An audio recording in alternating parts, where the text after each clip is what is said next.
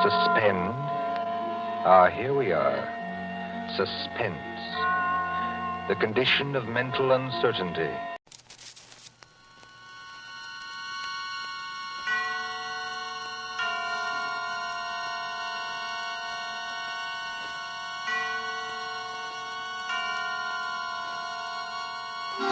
Suspense.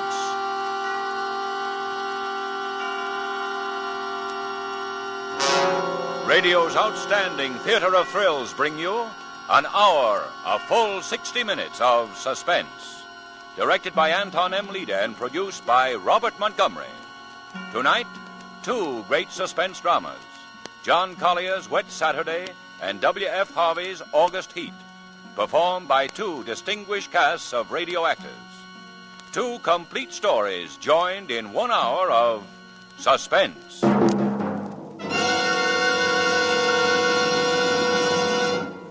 This is Robert Montgomery with a forecast, a weather forecast. If you doubt my qualifications as a meteorologist, I don't blame you. I have none. But I do have more specific information than the chap in Walt Mason's poem, The Statesman. Perhaps you remember. The statesman throws his shoulders back and straightens out his tie and says, "My friends, unless it rains, the weather will be dry."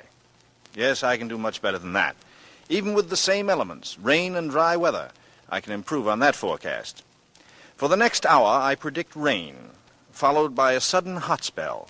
Further, and you can check me on this, I predict that the rain will fall in the first half of the hour, and that the second half will be given over exclusively to heat. I guess you could say I predict weather in 2 acts. Unusual weather, too. A unique combination of Wet Saturday and August Heat. Each of these dramas is set in England. Each is complete in itself, and each is conditioned by its own weather and by its own suspense.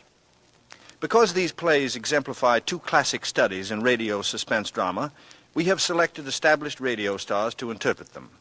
Dennis Hoey as Mr. Princey in Wet Saturday, and Berry Kroger as James Clarence Withencroft in August Heat, with supporting casts of distinguished radio players. Next week, when we present the suspense version of the screen drama Night Must Fall, we shall feature a cast of motion picture actors. As Danny, I will be joined by Dame May Whitty in her original role of Mrs. Bramson, together with Heather Angel and Richard Ney. But now to the first half of our show and my prediction for rain. With the performance of Dennis Hoey as Mr. Princey, and with John Collier's English classic, Wet Saturday, we again hope to keep you in suspense.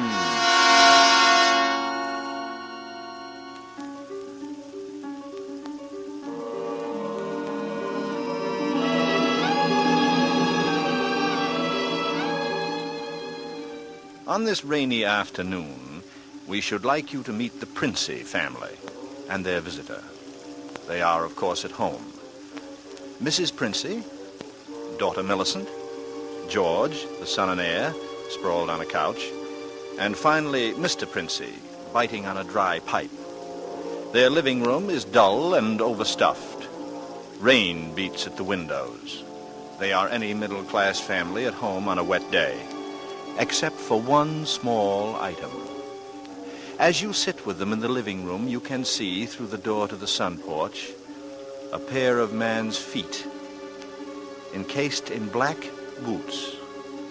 They look like the feet of a curate. There is a tenseness in the room. The air is charged with excitement, but the feet are very still.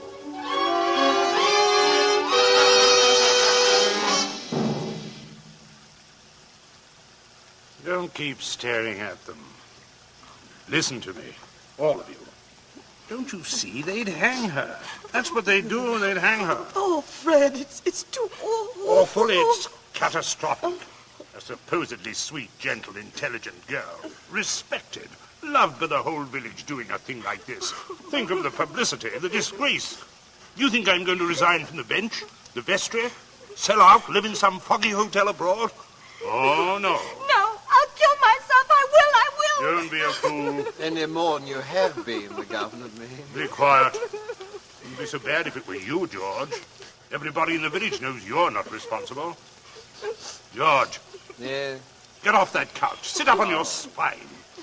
You might be of a little use here, if you could think. Oh, but I say, Governor, this isn't my funeral. Shut up. As long as I can remember, George, you've been a trial and a tribulation to me. I can't stand it. I can't stand it. You've got to stand it, my dear.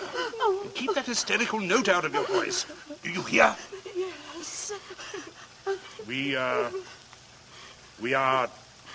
talking about the weather. Now, George. Yeah? George, if he fell down the old well, say, striking his head several times, what about him, I really don't know, Governor. What about? Don't be an ass. I'm asking you to think. He'd have had to hit the side several times, 30 or 40 feet. And at all the correct angles. No, I'm afraid not. I'm afraid not. We'll have to go over it all again, Millicent. Oh, no, Father, no, I couldn't. Millicent, we must go over it all again. Fred, you're torturing her. Oh, face facts, Mater. With him lying there, there's no use pretending it's a picnic. They might hang you, Millicent. Oh, stop that shaking. Stop it here. You must stop it. You must keep your voice quiet, Millicent. Millicent! We are talking of the weather. Now, we will proceed. I can't. Not with those boots. Oh, should have thought of that, Millie. I'm not moving her. Sit up, George, and stop shuffling your feet. Now, Millicent, look at me. Answer me truthfully. You hear? Answer me. You were on the croquet court. Yes.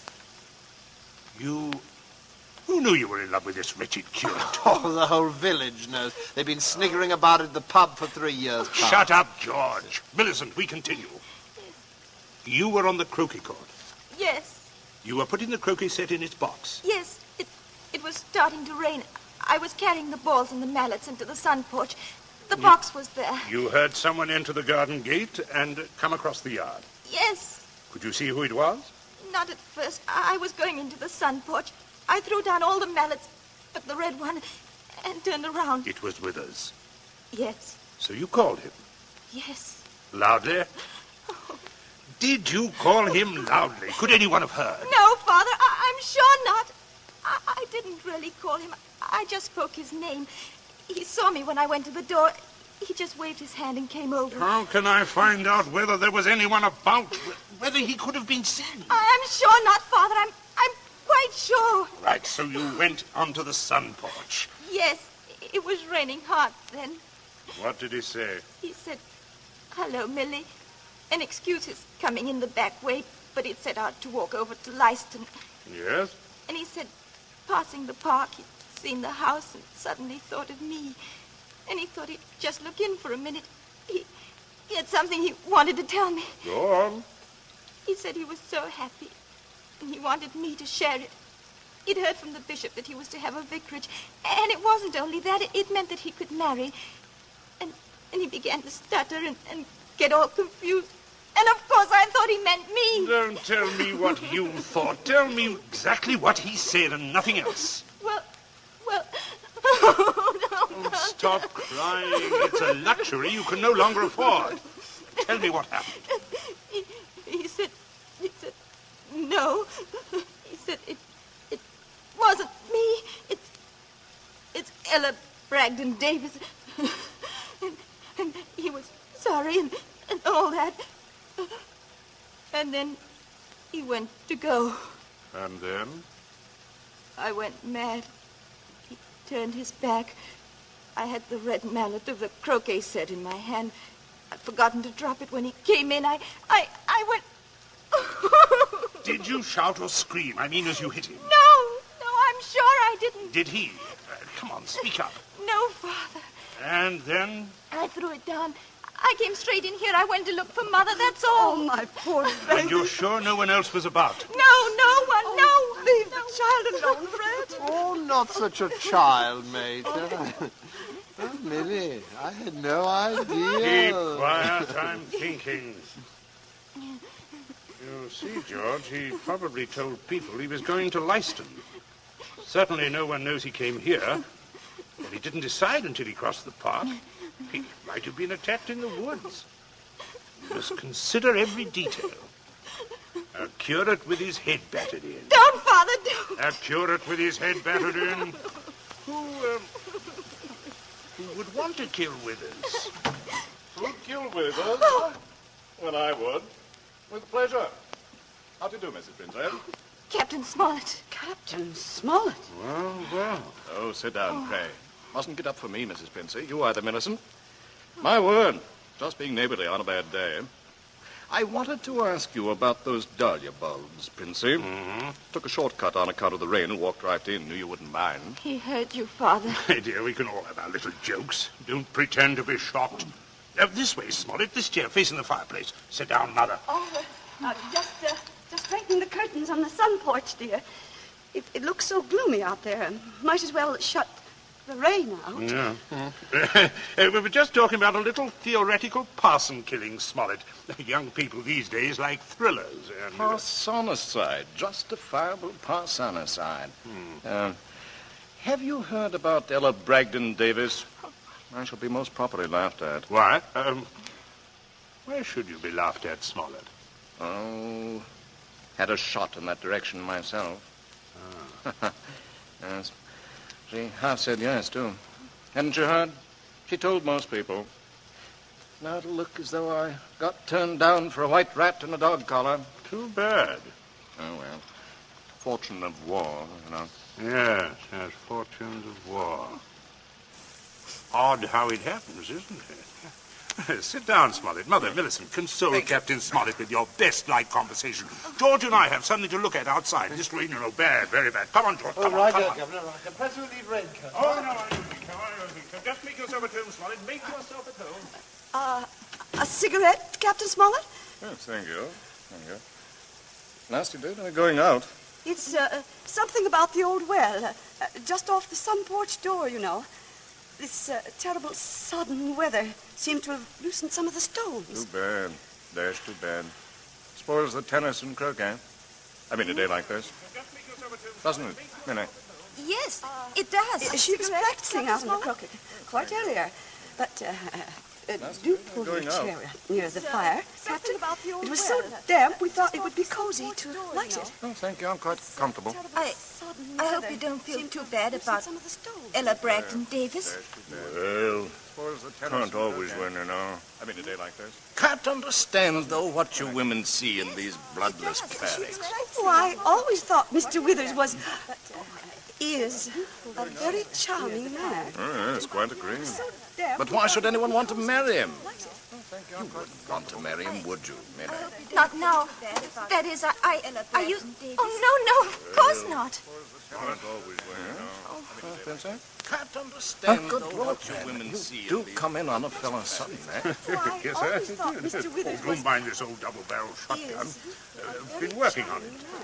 Yes, quite agree. Smollett, But why should anyone may I want to have your marry him? attention for a minute? There's something on the sun porch I'd like to Not show now. you. That is, I used... Yes. Oh, no, of course not. Of course. Smollett.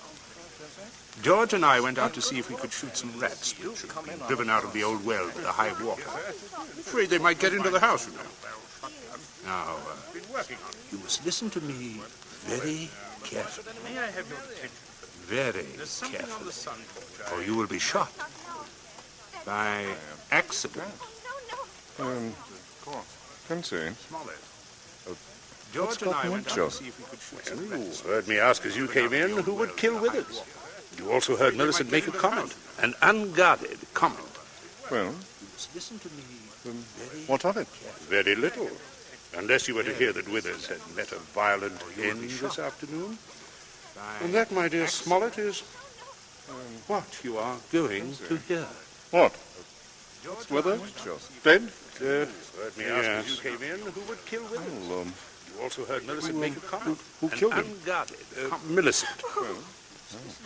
Good Lord. What of it? Yes, it's a mess.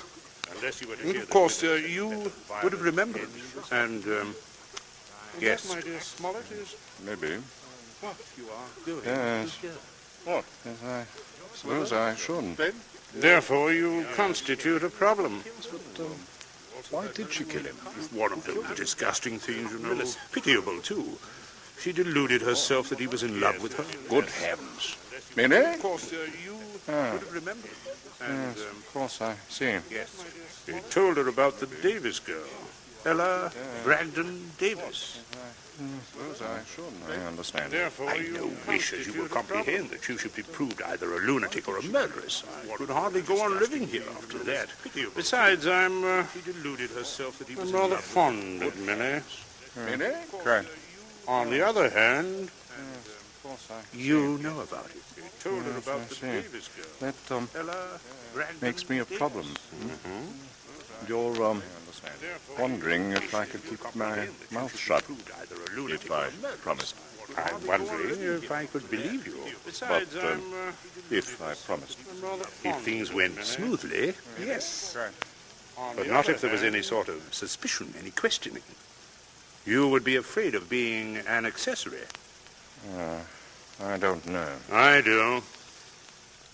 What are we going to do? Well, I can't see anything else. You would never be fool enough to do me in. Can't get rid of two corpses, you know. I regard that as a better risk than the other.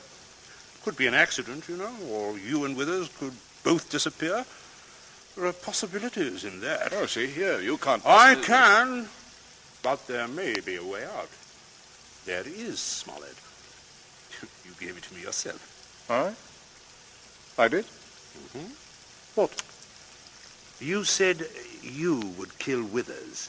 You have a motive. Oh, look here, I was joking. Listen, Smollett. I can't trust you. You must trust me. Else I will kill you now in the next minute. I mean that. You can choose between dying and living. Well,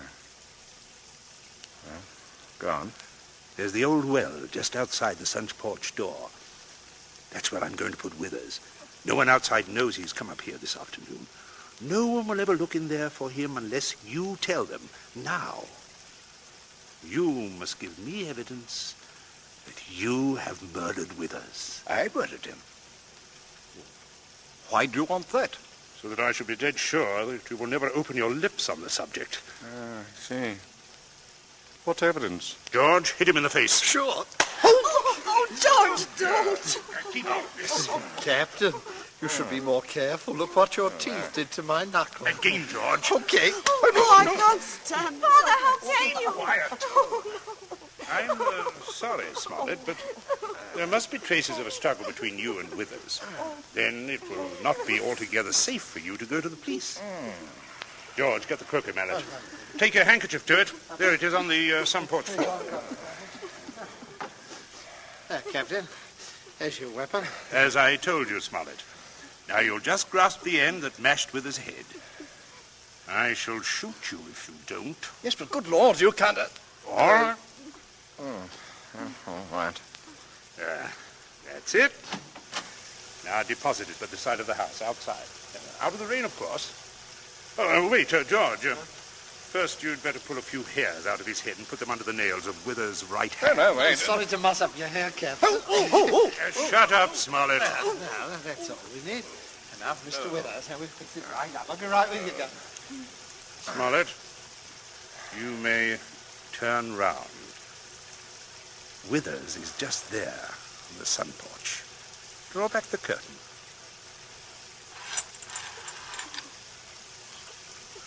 Good Lord. Yes, messy. Now, you, Smollett, you've just got to drag him through the door and dump him in the old well. Just beyond the door, Captain. I won't touch... All right, stand aside, out of range, George. Any place where I want this shot to go, only one place. Oh, Father, Keep quiet. Keep out of this. My aim is none too sure. No, wait a minute. Wait a minute. My process. That's better, Smollett. Much better. Go on now. Go ahead. You have to take him outside. By the shoulders, what it is, Captain. Keep quiet, George. Go on, Smollett. Go on. You've seen a dead man before. Drag him. Drag him. All right. There we go. I'll just hold the gun here to make sure everything goes all right. Oh, come away from the window, dear. Don't look. Captain Smollett. Oh, your father is a very resourceful man, Millicent. I'm sure what he's doing But is... the captain, I can't Oh, stand you it. mustn't question your dear father. You can still at it. There's enough trouble round here without your blubbering. Don't you call me blubbering, George Princey. Smollett, everything is perfectly safe. Remember, no one knows that Withers came here. Everyone thinks he walked over to Leicester. That's 5 miles of country to search. They'll never look in our well. You see how safe it is? I guess so. Good heavens, man, you're dripping wet. Why didn't you slip on your raincoat? Tea ready, my dear? In just a minute, dear. I'll wait for Bridget. Exactly what you need, Smollett, a cup of tea. Best thing in the world to ward off a cold. Sit down, won't you? Sit down. Oh, don't mind getting the chair wet. Thank you. A cigarette? Help yourself. I stick to my pipe. Funny how you get attached to them. My wife always says, you know... Mrs. Princey, everything's hot, ma'am. Oh, yes, Bridget. Put the tray in front of me. Here on the table. I That's it. say, Captain, you've cut your lip. I just knocked it. Oh, why, how dreadful. Here, Bridget. Here. Give the captain this cup. No, thank you. I think I'll be running along if you don't mind. Why, Captain Smollett? Without any tea? If you don't mind, Mrs. Princey, if I could just have my raincoat. Oh, I'll get it for you, Captain. This is very distressing, Smollett. Very. Yes, well, I'll be all right presently, I'm sure. Here you are, sir. Let me help you. Thank you, young man. There. Here. Better go out the front way, Smollett. Walk is dry. Let me hold the door for you, Captain. And don't worry, old fellow. Don't worry at all. No, I won't. Oh. Good afternoon. Nothing serious, I imagine. A little rest and you'll be as right as rain. By the way, Millicent, you're not looking any too well. Oh, not well at all. I'm sure it was the croquet court. Being outdoors in weather like this is simply foolhardy. Oh, the Major's right, Millie. You saw what happened to Captain Smollett. Come along, dear. I shall give you a hot foot bath and put you to bed. A couple of days in bed and you'll be fine, dear. Get plenty of rest, Millicent, and don't worry about a thing. That's the best cure. I guess I'll have a little rest too, Governor. It's a fine afternoon for a nap. Indeed it is, son. Indeed it is. Well, enjoy yourselves. I'll see you later. I'll see you all later.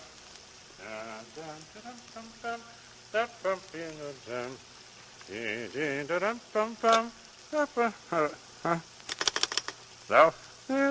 Your number, please. Would you get me the police station? Police station. Right away, sir.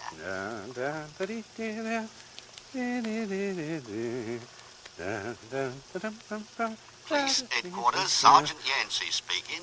Oh, hello, Sergeant. This is Princey of Abbott's Road. I believe you know me. Indeed I do, Mr. Princey. Sergeant, a rather horrible thing has just occurred. Quite extraordinary. Murder, in fact. Murder? Mm-hmm. I'm afraid it looks rather bad for a close friend of ours, unfortunately. We saw him do it. I think you'd better send someone over right away. Our man should be there right about now, Mr. Princey. I beg your pardon? I say our man should be there now. Constable Martin has his post right below your house there. I just rang him. Seems Captain Smollett was with him. Captain Smollett? He reported some rather queer goings-on at your place, but I certainly didn't understand it was murder. Now, just don't touch anything, Mr. Princey, and don't worry. Don't worry at all. No. I won't, Sergeant. Thank you.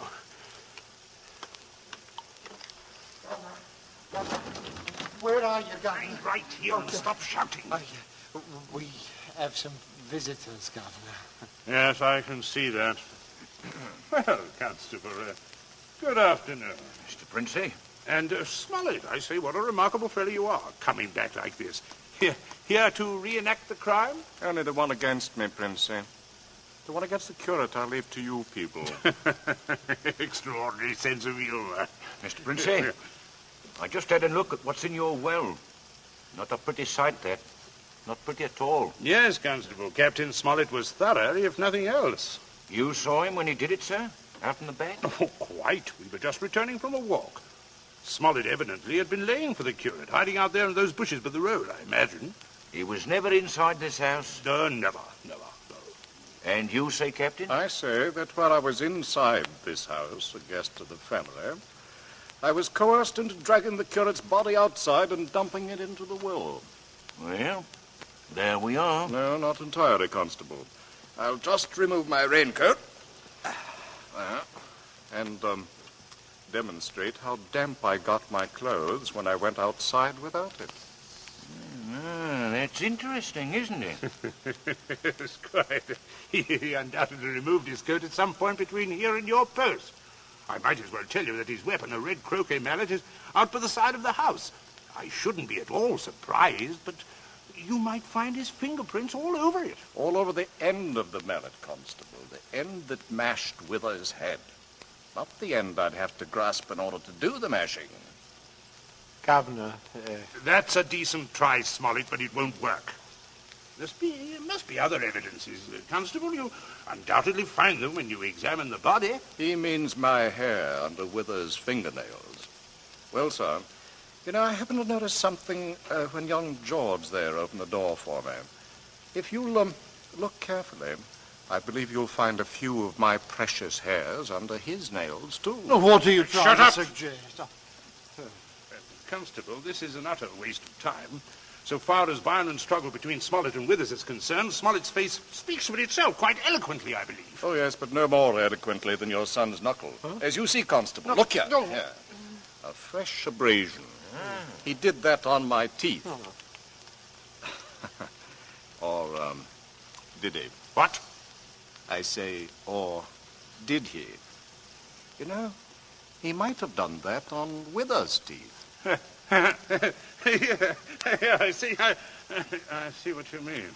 But I didn't, Governor. He said that I... Keep still, you nitwit. Let me think. As a matter of fact, George, the more I think of it, the more I'm convinced it was your voice I heard. Quite a vigorous quarrel. Something about the, curate jilting your sister. Don't be ridiculous, Smollett. Very well, Princey. If he didn't do it, who did? That's what I'd like to know. How about it, Mr. Princey? That is a sticker, all right. George, my boy, it looks like you're elected. Elected? What do you mean? I didn't do it. Why, I never... Keep your mouth shut. I won't. I'm not going to take the blame for her. Millie did it. She did it with that mallet. I saw her do it. You could prove that? Prove it? Well, yes, her fingerprints on the mallet, on the handle. Why, George, don't you remember when you made me touch the mallet? When you picked it up with your handkerchief? George, I'm sure you wiped that handle clean. Oh, well, yes. I could hardly expect you to remember that if you, can't even remember killing the curate.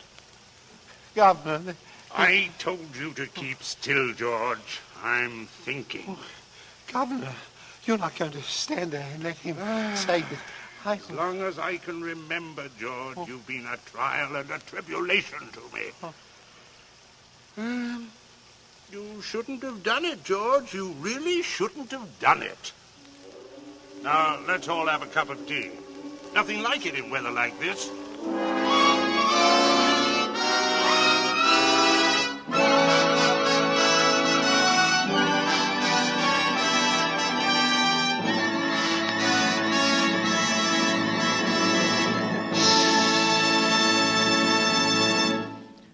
So ends Wet Saturday, the first of 2 half-hour stories combining dramatic weather and dramatic suspense.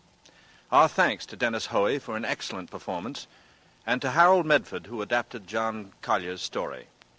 True to our prediction, we will return in a moment with August Heat, a second study in suspense.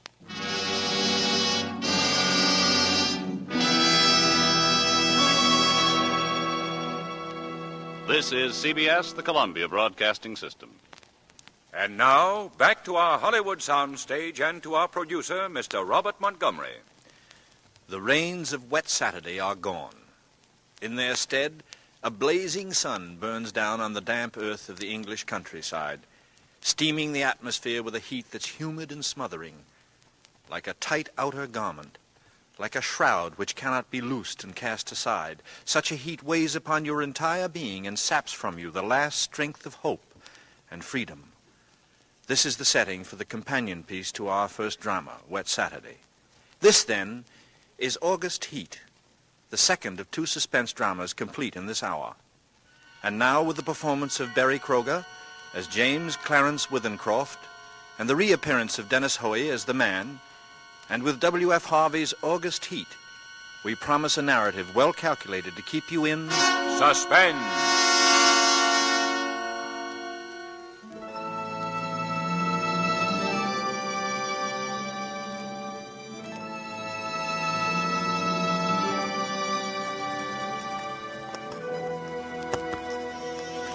Fenistone Road, Clapham, August 20, 1947. I have had what I believe to be the most remarkable day in my life. And while the events are still fresh in my mind, I wish to put them down on paper as clearly as possible.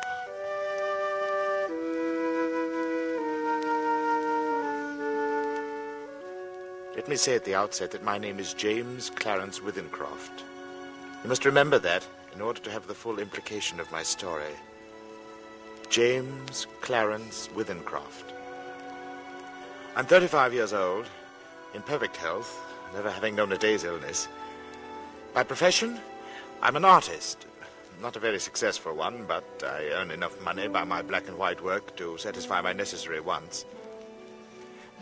My only near relative, sister, died 5 years ago, so that there is no one in particular to whom I address this manuscript. Only you, who might by chance read it someday. For, because of the peculiar circumstance about which you will soon hear, I have the strong premonition that I shall never live to tell anyone about it.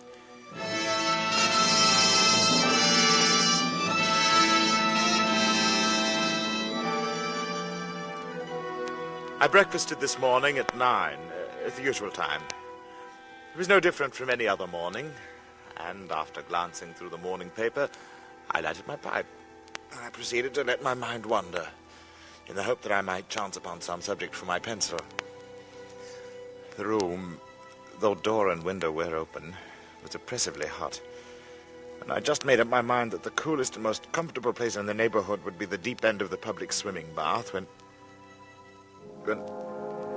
I was suddenly shaken.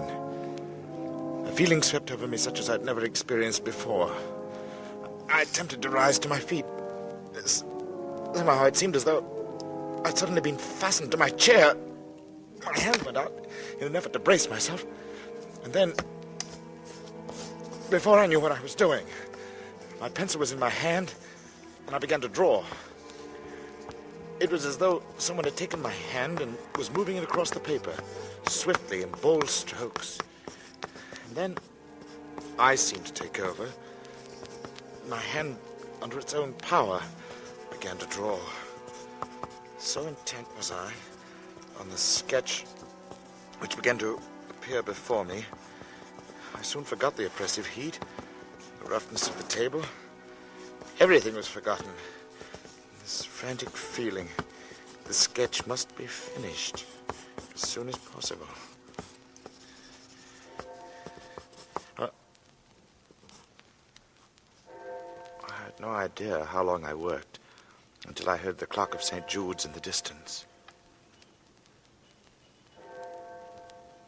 It was 4 o'clock, and I'd started just after breakfast. Now, for the first time since I'd begun, I actually seemed to see what I'd been sketching. I was surprised. The final result was, I felt sure, the best thing I'd ever done. It showed a criminal in the dock immediately after the judge had pronounced sentence. The man was fat, enormously fat. The flesh hung in rolls about his chin. It creased his huge, stumpy neck. He was clean-shaven. Perhaps I should say a few days before he must have been clean-shaven.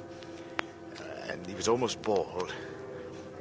He stood there before the judge, his short, clumsy fingers clasping the rail, looking straight in front of him. The feeling that his expression conveyed was not so much one of horror as of utter, absolute collapse. There seemed nothing in the man strong enough to sustain that mountain of flesh.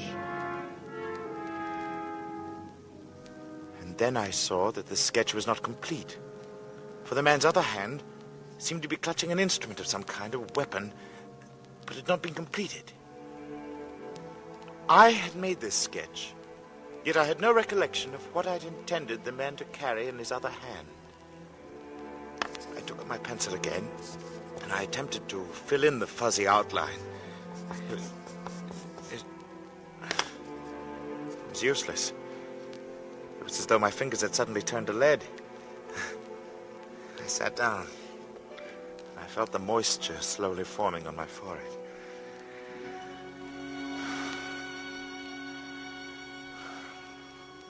And I was conscious of the oppressive heat again. And then I knew that there would be no finishing of the sketch. At any rate, not for the moment. So, I rolled up the sketch, and without quite knowing why, I placed it in my pocket. In spite of my peculiar inspiration, I was filled with the rare sense of happiness which the knowledge of a good thing well done gives.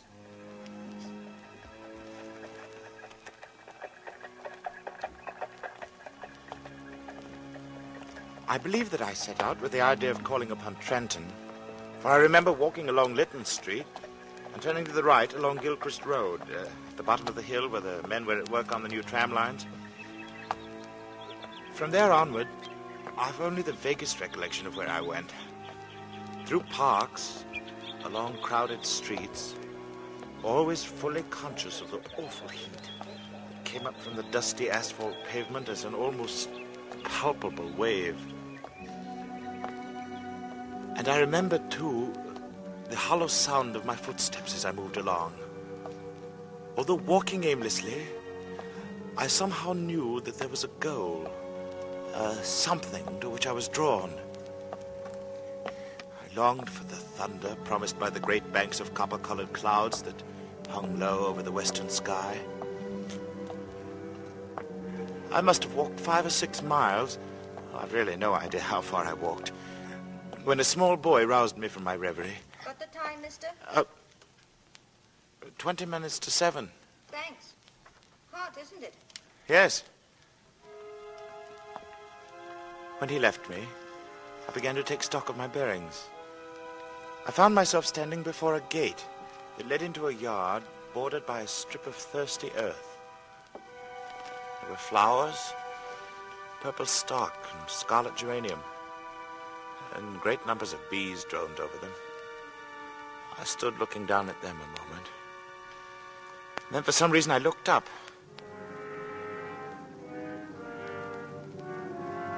Over the entrance to the place, there was a board with the inscription, Charles Atkinson, monumental mason worker, in English and Italian marbles.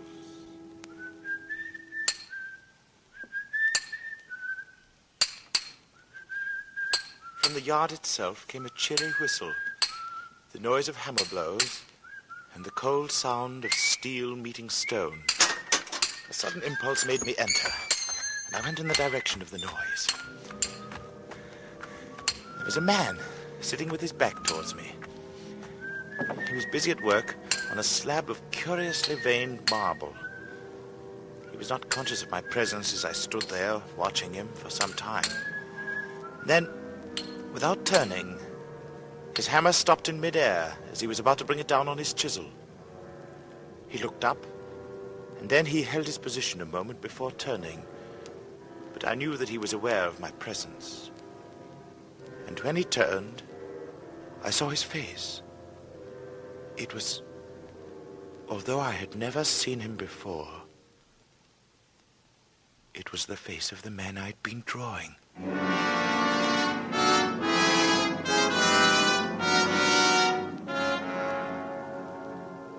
Yes, it was the face of the man whose sketch was in my pocket.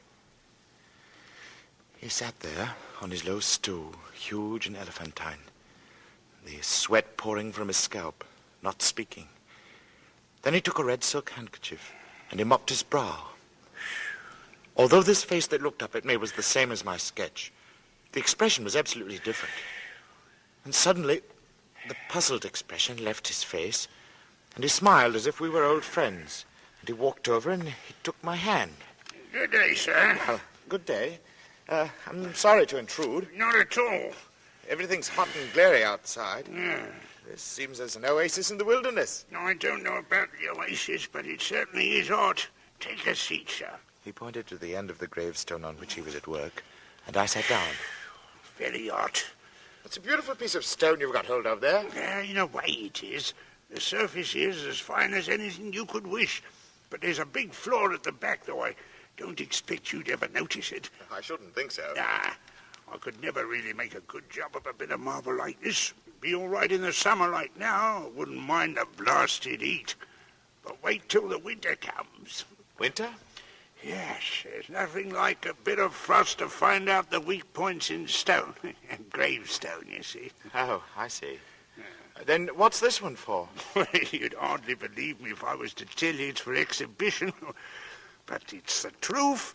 Artists have exhibitions, so do grocers and butchers. Well, we as 'em do. All the latest little headstones, you know. He went on to talk of marbles. Which sort of marble best withstood wind and rain, and which were easiest to work. Then of his garden and a new sort of carnation he'd bought. At the end of every other minute, he would drop his tools, wipe his shining head. This heat's bad. A man's not responsible for what he does in this heat. I said little, for I felt uneasy. There was something unnatural, uncanny in all of this. The feeling that I'd experienced it all before, exactly as I was experiencing it now. The oppressive heat, the fragrance of the purple stock in the air, the conversation about the marble, the flowers, everything as though I'd experienced it before. And yet I knew that I'd never even been in this section of the town before. I tried to persuade myself that at least I'd seen him before, that his face, unknown to me, had found a place in some out-of-the-way corner of my memory. But I knew that I was practicing little more than a plausible piece of self-deception. As I sat there quietly watching him, he looked up at me, and he said, Yeah, what do you think of that? He said it with an air of evident pride, of a job well done. I could sense that he was experiencing the same feeling I had experienced when I'd finished my sketch. Then he got up with a sigh of relief. Hot. Hot, ain't it? I was seated in such a position that I was unable to see his work, and for some reason I didn't move. Suddenly he began to read what he'd carved on the tombstone. He spoke deliberately and with a flat voice. In the midst of life we are in death. Born January 18th, 1912. I looked up with a start. This man had read my exact birth date. He passed away very suddenly on August 20th, 1947. That's today. I usually use the present date on these exhibition stones. Do you usually put a name on them, too? Yes. Sacred to the memory of James Clarence Wivencroft.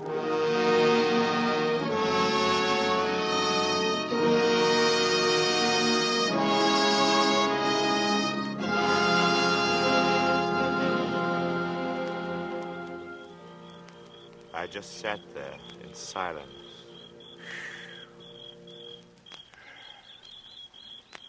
The sound of birds and crickets seemed loud in my ears as we stood there, looking at each other, saying nothing. And then he mopped his brow again. Art. I was finally able to speak. Where did you see that name? Oh, I didn't see it anywhere. I wanted some name, and I put down the first one that came into me head. It's a strange coincidence, but it happens to be mine. That's your name? You're James Clarence Withencroft. Yes. Well. And the dates? I can only answer for the birth date. It's correct. Oh. It's a rum go. I made a sketch this morning. Of you. Of me?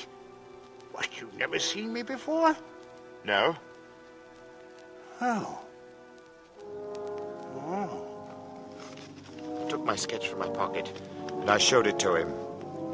As he looked, the expression on his face altered, until it became more and more like that of the man I had drawn. It was only the day before yesterday that I told Maria there was no such things as ghosts. Neither of us had seen a ghost, but I knew what he meant. Then I spoke to him. You probably heard my name someplace. Yes. You must have seen me somewhere and forgotten it, eh? Yes. Yeah, were you at Clacton-on-Sea last July? No. No, I've never been to Clacton in my life. Oh. Then we were silent for some time again. And we stood there, looking at one another, and at the two dates on the gravestone. And the birth one was right, and the other was today. Come inside and have some supper.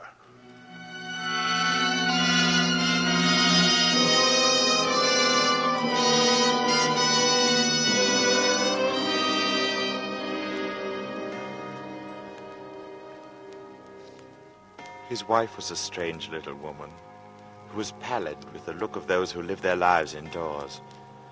Her husband introduced me as a friend of his who was an artist and informed her that I was staying to supper. I spoke, making some comment that I hoped I would not be an intrusion, and she looked up at me. She said, You have a pleasing voice, Mr. Withencroft, and you're welcome in my home. I'm sorry Charles has not brought you here before.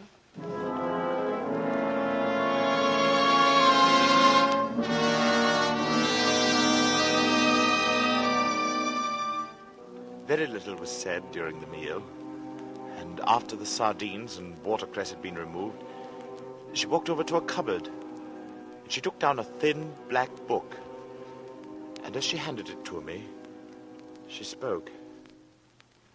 Would you read aloud, Mr. Withencroft? Puzzled, I looked down at the book which she'd opened and placed before me. It was a very tiny book. The Prophet, it was called, by an author unknown to me, with a strange Eastern name, Khalil Gibran. And my eyes fell across the page, and suddenly I was reading aloud, as she'd asked me to. Then Almitra spoke, saying, we would ask now of death. And he said, you would know the secret of death. But how shall you find it unless you seek it in the heart of life? The owl whose night-bound eyes are blind unto the day cannot unveil the mystery of light.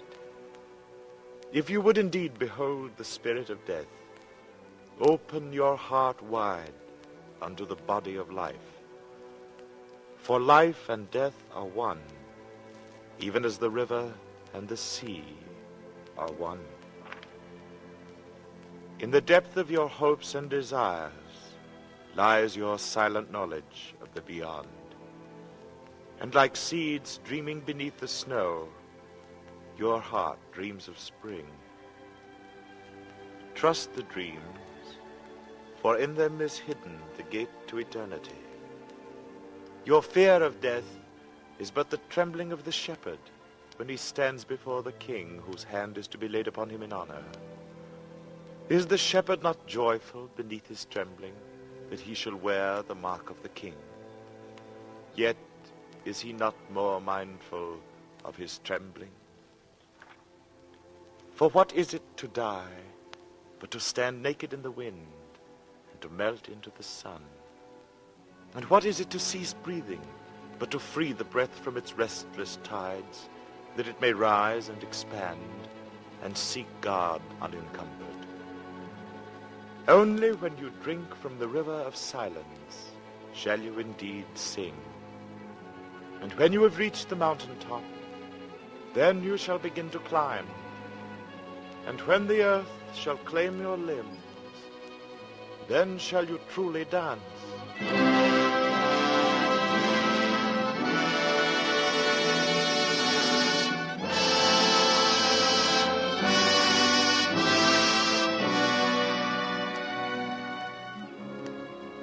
When I looked up, Mr. Atkinson had gone, but his wife stood before me. And as she took the book, she spoke. Oh, thank you. Then I went outside, and I found Atkinson sitting on the gravestone and smoking. He looked up at me. It's hot. A man's not responsible for what he might do in this heat. She never asked anyone to read aloud before. And then we talked about the sketch again. He looked at it. The likeness is me, all right. On trial. You must excuse my asking, but do you know of anything you've done for which you could be put on trial? I've done nothing. Not yet. He got up, fetched a can from the porch, and he began to water the flowers. Twice a day regular in the hot weather. And then the heat sometimes gets the better of the delicate ones. And ferns, good Lord, they could never stand it. Where do you live? I told him my address. It would take an hour's quick walk to get back home. Then he stopped watering, and he faced me squarely. It's like this. We look at the matter straight. If you go home tonight, you take your chance of accidents. A cart may run over you, and there's always banana skins and orange peels, to say nothing of falling ladders. He spoke of the improbability with an intense seriousness that would have been laughable 6 hours before. But I did not laugh. The best thing we can do is for you to stay here till 12 o'clock. And it'll be tomorrow, you see? We'll go upstairs and smoke. Whew. It may be cool out inside. To my surprise, I agreed.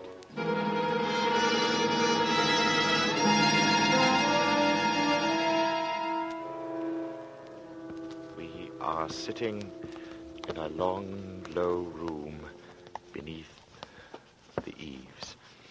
Atkinson has sent his wife to bed.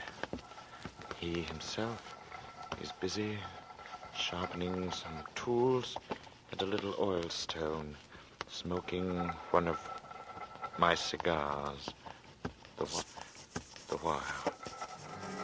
And as I look at my sketch before me, I suddenly see the fuzzy outline of what the man in the picture holds in his hands. While I had not been able to sketch it before, I am able to do so now. It is a chisel. It is stained with dark liquid.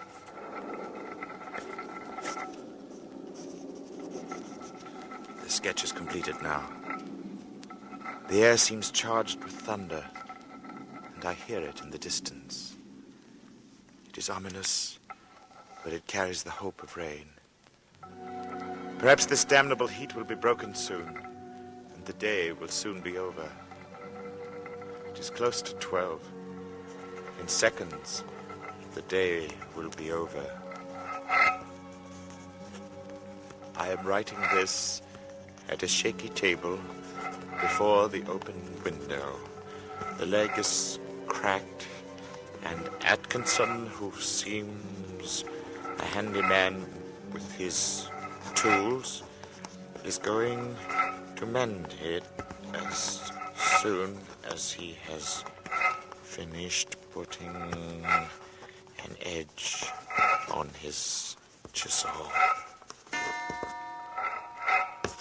There. It is 12. The day is over, and I shall be going home. But the heat is stifling.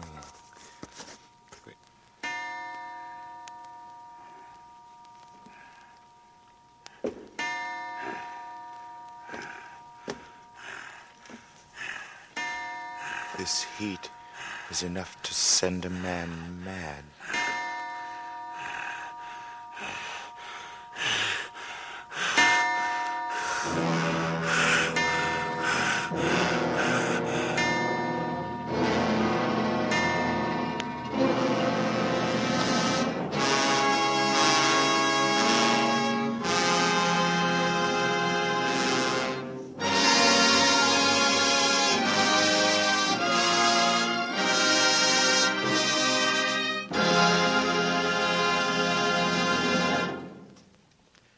This is Robert Montgomery again, with thanks to Barry Kroger and Dennis Hoey for superb performances in August Heat, and to Mel Dinelli, who adopted W.F. Harvey's story.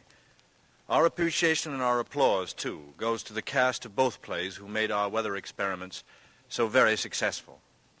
Next week, we'll turn a full hour's attention again to the English scene and to Emlyn Williams' great play, Night Must Fall. You'll meet Mrs. Bramson, Olivia Grain, and Hubert Laurie. And you'll meet Danny with the quick smile, happy, cheerful Danny, whose appearance is as pleasant as the melody that's always with him.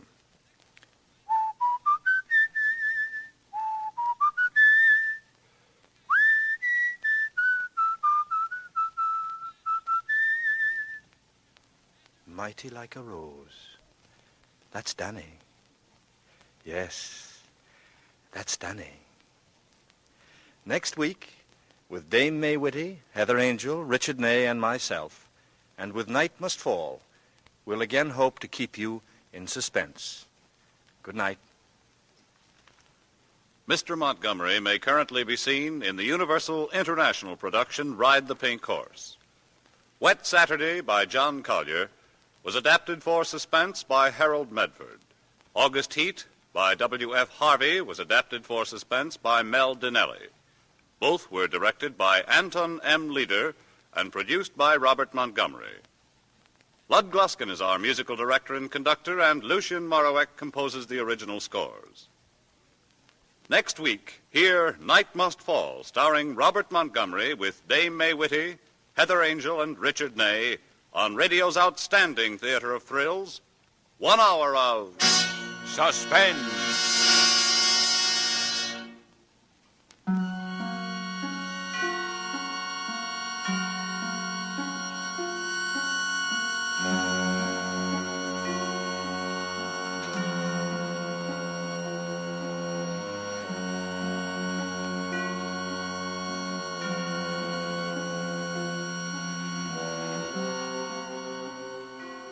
A program you won't want to miss. That's Report Card, the next production of the famed CBS documentary unit. Overcrowded schools, out-of-date equipment, and a shortage of trained teachers, all of these are contributing to a breakdown in American education. For a dramatic report, hear Report Card Wednesday, March 24th over many of these stations. This is CBS, where 99 million people gather every week, the Columbia Broadcasting System.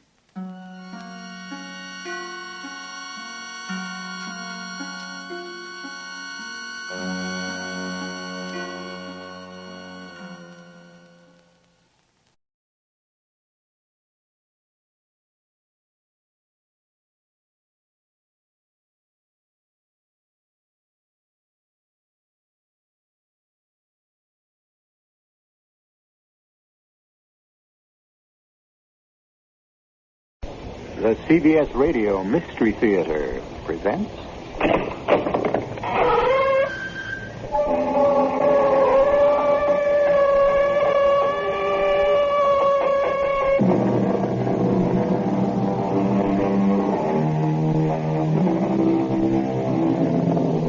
Come in. Welcome. I'm E.G. Marshall, your landlord in this mansion of terror.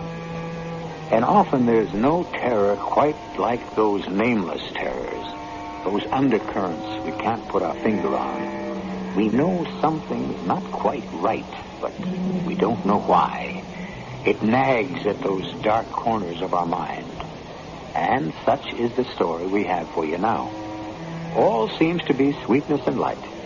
But watch out for those dark corners, those things left unsaid. Jane and Mike Slater are young city dwellers spending their vacation in a quiet village called Granville. They thought it was the perfect spot to get away from it all. That's what they thought, until they got there and tried to get away from it. Mike, we should have turned left back there. No. We're on the main road out of the village. No, we're not. Look up there. There's another dead end. Well, this doesn't add up, Jane, but we've been driving for a half hour trying to get out of this town. Every road is either a dead end or it takes us right back into the middle of the village. But we came in on the main road. Where is it? Why can't we find it? I think they don't want us to find it, Jane. We're trapped in this town, and I don't know why.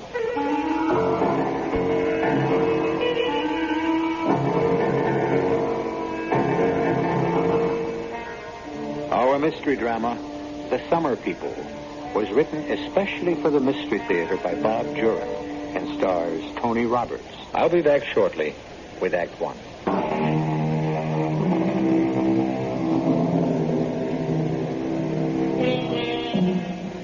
2 weeks in another town, a summer place. They all add up to a change of scene, something everyone enjoys. And for Jane and Mike Slater, a summer in the country was not only desired, but almost necessary. Jane is a serious painter, and Mike's a young reporter with a novel burning in his brain. A couple ripe for spending their vacation away from it all and working on their respective art. So it was no wonder that when Mike picked up the paper one evening, he enthused. Hey, Jane, listen to this. What? I think it's this that we've been looking for. For our vacation, I mean. Private rooms with bath in lovely private home. Quiet village on beautiful river. Complete peace and quiet. All meals, $50 a week per person. $50 a week? What's the date on that paper, 1910? It says 50, unless it's a misprint. Restricted to persons 23 years or younger. Well, at least we qualify there. Interested parties may phone for interview. 814 on the number. Interview? Oh, it sounds too snobbish. It sounds intriguing to me. Doesn't the ad say where it is? No, nothing more. It's a perfect place to spend the summer and start the draft on my book. It's okay with me if you want it. But phoning for an interview, isn't that strange? Well, whoever put the ad in had his reasons. We won't know unless we call.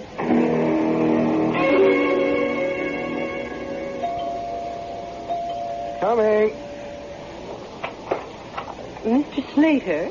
Yes. You're Mrs. Williams. That's right. Oh, we've been expecting you. But our chat on the phone, you sounded like the right kind of people. Come in. Thank you. Oh, what a cozy place. Jane, it's Mrs. Williams. That Dutch clock must be an heirloom. My great-grandmother's. Mrs. Williams, hello. Mrs. Slater? Sit down, please. Thank you. You may think this a bit unusual that we request an interview. Yeah, frankly, yes. Well, you see, Mr. Slater, we in Granville are... Well, we do invite the summer people into our homes. There are no hotels, and we want to be careful.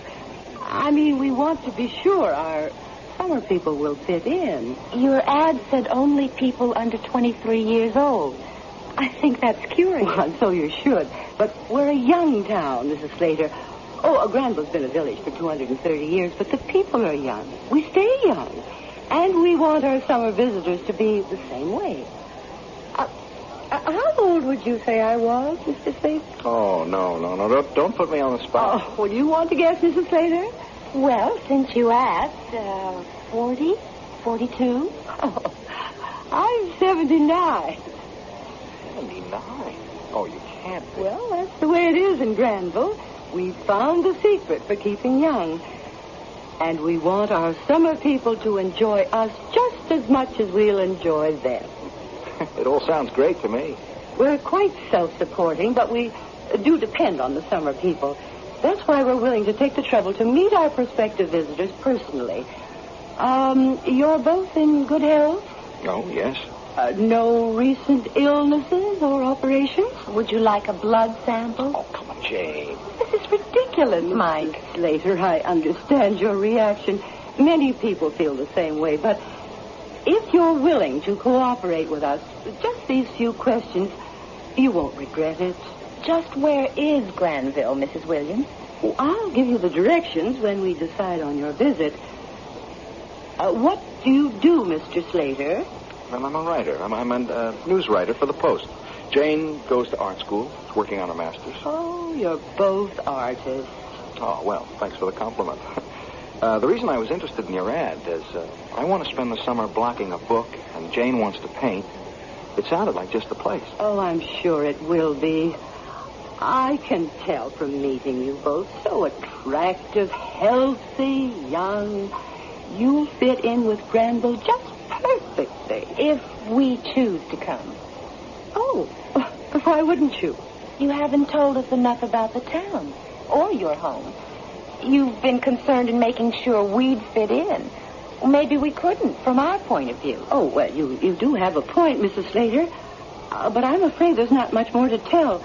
Granville is a pleasant little village on the banks of the Secony River upstate. I can offer you my second-floor suite and the friendship and attention of all the residents of Granville. We'll think it over. I'll call you in a day or two, but I'm pretty certain we'll be there. Very well, Mr. Slater, Mrs. Slater. It's been a pleasure meeting you, and I do hope you'll decide to come to Granville.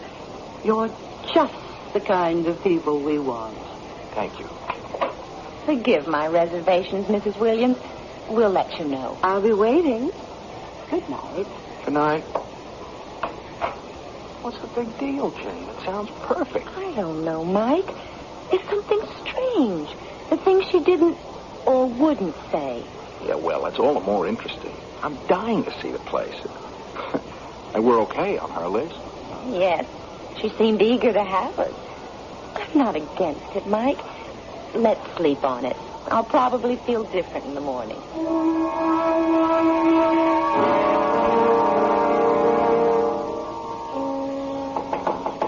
You in there, Martha? Come on in there.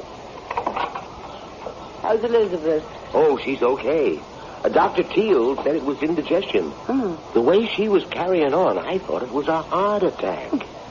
How'd you make out with the summer people in the city? The Slaters? They're perfect. Two of the best I'll ever have.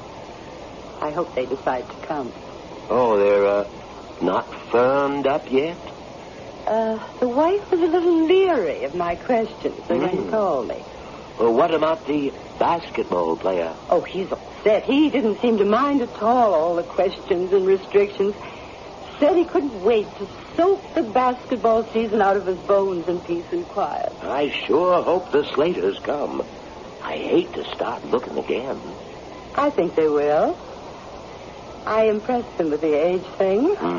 What'd they say? Like everyone else, they guessed around 40 and were amazed when I said 79. Imagine what the summer people would say if they knew how old we really are. I wouldn't believe it, so, why tell them?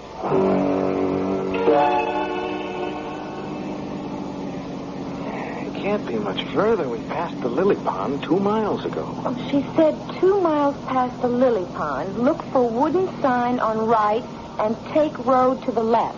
Well, it's been 2 miles, unless my odometer's wrong. There it is, up ahead.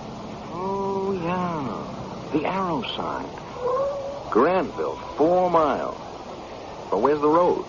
Well, it's supposed to be on the left. Well, the sign points left, all right. Granville, 4 miles, but there's no road. Unless they mean those 2 ruts through the field over there. This is crazy. But I guess we'll have to see where they go. Okay. But talk about being off the beaten track. We're getting just what we bargained for. Well, it looks as though it gets better up ahead. Yeah, there's at least some paving up there. You know, if it weren't for that sign back on the highway, you could go right past this place and never even know it was here.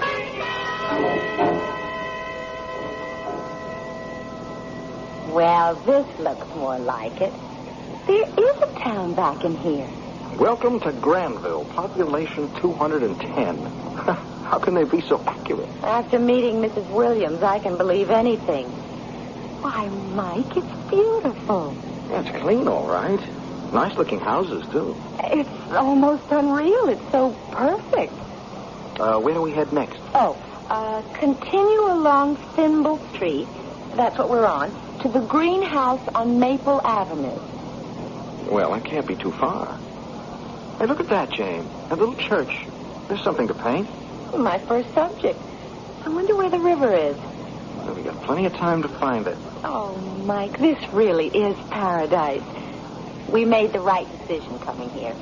I think so, too. I can't wait to... What's the matter? Well, where do we go from here? I mean, we're at the end of Thimble Street, and so far there's been no Maple Avenue and no greenhouse. We must have passed it. We were talking too much. I've been watching every street. We didn't come to Maple Avenue. Oh, we'll have to ask. I'll go in that little store. Ask the fellow coming out. Excuse me, sir. Oh, hello there. Could you tell me how to get to Mrs. Williams? Oh, sure. You're the summer people. She's expecting you. Yeah, the directions said straight on Thimble to Maple Avenue. Oh, you passed Maple 1 block back. Go back, left on Maple, by the greenhouse. Then about 1/4 mile, you'll find Mrs. Williams on the right. Big yellow house with a green porch. Oh, thanks so much. I can't see how we missed Maple Avenue, though. My name's Ned Broker. Glad to have you with us. I'm Mike Slater. It's my wife, Jane. See you later. Thanks for the direction. What a pleasant man. It proves Mrs. Williams' point, I guess. Granville stays young. Well, it's nice to know we're not staying with a bunch of old fogies. Hey, they seem to be anything but that. Mrs. Williams and that guy back there, at least. Oh, there's the greenhouse. Maple Avenue. I don't see how we passed it before. Well, go left like the man said. 1/4 mile, and we'll be at Mrs. Williams. Hello. I've been waiting for you. Here we are. Well, I wasn't sure when you'd arrive. No, we only made one bad turn. Not bad for newcomers. Mr. Broker in the village told us how to get here. Oh, well, come on in and get settled. Your rooms are all ready, and I've got a pot of hot coffee and homemade apple pie all waiting. Like I said, this is paradise.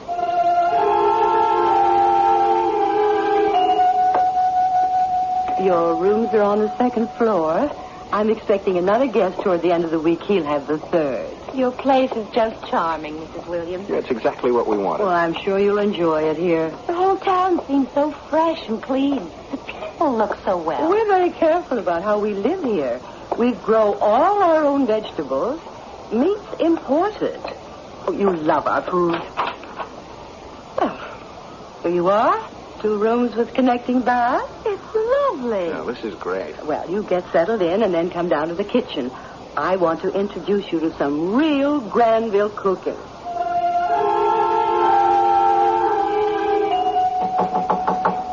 in there, Martha? Come on in, Ned. Yeah, your folks settled in? Just about. Yeah, you were right about them. They seem like the right type to me. I know how to fix them. When's the next one arriving? At the end of the week. I told the Slaters I'd drop around and see them settle. Oh, stay for pie and coffee, Ned. They'll be down in a couple of minutes. I'll show them around town tomorrow. The girl's a painter? That's what they said. Yeah, she'll be looking for subjects. I'll know what to show her. Yes. And what to keep her away from?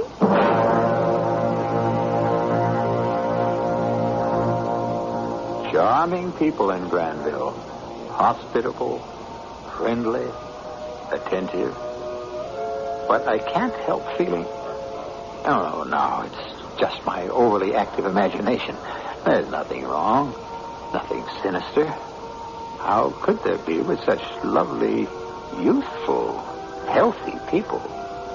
And yet... we'll return to Granville when I return with Act 2.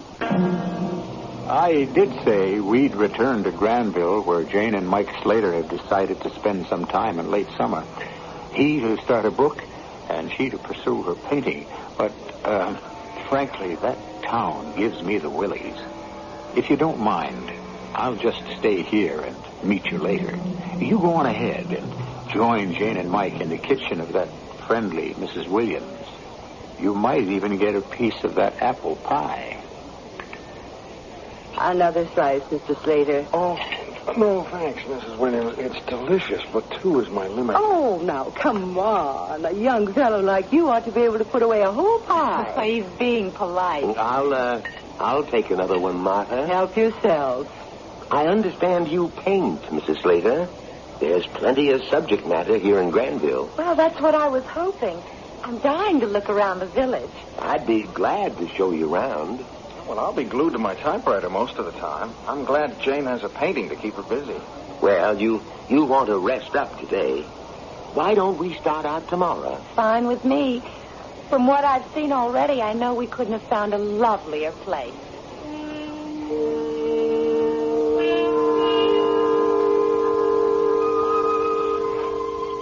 I've never seen such immaculate farmland. We grow everything we eat.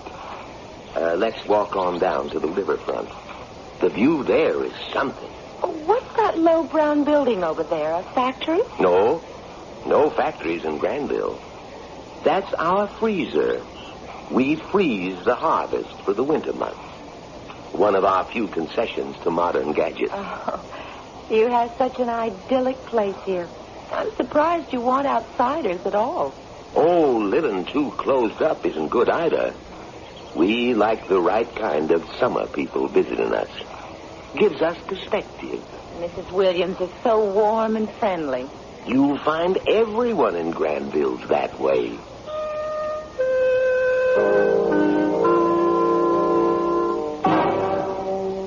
So, how was the grand tour?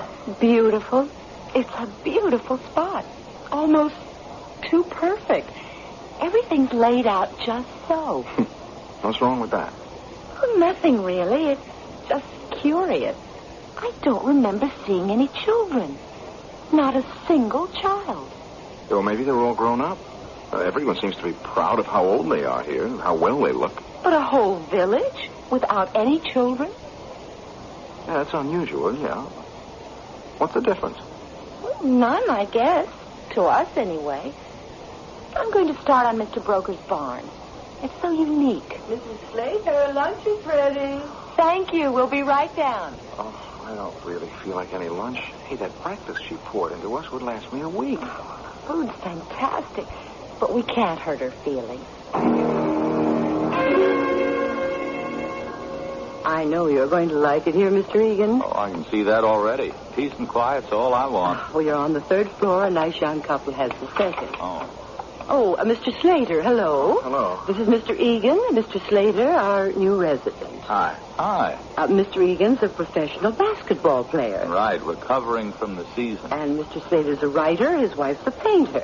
We're sort of on a work vacation. Well, you won't see much of me. I'm just going to sleep and eat. Oh, that's what I like to hear. I'm afraid the Slaters aren't used to my big meals. Yeah, the food's great. There's just so much of it. Well, it's my duty to keep our summer people well fed. You won't have any trouble with me, Miss Williams. Well, now, come along. We'll get you settled. See you later, Mr. Slater. Oh, hey, I didn't mean that the way it sounds. Call me Mike. Okay, I'm Tim. See you later. The basketball player all settled in? Yes. Guess I'd better get out to the main road and take the sign down. We won't be expecting any more for a while. Not for a while.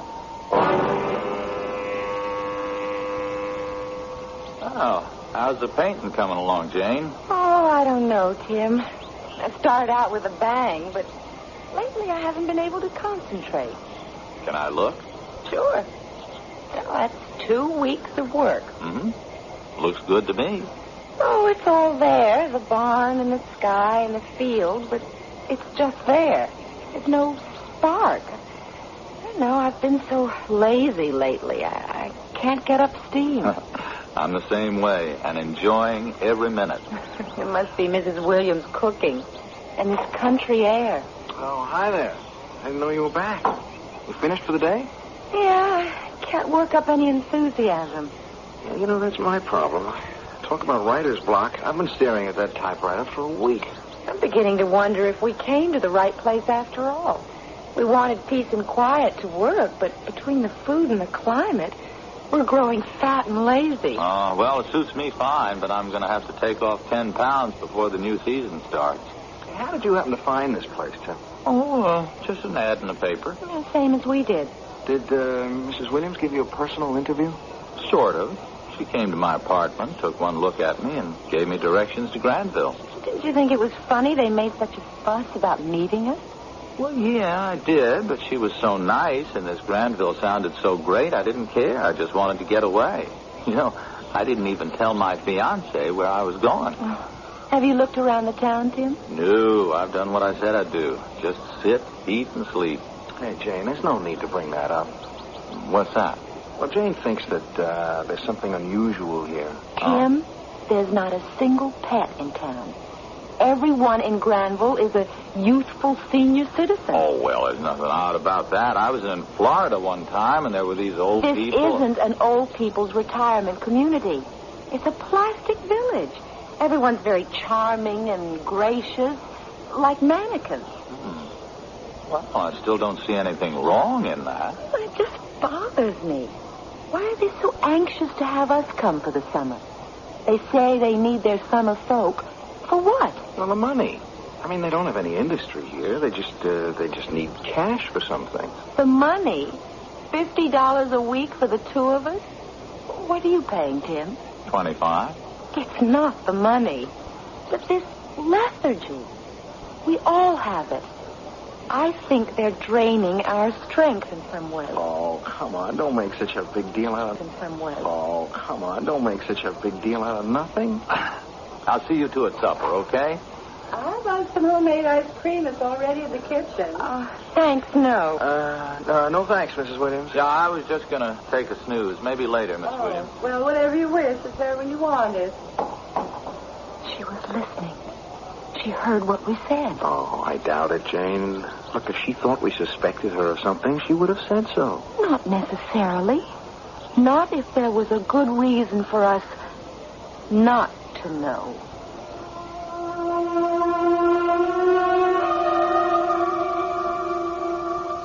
What's up, Martha?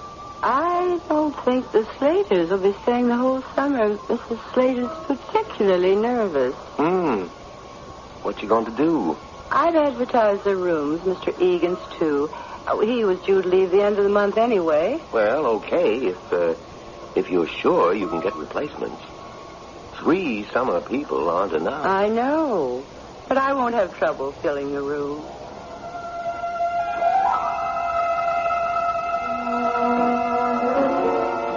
Hello there. Hi, Mr. Egan. Out for a stroll? Well, I just like to watch other people work.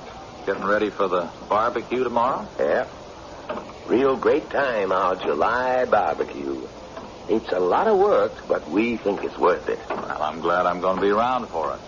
Say, Mr. Egan, I wonder if you could help me later on. Sure. A couple of chores that could use your muscle power. Oh, anytime. Tell me where and when. Well, I'll come by for you at Mrs. Williams this evening. Well, don't make it too late, though. I've been hitting the sack earlier and earlier. I never slept so good in my life. Oh, we'll all be bedding down early tonight. With the barbecue and dance, nobody will be going to bed tomorrow night. More corn, Mrs. Slater? Oh, yes, maybe just one more. Another round of steaks are on the grill, too. What a shame Tim had to miss it. Yes, too bad. I'm so surprised he didn't say anything to us before he left. Well, when Mr. Egan got the phone call last night, he said it was an emergency at home. He just grabbed his things and ran. He seemed very upset. I'm so curious because I thought... One second. Martha, want to give me a hand with these? Oh, be right there. Help yourself to salad, Mr. Slater. What were you going to say? I'm wondering who could have called Tim. I remember him saying he didn't even tell his fiancée where he was going.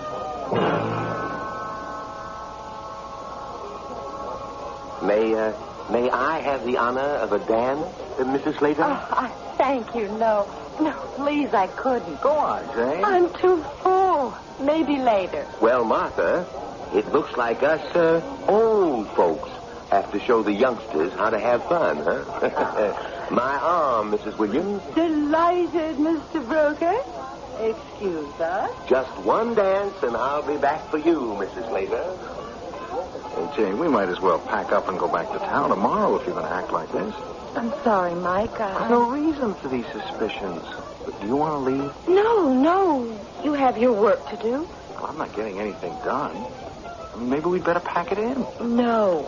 I won't say anything more about it, Mike. I'll get back to my painting tomorrow and try to enjoy the rest of the summer.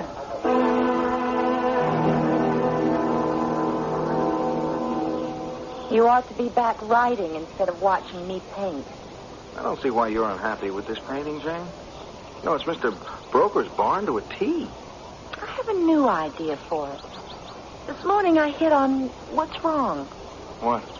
Well, all you see is the outside. You don't feel a whole barn in the picture.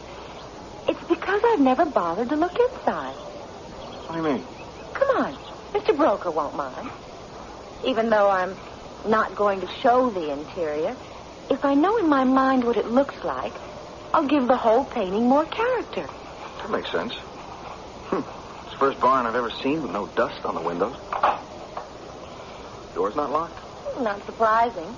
Mrs. Williams never locks her house. I don't think any of them do. Yeah, well, let's go get that mood you're after. It's clean as a you-know-what.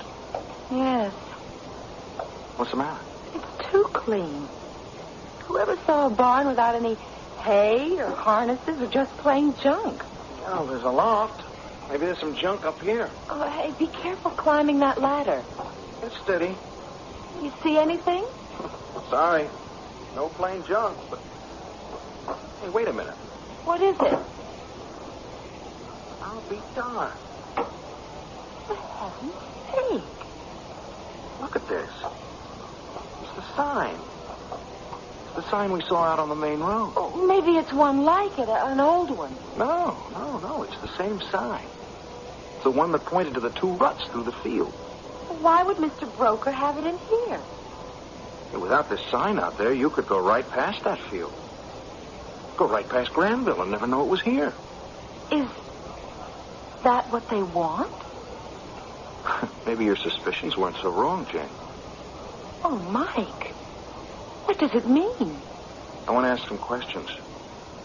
Look, don't let on we found this, huh?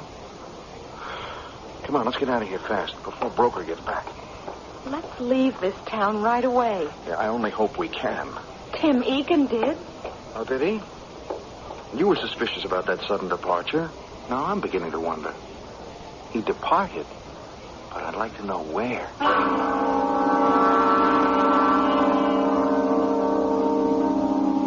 How are things in Granville? You'll forgive me for not going along with you, but maybe now you know why. I much prefer to stay here and let you tell me what's going on there. I'm dying to know what happens next to our friends Mike and Jane Slater. You'll be able to fill me in after you return to Granville shortly in Act 3.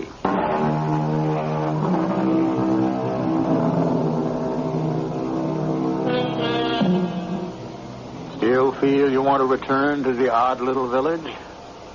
Well, if you insist. And don't say I didn't warn you. Mike and Jane Slater have finally awakened to the fact that Granville isn't all it's cracked up to be. Jane felt it first. And now Mike, having found that Granville can shut itself off from the world with them in it, decides Jane wasn't so wrong after all. The thing that makes me curious, and perhaps you too, is why? Why do these sweet townsfolk of Granville appear to be increasingly sinister? I hope you'll be able to tell me when you get back.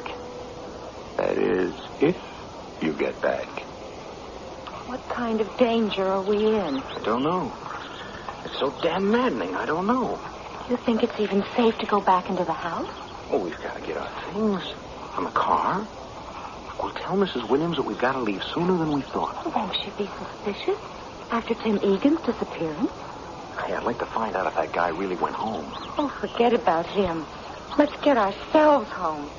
That Desnet broker just leaving Mrs. Williams. He probably knows we've been to his barn. Don't let on about anything. Well, good morning, you two. Rested up from last night? Oh, yes. Yeah, still stuffed, though. Been putting the finishing touches on that painting, Mrs. Slater? Yes, it's finished, as a matter of fact, and it's a present for you. Oh, now, Mrs. Slater. Oh, please, take it. Well, thank you. That's real special. Put it over my mantle. Sorry to run off. Got the chores at home. That's okay. See you around. Bye now. I don't know why I did that. You didn't like it anyway. Listen, the phone. Maybe we can sneak up the stairs while she's on the phone. Hello? Oh?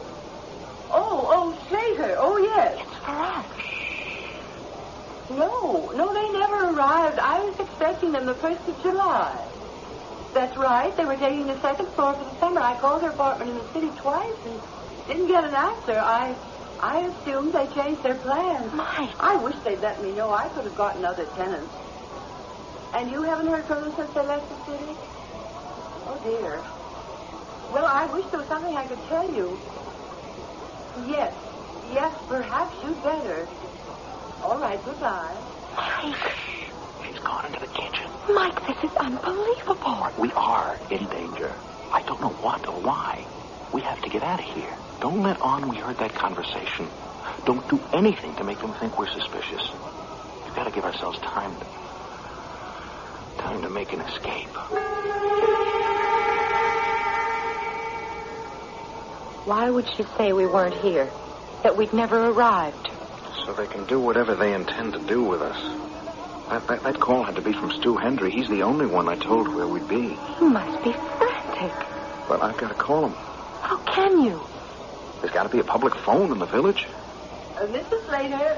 Slater, lunch is ready. I couldn't eat a thing. Try when I slip into town and call Stu.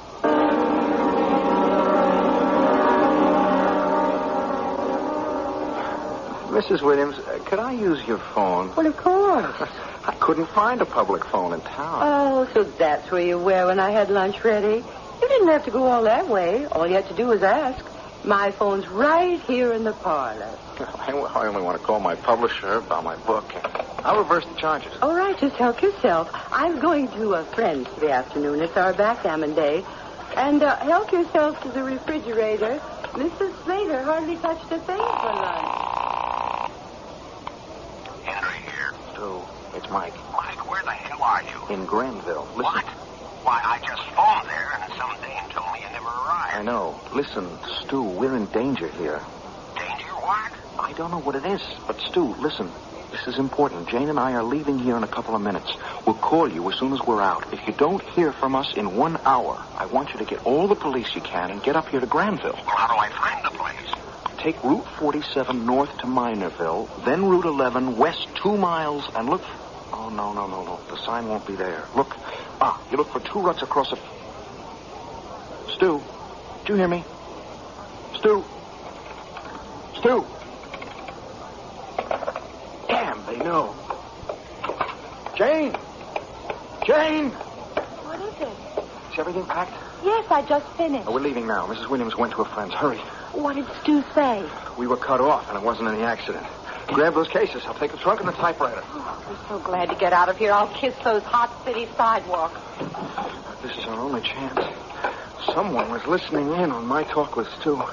I just hope we can make it in time. I'll get the door. Wait. Anybody out there? Not a soul. Okay. Let's go. Do you think they're watching us? I don't know. Just keep walking and we'll load the car. There's nothing they can do to stop us here. They don't seem to have any guns. None that you know of. All right, help me with the trunk. That's it. Now the case. Okay. Get in. Still not a soul on the street. So much the better. Where are you going? You should have turned right. No, we gotta get back to Thimble Street. We came in through Thimble to Maple. It's left on Thimble. Oh, I guess that's right. The green house, remember? Yes, there it is. Only, what's that sign say? Well, that was Broad Street. Oh, there wasn't any Broad Street when we came in. Well, it's probably the next one. Keep going. We can't. We're coming to a dead end. We'll have to go back. Try turning right on Broad Street. Oh, gee, this is getting crazy. We turned left coming in. Turn right here. Okay. Oh, this looks right. This takes us right out onto the main road. Oh, thank God.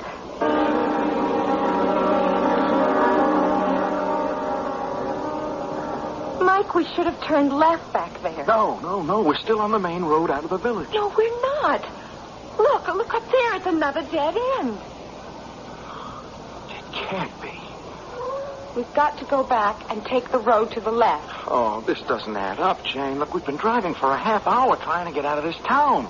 Every road's either a dead end or it takes us right back into the middle of the village. But we came in on the main road. Where is it? Why can't we find it? You don't want us to find it, Jane. We're trapped. We're trapped in this town, and I don't know why. But they don't want us to get out.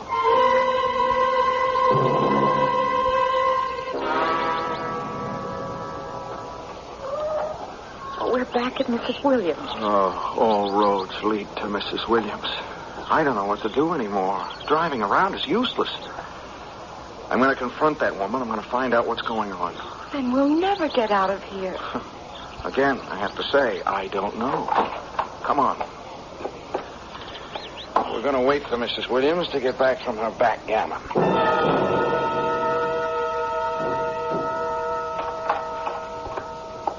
Mr. Slater, Mrs. Slater, something wrong?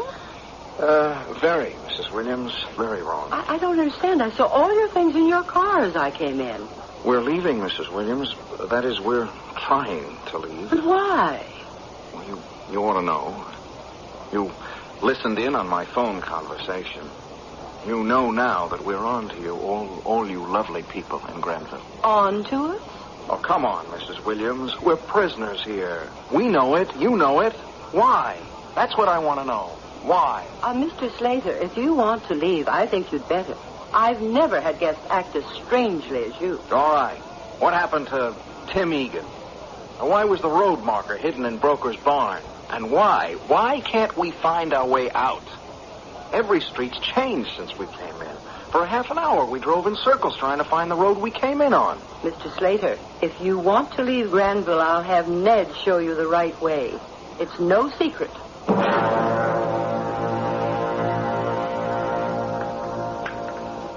Ned will be over in 2 minutes. Have your coffee. You've nothing to worry about, Mr. Slater. Mrs. Williams, I guess we've seemed awfully strange. But things have happened here that we don't understand. Oh, I know. Mr. Slater enumerated them. I'll have some more coffee. All right. I guess I'm feeling better. Mrs. Williams, we enjoyed your hospitality. Maybe we're making a big deal out of nothing. Of course you are. I can't see a thing we've done to make you think we want to harm you. I was trying to get out of town on the road marker, like you were trying to hide us. Well, maybe our imagination's got the best of us. Well, maybe we ought to stay the rest of the summer, Jane. We've chased away the boogeyman. No, I'm afraid it's time for you to leave. I'm sorry, too. I don't think you've got enough of my good home cooking. Martha, you in there? Come on in there. I think they're about ready. They each had 2 cups.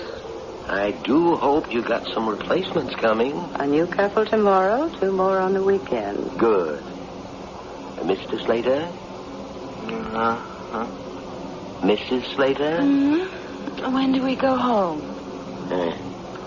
I'd better get him over to the freezer. Oh, dear, I wish I'd had more time to fatten them up a bit. Oh, you did fine, Martha. Same as always. Oh, I hope so. It's my job. Well, I'll get them packed down, and then I'd better get that sign out again. Don't want to miss the folks tomorrow.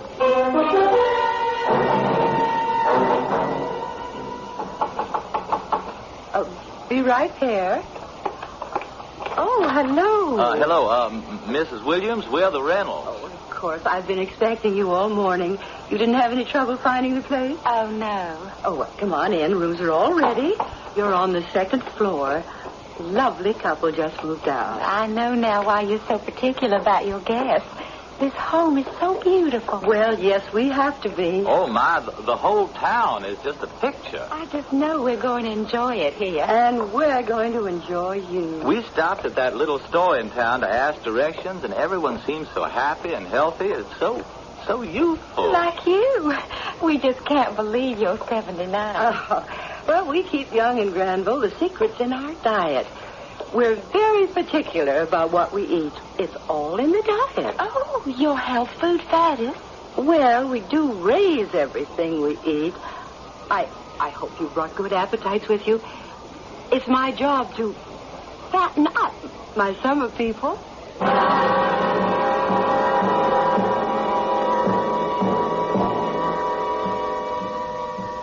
Well, I warned you not to go back there, but you went anyway.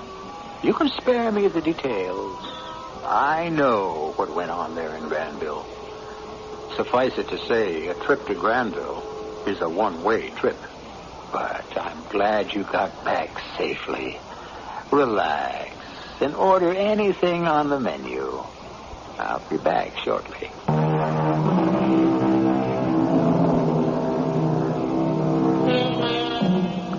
I do hope you won't make the mistake of ever returning to Granville again. You're lucky to have gotten out with your skin. I can tell you one thing. You wouldn't catch me dead in the place. But you will find me in this same place tomorrow with another menu of suspense, mystery, and horror. Our cast included Tony Roberts, Jennifer Harmon, Grace Matthews, Leon Janney, and William Redfield. The entire production was under the direction of Hyman Brown. And now, a preview of our next tale. And it's a simple enough request. I think it's high time I heard it. Yeah, high time.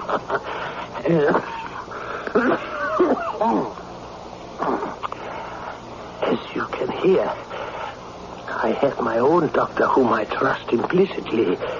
He finally has told me that my life can be measured in hours. I want you to promise to be by my bedside. I want you to do for me what has never been done before. I want you to mesmerize me in articulo mortis, in the act of death. But just before it, so that the old man with the scythe will be stopped in his tracks. This is E.G. Marshall inviting you to return to our Mystery Theater for another adventure in the macabre. Until next time, pleasant dreams.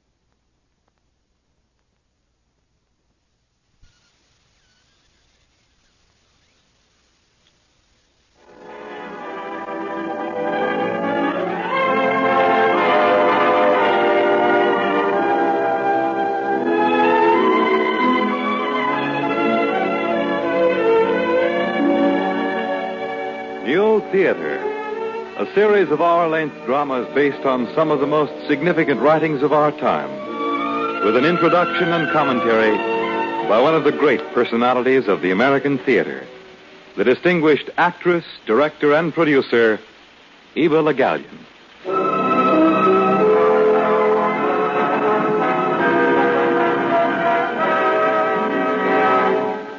Miss Le Gallienne.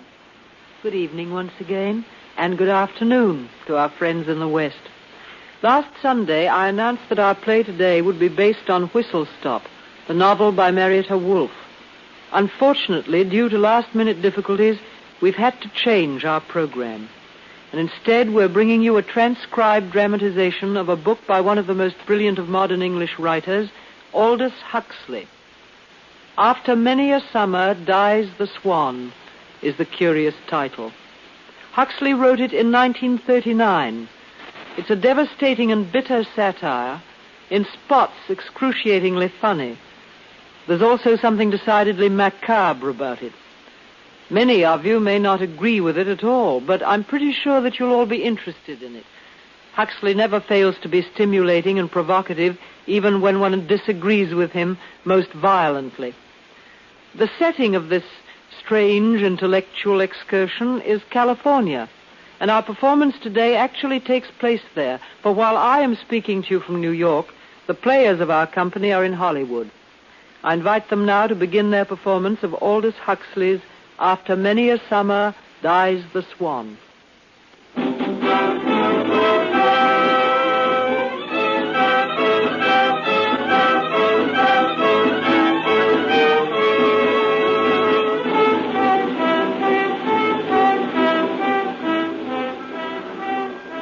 I was reading Wordsworth when the train pulled into Los Angeles station. Not that I'm overly fond of Wordsworth. My instructions were to search for a tall chauffeur in a grey uniform, and I presume his were to track down a middle-aged Englishman carrying the poetical works of William Wordsworth. Mr. Portage, sir, welcome to Los Angeles. Oh, Mr. Stoyte, chauffeur? That's right, sir. I'd have known you by your voice even without that book. Yes, my voice. Why is it that in America I have only to ask for a cup of coffee to draw gales of laughter? It's quite provoking. I beg your pardon, sir? Oh, never mind. If you will collect my box at the window, we'll be off.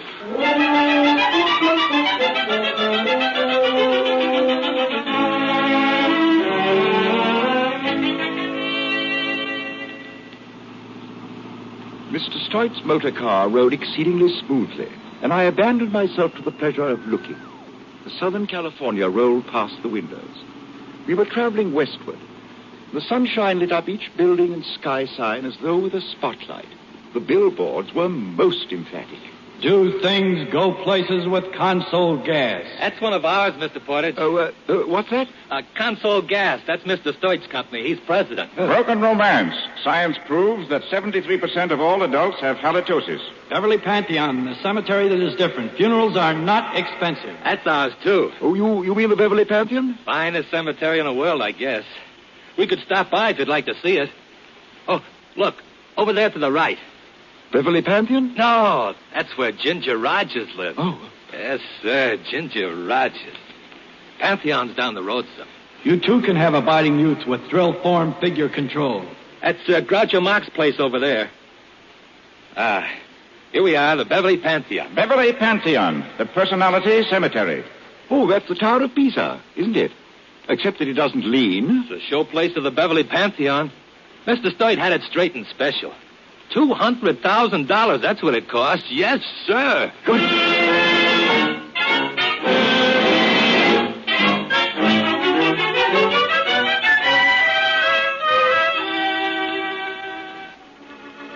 We went through a whirlwind tour of the Beverly Pantheon. Everything. The pet cemetery, the poet's corner, the black marble vestibule of ashes leading to the super-modern burning mortuary furnace. And finally, the Pantheon itself. And over all, the inescapable crooning of a perpetual Wurlitzer automatic organ. This new heaven of the Beverly Pantheon seemed to promise all the more conventional delights, with the added joys of everlasting tennis, eternal golf, and millennial swimming.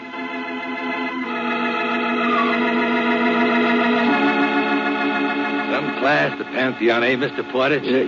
Oh, yes, definitely. Out of this world, what? Now, look up there. Between those hills, there it is. That's Mr. Stoyte's place.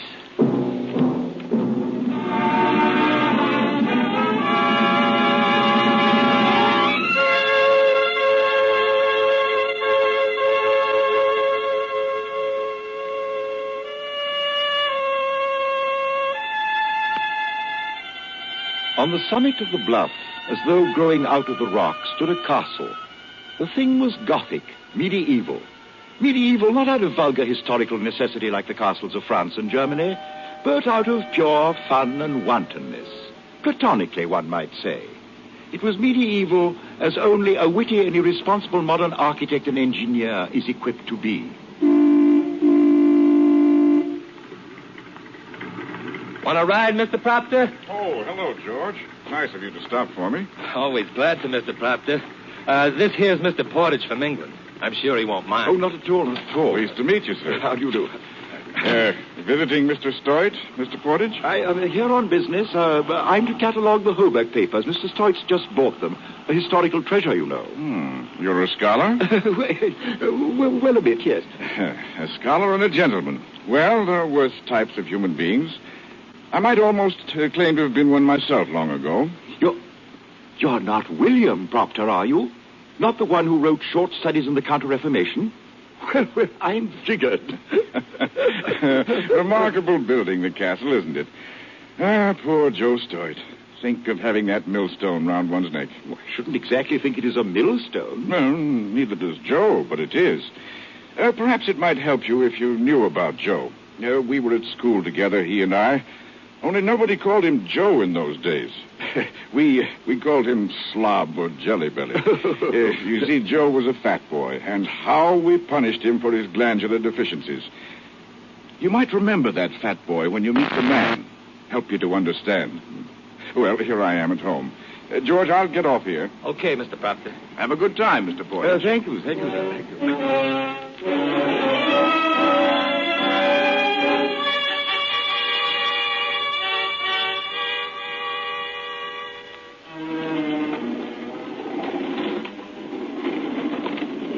Mr. Portage, pleased to meet you.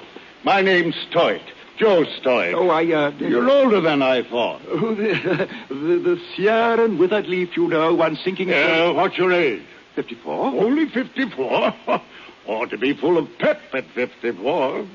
How do you do with the ladies?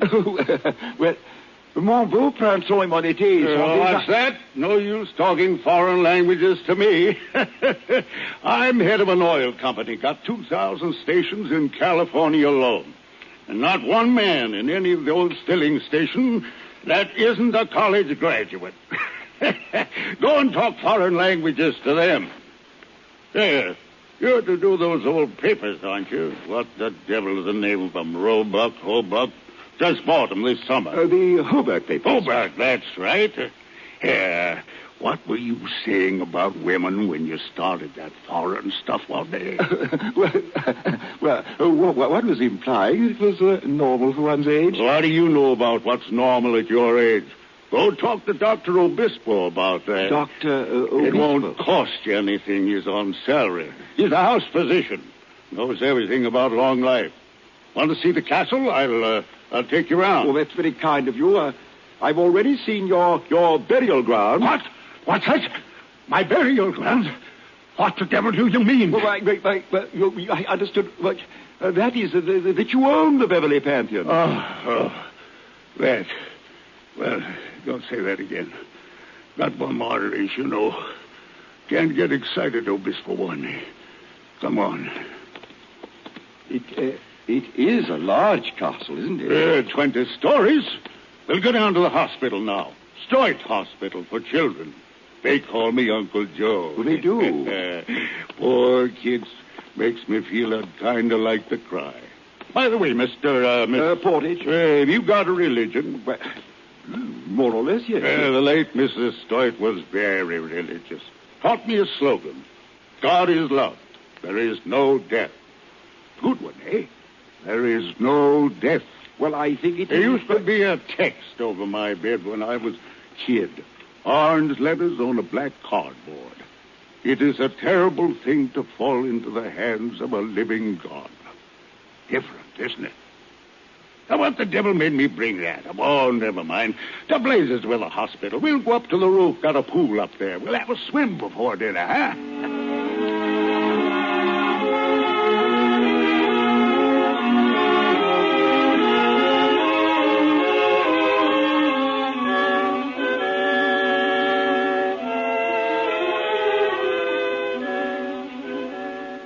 The view from the swimming pool was remarkable. One had only to turn one's head to see successive vistas of plain and mountain, green, tawny, and faint blue. If one turned the other way, one saw Miss Virginia Monsable poised on the diving board. Miss Monsable was, the chauffeur informed me that she was a particular friend of Mr. Stoyte's. And in his friends, Mr. Stoyte was particular, for she was, she was excessively beautiful, with not much bathing dress to conceal it. There, Uncle Joe. You're feeling kind of good. Oh, feeling fine, baby. Doesn't the sun feel good? Guinea, baby, I'd like to eat you. I'm tough. A little tough kid. What'd you bring old Baldy here for, Uncle Joe? Oh, to catalog some old papers I bought in England. Looks funny, doesn't it? Floating around that pool like an old Buddha. I'm going to dive in and duck him. Oh, don't go away, baby. I did some business this morning.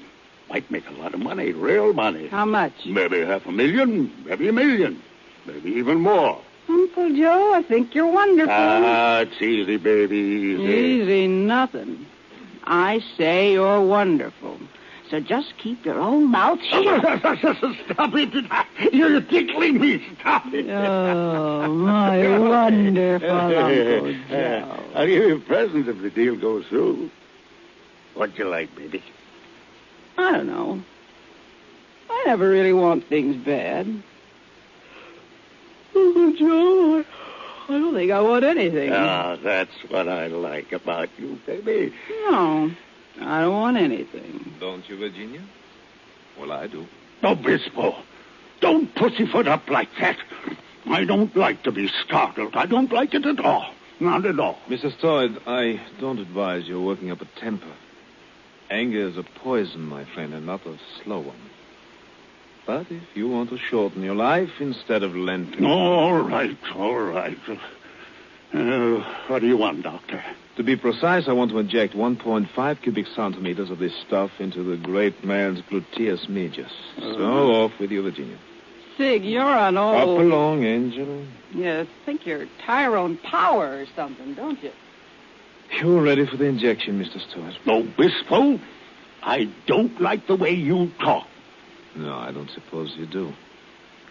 It makes your blood boil, but when your blood boils, your blood pressure goes up, and, well, you just can't afford to be angry with me. Obispo, I put you on your feet after the last stroke, Mr. Stoyte. Without me, perhaps next week, the week after, within the year. Don't talk like that. I don't like it. But if I continue my research, perhaps 10 years more for you. Or 20, or 30, or even... Well, there's no guessing about that. You think there's a chance, Obispo? You really think that... That, my friend and benefactor, time will tell. Ready now for the injection? Roll over.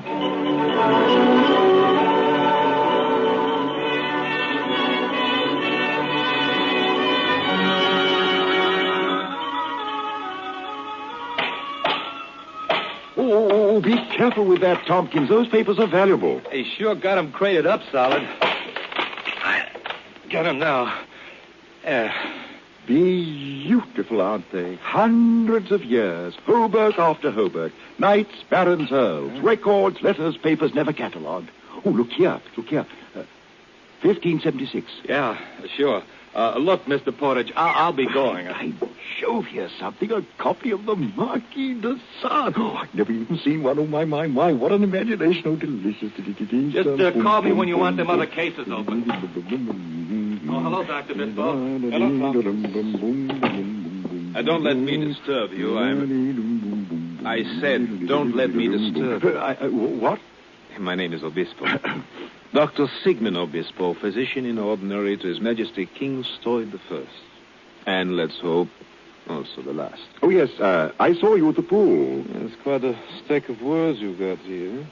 A dribble. A string of words called religion, another string of words called philosophy, half a dozen other strings called ideals. I don't know how you liberal artists stand it. Don't you pine for some sense once in a while? Oh, it's a great deal of fun, just scrabbling about in the dust heaps. Mustn't worry about the meanings. Frank, anyway. Most of the PhD boys are blasted snobs trying to pull that high moral culture on you. Wisdom rather than knowledge. At least you admit you're in your racket just for fun. That's what I'm in mind for. Oh? Mind you, I am not entirely blind to the charms of your racket. Say, is that book the Marquis de Sade? Well, it rather appears to be. Well, it is. Yes, it's quite a man, Mind if I borrow this? I've got a particular use for a book like this. Oh, but I really don't thank think you very much. Come on down to the hall, see my laboratory. Well, really, I should. I mean, these papers. They've waited 500 years. Come on. Well, I suppose. Yes. Longevity is my racket, I wouldn't be able to follow it if I were in practice. Devil of a nuisance looking after patients. That's why I fastened on Joe Stoyte. Oh, he's concerned with longevity? Concerned? The old gold scared silly.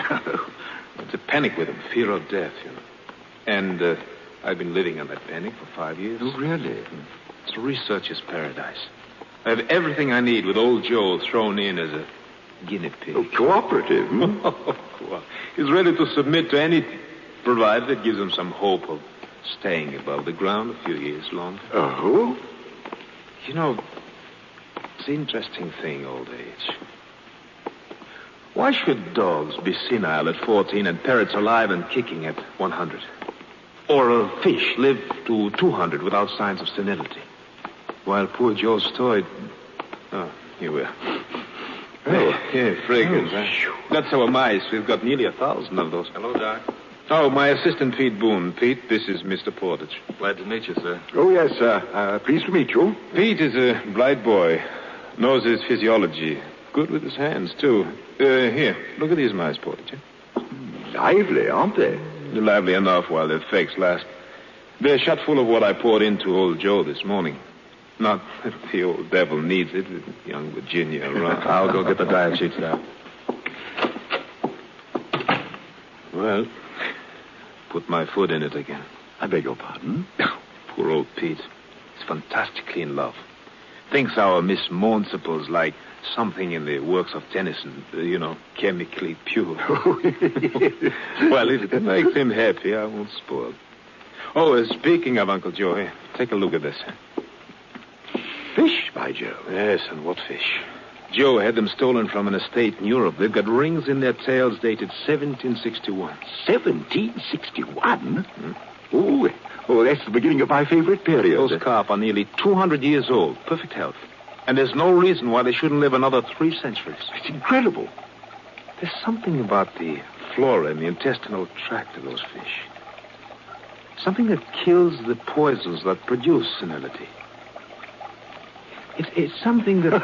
rather a fountain of youth. That's all right, my friend. Go ahead, laugh. But we're working on the operation that will transfer that something from the carp to... Well, now we're working on mice. Mice? Yeah. After that, large animals. And if it works all right on dogs and baboons, it ought to work on Uncle Joe.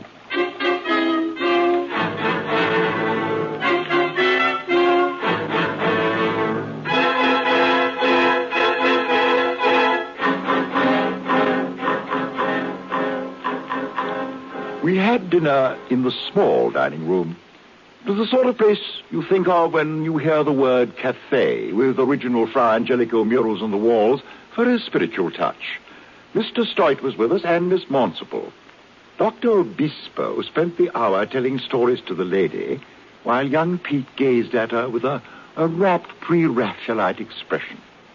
After luncheon, Virginia, Pete, and the doctor went off to feed the baboons. Here now, Virginia, throw the potatoes to them. Oh, aren't they cute?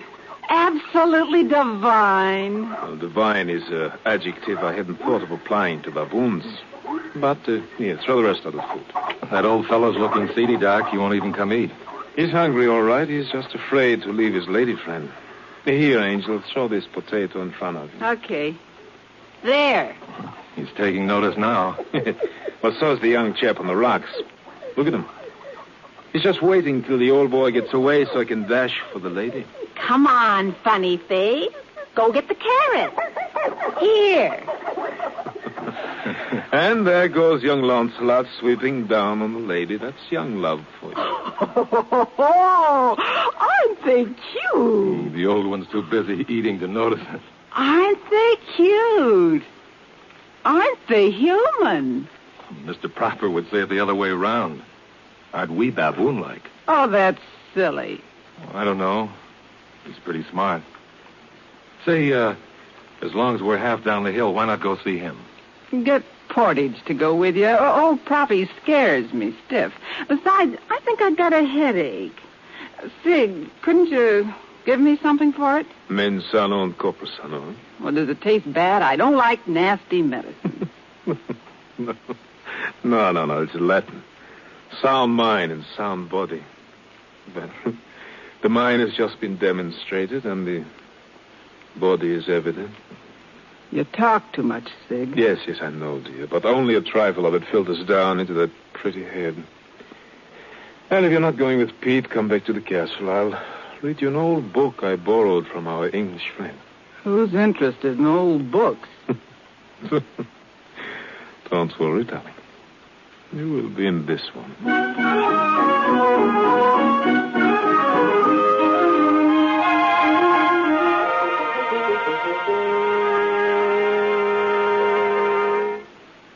Well, Mr. Portage, did you meet the ogre of the castle? I remembered about, Jelly Belly. That made it easier, Mr. Proctor. Ah, poor Joe.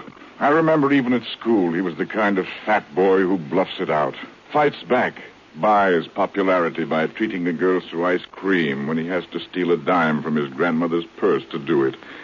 Believes it when they say he'll go to hell. Poor Joe. Ah, but that's life. And, speaking of life, Pete, how's the work going? Oh, it's going just fine. Mm-hmm. If you succeed, what happens? Why, life is prolonged. Yes, I know that, but I meant something else. A dog, for example, isn't that supposed to be a wolf that hasn't fully developed? A sort of unborn wolf? Isn't that so? Mm-hmm. There's a theory like that. In other words, it's a tame animal because it doesn't have time to grow up to savagery. Isn't that supposed to be one of the mechanisms of evolutionary development? Yes, that's right. But what will happen with man? What would he grow into if you lengthened his life? You know, Pete, time and craving, that's our life. Now, what are you offering us? Another 200 years of time and craving? Time, Mr. Proper, for more good. Time doesn't guarantee good, my boy. But you can fight for good, Mr. Proper. We fought for good when I was in Spain. And you'll find, Pete, that evil comes even out of those fights for good. But, what do you expect people to do when we're attacked by fascists? Sit down and let their throats be cut? No, I expect them to fight. People generally do, and the results are generally disastrous. I should like them to try something more effective someday. Yeah, but that's cynicism. Defeatism. Hey there, Proctor. Oh, here comes the Lord of Stoyte Castle. What is it, Joe? Why the devil can't you leave my man alone? Which man, Joe? My estate manager. Interfering with him in his work. You've been bothering him about those blasted farm hands again. What do you think you're doing? What's the idea? The idea? It's an old one, Joe. Your manager's treating those harvest hands like vermin, not like men and women. They haven't enough to eat. You're trying to make reds out of them. You're a lousy agitator. I thought we were talking about eating. You're stalling. Eating and working, wasn't that it? I've put up with you for years, Bill, for old time's sake. But you're making the place dangerous for decent people to live in. I'll have you run out of the valley. I see that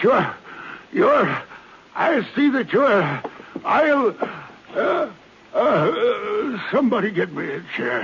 Here you are, Mr. Stoyte. Thanks. Mustn't get angry. Obispo said so. Terrible thing. Terrible to fall into the hands of a living God. Terrible. What's the matter, Joe? Nothing. I'm better. It's all right. I've got something to show you, Joe. Been meaning to. It's a sun motor. A thing for making use of solar energy. Runs my electric generator. What?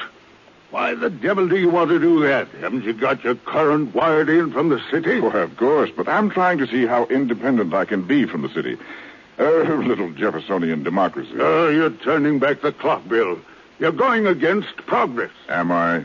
Well, don't worry about it, Joe. You're a crackpot, Bill. I guess you always will be. But remember what I said. You stay away from my manager. I won't stand it. I'm the boss on my estate.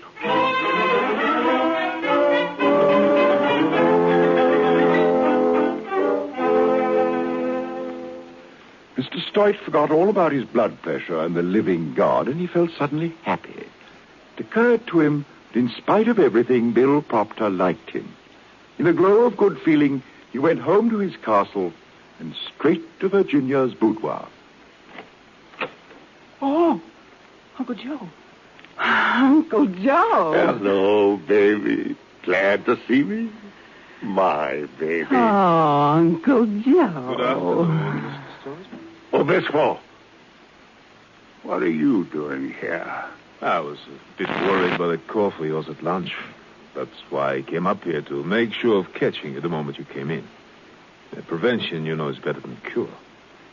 I'm not going to let you get influenza if I can help it. Oh, is that it?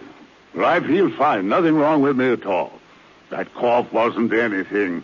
Only my old, chronic bronchitis. Yes, but I'd like to listen in. Open your shirt. Huh? He's right, Uncle Joe.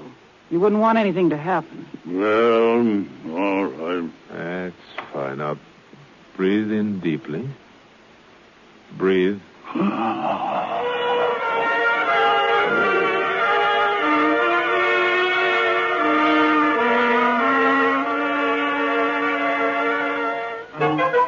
Night fell on Stoyte Castle, and the long halls were shrouded with shadows.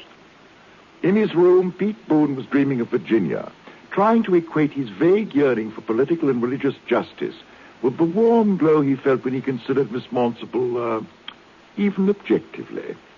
While, in the young lady's room, the object of his adoration was busy redecorating her toenails. Oh, darn. Polish is coming off my toe. Darn it. Darn it. Ooh, polish stinks. Uncle Joe? Uncle Joe? Good evening, Angel. Sig, what are you doing here? I thought we might have a little talk. After all, we were interrupted this afternoon. Sig, you're crazy. Uncle Joe will kill you if he finds you. Why, he'll pull that gun right out of his pocket. No, darling, he won't. You take the word of a medical man, Angel. Uncle Joe will sleep through the last trump. I've just seen to that. I think you're awful. Don't let me interrupt your labors. Proceed with your paint job. Woman's work is never done. Sig, I don't like the way you talk. The polish, darling, is running. Oh, darn. I don't like your getting fresh with me. You know, Uncle Joe almost caught you this afternoon. With my trusty hypodermic, my dear, I disarm all suspicion. But you're not even romantic or anything. You just laugh at me and you make dirty cracks. Well, it isn't even nice. You know, I admired the way you flirted with young Pete this evening. Uncle Joe was hopping jealous of her. Oh, darling, poor Pete. Just wait till I get time for you. That's my toenail. Oh, you. It takes a professor of pharmacology to put an old buzzard into a coma with a few drops of this and that. I won't have you calling Uncle Joe a buzzard. No. Shall we say, then, a senile, foul-smelling goat? Why, you dirty. Uncle Joe's a better man than you'll ever be. I think he's wonderful. Yes. You think he's wonderful.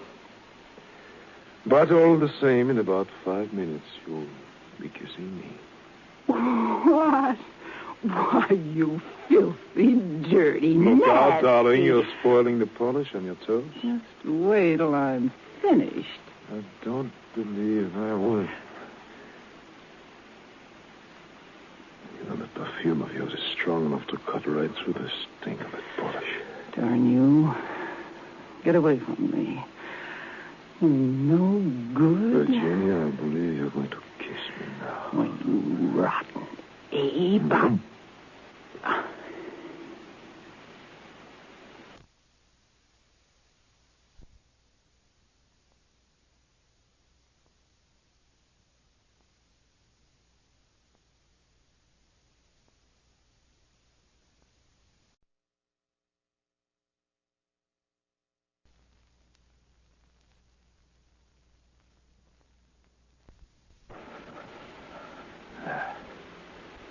That's much better.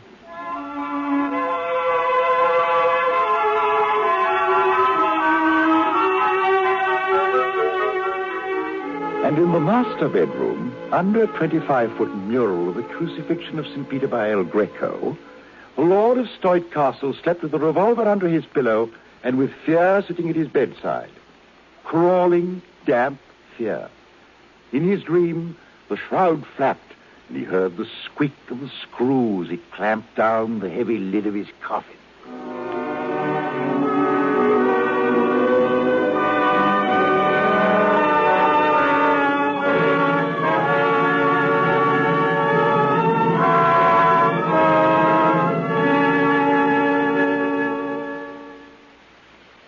You are listening to After Many a Summer Dies the Swan by Aldous Huxley.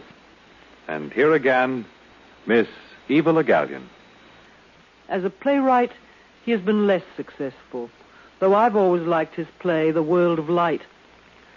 Some critics have resented his increasing concern with the field of mysticism, which has naturally caused a change in the manner as well as the contents of his work. Sidney Case says of him, for instance, from being anxiously intellectual, he became too confusedly anti-intellectual. Well, people who think along these lines bemoan the fact that he has become less and less an entertaining novelist and more a man absorbed in the search for truth. I see no reason to condemn a man for that. Might be a good thing for the state of the world in general if more of us engaged in this arduous occupation. One of the results of this concern of his is his book, The Perennial Philosophy, which has opened doors to many thousands of people, including myself, and which seems to me a tremendously valuable contribution to living. But we'd better get on with our story, which presents Mr. Huxley in what one might perhaps call his middle period. So we'll resume with Act 2 of After Many a Summer Dies the Swan in just a moment. This is NBC, the National Broadcasting Company. KFI, Los Angeles, Earl C. Anthony, Incorporated. Ooh, 102. 102. By 102. 102. Ooh, 102 is the right light brew. 102. Perfected after brewing 101 brew. 102. Brew 102 is the brew for you. A whale of a pale, dry brew. Meyer Brewing Company, Los Angeles. Now, Act 2 of the new theater's transcribed production of After Many a Summer Dies the Swan.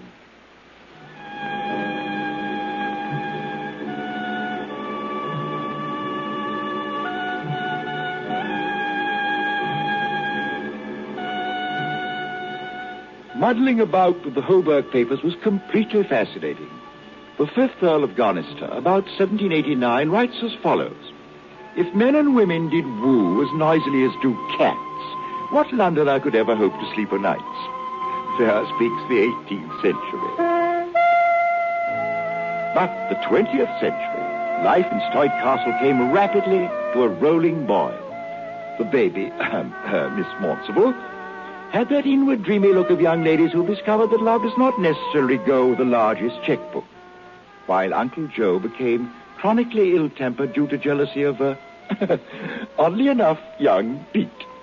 On the longevity front, Dr. Obispo swore constantly that soon we should all be living as long as crocodiles. But for those of us doomed to shuffle off the mortal coil, there is always the Beverly Pantheon, Joe Stoyte, president. Now, the total profit, Mr. Stoyte, comes to over $500,000 for the 3-month period. Not bad for a boneyard, eh, Mr. Stoyte? Don't talk that way and close that door. That caterwauling organ ruins my digestion. Sure, Mr. Stoyte, sure. Now, what'd you get me over here for? I don't like this place. I don't like cemeteries. Mr. Stoyte, look, this here idea I had. You know that ridge up there by the tiny Taj Mahal? Yeah. Well, I figure we can dig right under it and make it a catacombs. A what? A Class A catacombs, like in Rome. Now, how about a chapel of the martyrs with a nice plastic group of girls being eaten up by lions? People would get a big kick out of that. Sex appeal in death. What a promotion. Listen, Charlie, I don't like the idea. And there's another thing. Some young fool out there had the nerve to show me a place he said he'd save for me. Fire him. Sure, Mr. Stoyte, sure. You can get the estimates and plans for your cave, but no martyr. Not even one dame, Mr. Stoyte? Just one? No martyr. That's final. Call my car. I want to get out of here.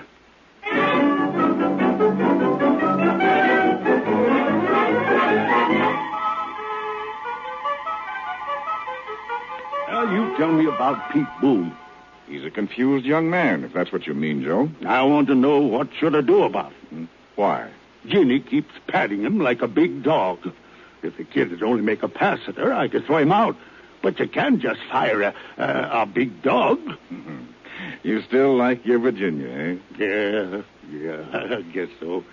She makes you feel good. Like when you get tanked up on scotch or when you give a toy to a kid. She's kind of like a daughter. But more than a daughter, eh, Joe? Better than a daughter. A combination, is that it? Sort of.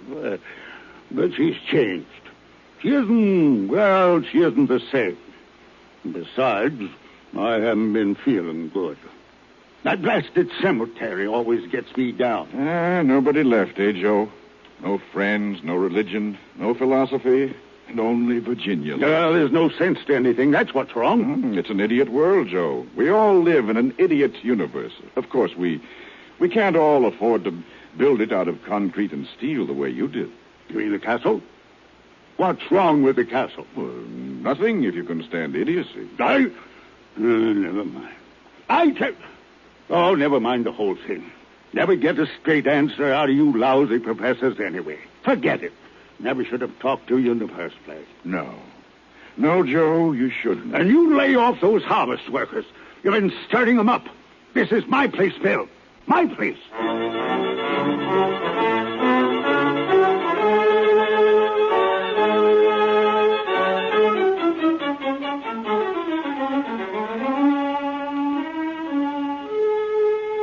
Working on the Hoburg papers kept me busy during the day.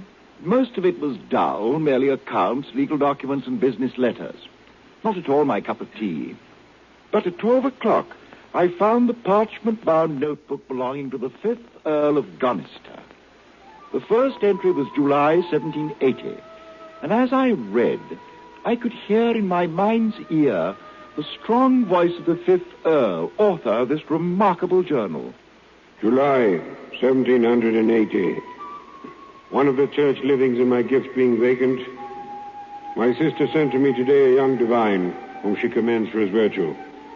But I will not have him. Give me the parson that drinks deep, rides to hounds, and games the night away. Such a parson tests the faith of his flock. And it is thus we come to salvation. A wicked old fellow. Now, let's see. March 1784. Open the old tombs beneath the house today. A kind of ropey slime depends from the roof and coats the walls. It is the condensation of decay. Hello! Tombs beneath Gonister House. That'll cause quite a ripple in England. Let's see now. 1789, 94, 95. I have tried King David's remedy against old age and found it wanting. Warmth cannot be imparted, but only evoked. I'm an old man now, weak and shrunken, without desires. So, the fifth Earl suffers from Uncle Joe's complaint. Well. July 1796. There are carp in the fish ponds at Gonister with leaden discs which were attached to their tails in the days of Charles I, 300 years ago. By George, so he's onto the carp, too. I marvel at the strength and unimpaired agility of these great fishes. The secret of eternal life is not to be found in old books or even in heaven. It is to be found in the mud and only awaits a skillful angler. The secret of life in the mud. Well, won't that hand of his poet Joe his best ideas on longevity anticipated in the 18th century and by the fifth Earl of Gonister?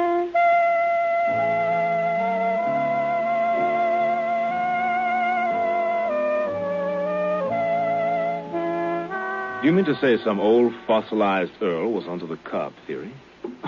Can you tell that? Well, you're not annoyed. Oh, why the devil should I be? Well, you're very I mean, it's been anticipated. Let's hear more about your fifth Earl.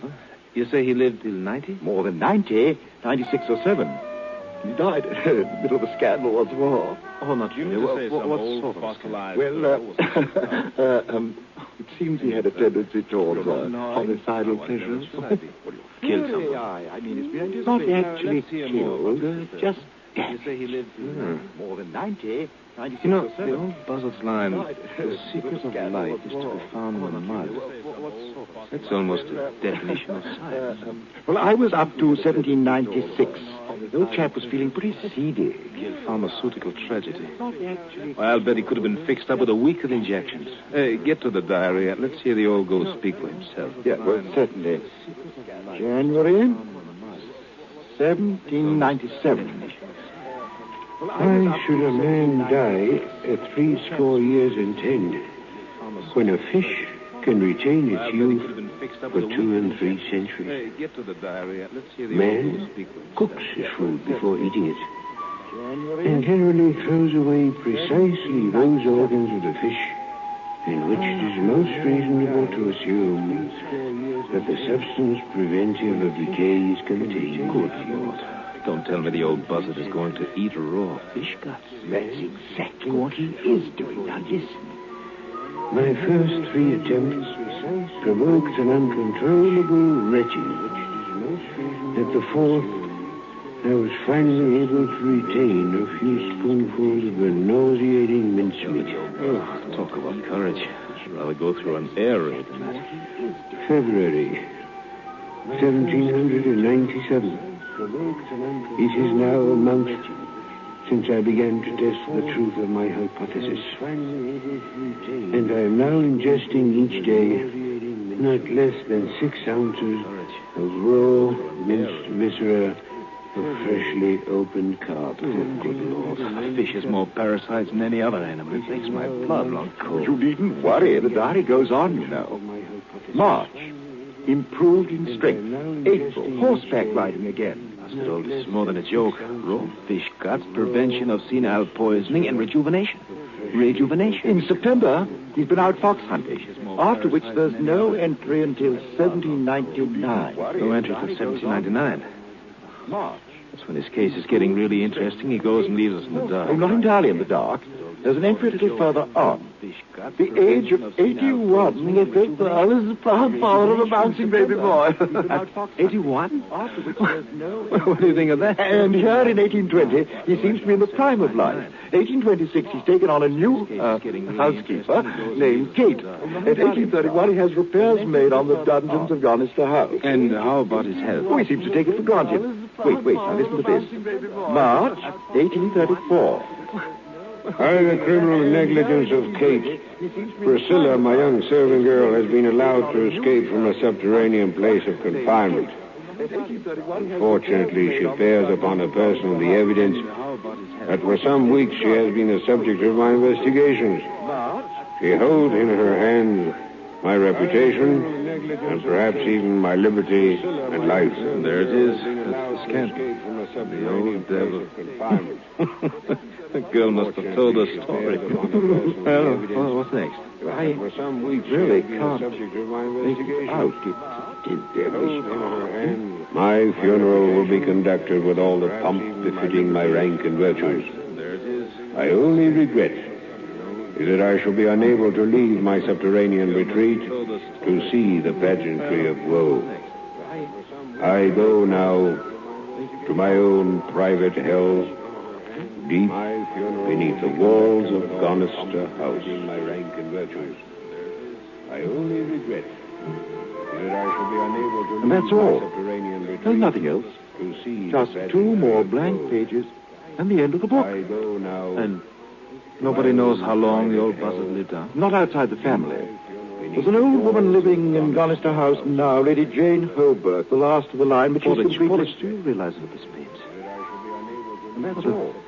The fifth Earl could still be... Just two more blank Yes, it could be. Bless me. I suppose he really could. But we've got to find out. Outside the family. I'm taking the next boat to England.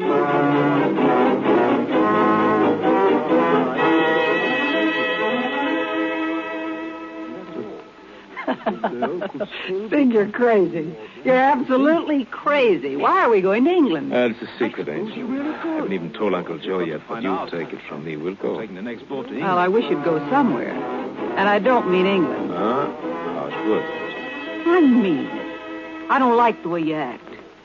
I feel like I'm double-crossing Uncle Joe all the time. Darling, you are. Besides, I haven't been able to say my prayers. I don't like you, Sid. I don't like you at all. And I don't mean England.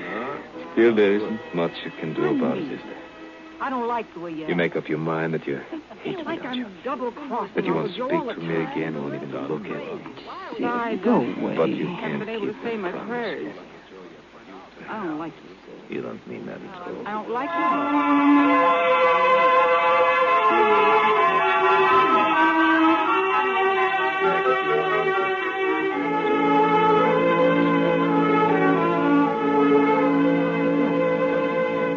Hi there. Portage. Yes, Mr. Stoyte. Come on up to the roof with me. I want to talk to you.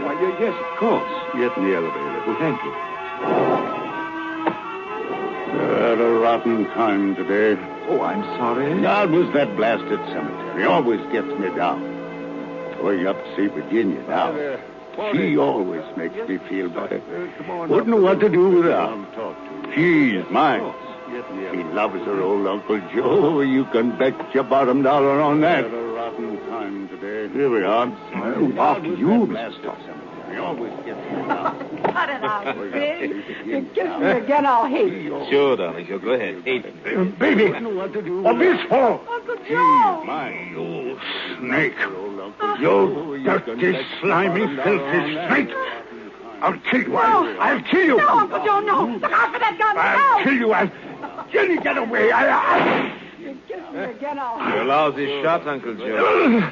Let go my arm, Jenny. I'll get him this time. No, don't shoot, Uncle Joe. Let go of him, Chinny. Let go. Let him shoot if he dares. Heavy. What do you mean? If I dare? No, Uncle Joe, no. I'll kill you, Obispo. No, you won't, Uncle Joe. You won't. Because then you'll die, too. What? What's that? You kill me, it won't be long before they've got you stretched out under the black marble mausoleum at your Beverly Pantheon. Well, what the devil do you mean? That I've just found a new way to keep you alive. But without me, you'll be a dead man in a month. No, you don't mean that. That isn't so. That isn't true, is it, Obispo? You've had a stroke, Joe. You've had a stroke. But I've got good news for you. There's a chance that we have found the secret of life in the mud. You found it? What is it, Obispo? What is it? I've got to have it now. Drop That isn't so. That isn't true. What? Is it, Obispo? Sure. What is it, Obispo? I'm going to live. I'm not going to die. We shall see. You've got to keep me alive, Obispo. You've got to. You found it. After you tried to kill me. No, there was none. I didn't mean to. You can't let me die when you know how to stop it. You can't. If you don't mind all, I'm going to sit down. You've got to keep me living. You've got to.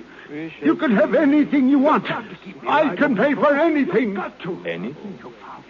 After you tried to Now you are talking turkey. You can't let me die when you know Sir? how to stop it. You can't. Now you are talking turkey.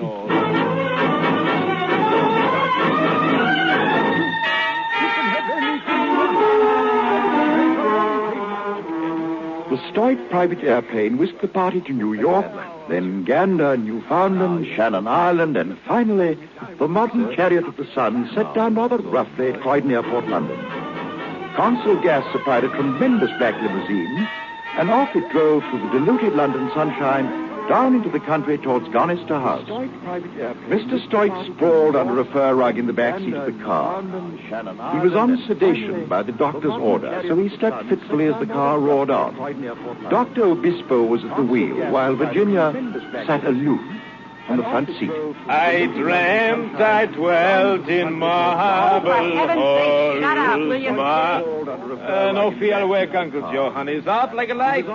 And will you love me in December as you do in May? Why not? It's open season on doctors, darling. But don't worry. We understand each other, Uncle Joe and I. We even understand about you. I dreamed I killed a golden goose that laid a golden egg. What's wrong? She objects to my singing. Goodness knows why. I have such a charming voice, particularly well adapted to a small auditorium like this car. What is it? Are we here? Yes, indeed, we are here, Uncle Joe. Gonister House.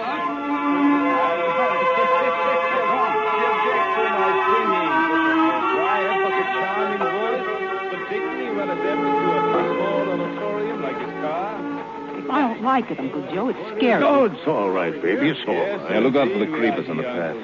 Not much of a garden, huh? It's all blown over. Someone behind that bush. Come on out, youngster. Come out. Look what I've got. I've got a gas mask. That's what I've got. Ah, that's nice. Gas mask all filled with flowers. Huh? Yeah, look out for the creepers. What's your name? Millie. I'm 9. 9. Granny says I'm undernourished. Someone behind that bush. Does your granny live here, Millie? In the kitchen. Out, she's dead. Come out. Look what I've got. Do I've got a gas you like mask. candies? That's what I've got. That's nice. What the devil they call candies in England? Would you like some sweets? Millie, I'm 9. Let us in and you can have them all. Well, Granny says I'm undernourished. I don't know. Oh, nice chocolatey sweets. Whole box of them. Well, in the kitchen. She's dead. All right. Come on.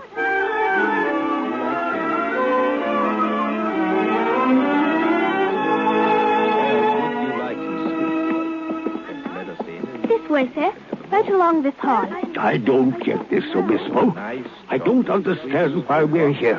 Why can't you tell me? Now, don't get worried. All right. Come on. Obispo, can you prove absolutely there's no such place as hell? Can you prove the wrong side of the moon is not inhabited by green elephants? Oh, seriously. Oh, don't no. bother me with the nonsense. But do you think hell is possible? Everything is possible. I don't understand why Millie. we're here. Yes, sir? Why can't you tell me? Where's the cellar door, dear? No. Can you prove I mean, no. absolutely Just show us the door to the cellar. I won't. I'm afraid. There's ghosts down there.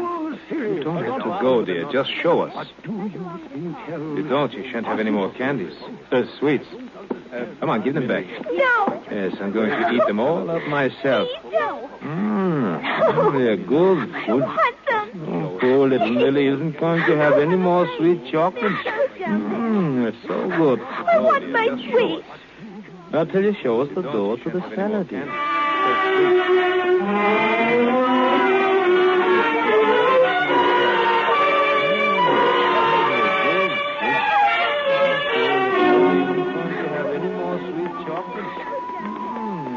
Pull that that flashlight up. I'm scared. This is crazy. I don't like this, Obispo. It's damp down here. I'm not well. All right, you stick with us, Uncle Joe. Maybe we can fix it so you won't have to find out what hell. Is it locked? No. Wait a minute. Hold that flashlight up. Come on. I'm scared. That's awful. That smell. Pretty bad. Come on. I don't like this. I don't like this at all. What do you think you're going to find out here? Hey, stop being a sniveling baby, Uncle Joe. I'm not sure of anything.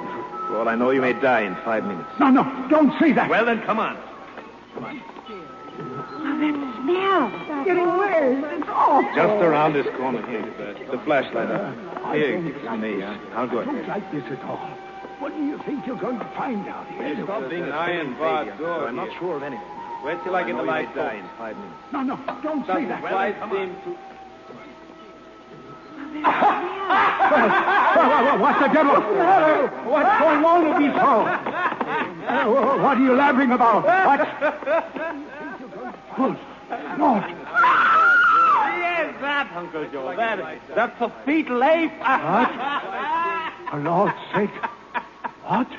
My Mary, old man Proper was right. It's an unborn ape that's had time to grow up. Look. What are you laughing about? Look at him. Isn't it too good? Look at the face. His matted hair, deep eyes, no eyebrows. Look at the face. Dirty, wrinkled, and that shelf of bone jutting out over his eyes. Just look at him. Look at him scratch. Look at him, Joe. The fetal ape. But what is it? What is it? It's a man. That's what it is. Look at the ribbon across his chest. That's the order of St. George. You're looking at the noble lord, the 5th Earl of Gunnisford. No. Yes, the 5th Earl of Gunnisford. 201 years old last January. But what happened to him? Just time. Time? Yes, he never died, so he had time. Time for a man, the unborn ape, to grow up to be. Take me away, it's awful. But it's the best joke I ever heard. It's absolutely the best. We don't have to experiment anymore. You know, it works. What do you mean? We can start taking the stuff at once. Oh, no. Yes, if you're willing to become like that, you can live forever. Unborn ape to grow up to be. What do you say?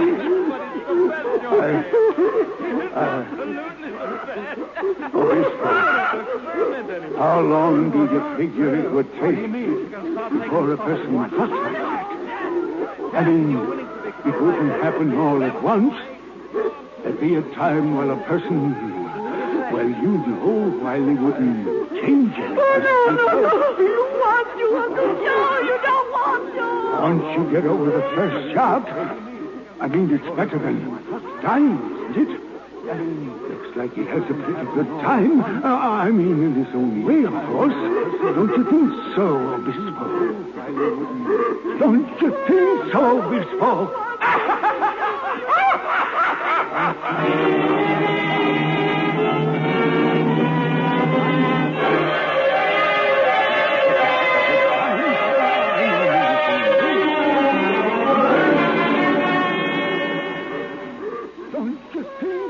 You have heard After Many a Summer Dies the Swan by Aldous Huxley. The dramatization was by Ernest Kenoy. And here again, Miss Eva Le Gallion.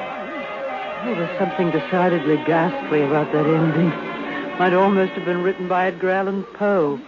Makes me glad it's still daylight here. Now about next week. We're going to present a very different kind of story in a decidedly popular vein. One for which we have had many requests. It's a new dramatization of Daphne du Maurier's great yarn, Rebecca.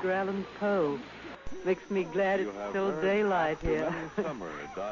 Now about next week. We're going to present a very different kind of story in a decidedly popular vein. One for which we have had many requests. But first, it's a new they invented radio, developed color TV, and are responsible for two-dimension motion pictures for nervous people who faint from fright in three-dimension movies. Who are they? Why, Bob and Ray, of course.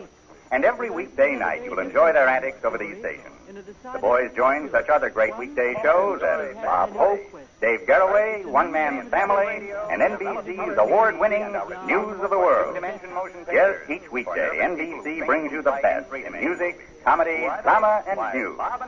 Now it's Best Plays on NBC. Of course, and every weekday night you'll enjoy their antics on NBC. From New York, where the American stage begins, NBC presents Best Plays with John Chapman.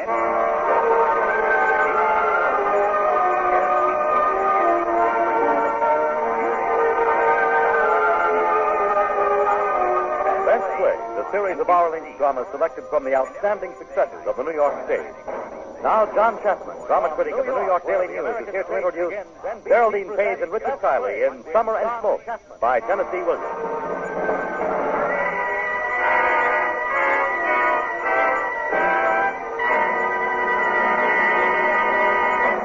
Mr. Chapman, a series of hour-length dramas selected from the outstanding successes. Our play has had an interesting career. Summer and Smoke was first produced by Margot Jones in her Theater in the Round in Dallas. Then she brought it up to Broadway, where it had a moderate run of 100 performances. Later, this work by Tennessee Williams went back to another Theater in the Round in Greenwich Village, where it had an amazing run of 1 year. Much of this new success was due to the acting. An unheard-of young woman, Geraldine Page, was giving a luminous performance as the Amazingly music teacher. Later this season, Miss Page came uptown into a comedy titled Midsummer, and the professional Broadwayites hailed her as a new star. This week, a poll of drama critics put her in a tie with Oscar-winning Shirley Booth as the season's best actress. So, now we're going to have what I might call a theater-in-the-ear performance of Summer and Smoke. And we're happy to have Miss Page in our company. Happy, too, to have Richard Kiley as young Dr. John Buchanan. Imagine now that we're in the fancifully named town of Glorious Hill, Mississippi. Here we first encounter a Mrs. Bassett, who is a town gossip. So, Mrs. Bassett, what do you know? I might call a theater-in-the-ear performance. We're happy to have Miss Page in our company. I'll tell you, somebody used to have a pretty voice, and that was Miss Alma Winemiller. Of course, she doesn't sing anymore, but back before the First World War, in all of Glorious Hill, Mississippi, there was nobody could sing like Miss Alma. I remember one 4th of July, she sang at a band concert they had down at the park. Kind of nervous little thing, Miss Alma was. Remember that day after she finished singing, how scared she looked when she came off the stage and looked around for her father and that poor old mother of hers. Here we are, Alma. Where's ice cream, man? Mother, hush. Alma, here we are over I here. remember one 4th of July, she sang at a band concert. I don't know what came over me. Absolute panic. Oh, never, never, never again. As long as I live it in the words at the top, I go through. You're having one of your nerves. Came on her heart and looked around my throat the whole time. Noticeable, Carter. You sang extremely well, Alma. But you know how I feel about you. Well, I don't see how anybody could object to my singing with a patriotic occasion. Where's the ice cream man? Mother, there isn't any ice. No, there isn't any ice cream man, Mother, but on the way home, I will stop by the drugstore and pick up a pint of ice cream. Well, Mother, we'll run along now. Don't stay out late, daughter. No, Father. This way. Sang extremely well, Alma. Strawberry. Chocolate? Well, I don't see how anybody could object to my singing with a patriotic. Yes, Mother, vanilla. Mother, there isn't any ice. Evening, Miss Alma. Oh, good evening. And George, you think? Are you home for the summer? Yep. Are you planning to stay here and take over some of your father's medical practice? I haven't made up my mind about anything yet. Oh, I hope so. And we all hope so. And your father is so proud of you and so pleased over your accomplishments. The last time I was in his office, you should have heard him singing your praises. How you graduated magna cum laude. You John Buchanan. Yes. Oh, that's in Boston. Baltimore. Baltimore. About anything yet. Oh, I hope. Well, it's such a beautiful combination of men. And I've been told that John is so pleased. The finest medical school in the world. Practically. Oh, it must be a great satisfaction for you to be standing on the threshold of a career in such a noble profession as I think medicine is. I didn't know you had such a high regard for the medical profession. Well, I am a great admirer of your father's. I've been told that John is always a comfort knowing that medical school is almost within arm's reach, as it were. Why, do you have fits? There. do have attacks of our nervous and so on. I went straight to your father, and he always reassures me. You know the trouble with you, Miss Elm. It isn't nervous heart trouble at all. Well, what is it then? You have a doppelganger. Oh, my goodness. And the doppelganger is badly irritated. An irritated doppelganger? You have attacks. Oh, well, that sounds I shouldn't have said anything. I'm not your doctor. Straight to your father. Who's that? I'm surprised that you don't know. You know the trouble with you. Been away quite a while. Well, that is the Gonzalez. Her father's the owner of the gambling casino on Moon Lake. Oh, what can she be laughing about? Maybe she thinks we're funny. I hope that you have a strong character. Solid rock. I shouldn't have said anything. I'm not your doctor. The pyrotechnical play is late starting. The what? The fireworks. Oh. The Gonzalez. The father's the owner of the gambling. I suppose you've lost touch with most of your old friends here? Yeah? Well, you must make some new ones. I belong to a little group that meets every Wednesday, and I do think you would enjoy them, too. They are young people with intellectual interests. Oh, I see. You must come. Oh. Sometime. I'll remind you of it. Thanks. Oh, well, now, here comes one of my adorable little vocal groups. Mr. Young, I belong to one with the least gift for music. Oh, I know that one. Hello there, Nellie dear. Oh, Miss Alma, you were so beautiful it made me cry. Now, you must do so, but I thank you. You're just being modest, Miss Alma. Hello, Dr. John. Hello. That book you gave me is too full of long words. Look them up in the dictionary. I did, but you know how dictionaries are. You look up one long word, it gives you another. You look up that one, it gives you the long word you looked up in the first place. I'm coming over tomorrow for you to explain it all to me. Good night. Good night, Nellie. What book was she talking about? Oh, a book I gave her about the facts of nature. What you gave me? She She went over to the office and told me her mother wouldn't tell her anything. And she had to know because she's fallen in love. You look up one long word, it gives you another. You look up that one, it gives you the long word you looked up in the first place. What sort of mother has she? I'm coming over tomorrow with the married widow of Gloria Hill. They say that she goes to Depot to do everything in order to make the acquaintance of the traveling husband. Oh, a book I gave her about the facts of nature. Why do you laugh, Edward? What way? Her mother wouldn't tell her anything. She had to know. Oh, well, now I do declare you haven't changed in the slightest. I'd like you to embarrass me, and it's still dark. I guess I shouldn't tell you this, but I heard an imitation of you at the party. Well, what did they imitate? You sing in the voice that breathes all evening at a wedding. Fine. Oh, I shouldn't say. You're upset. No, I'm not in the least upset. I'm just mystified. I'm always mystified by unprovoked malice. I guess I shouldn't tell you this. No, I wonder if these people who do these unkind imitations of me ever stop to think that I've had certain difficulties. This may be partly the cause. You sing in the voice that breathes all evening. Peculiarities of mine, which they find so authentic.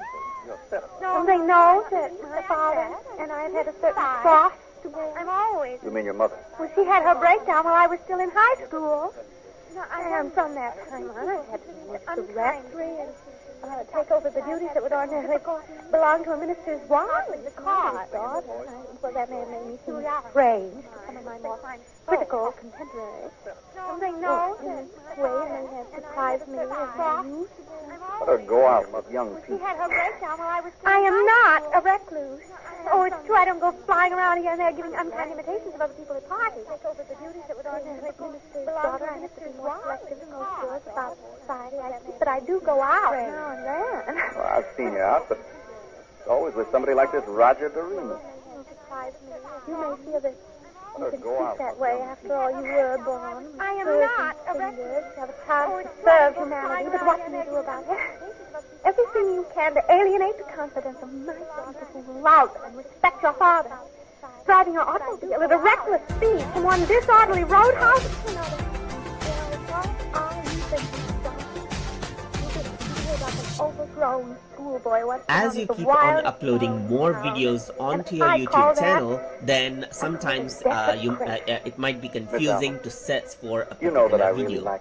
In that case, what you can do is you can use the search bar that you see on the home page of your YouTube studio right here. So just click and you can see all your recent videos right here. You can also click on show all and it goes on to the channel content.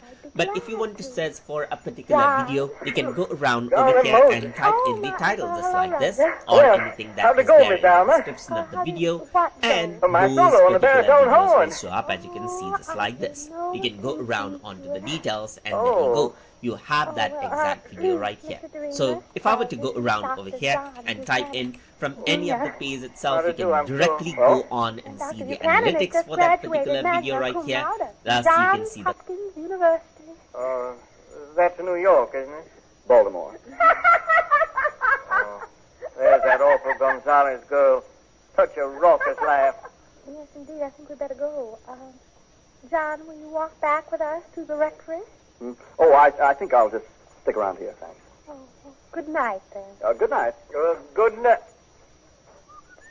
Miss Alma, I would put you above that kind of thing. What kind of thing? Looking back to see what those two are doing. What are they doing? He's gone over to her. Well, maybe he knows her. Well, he didn't. He does now. They're walking away together.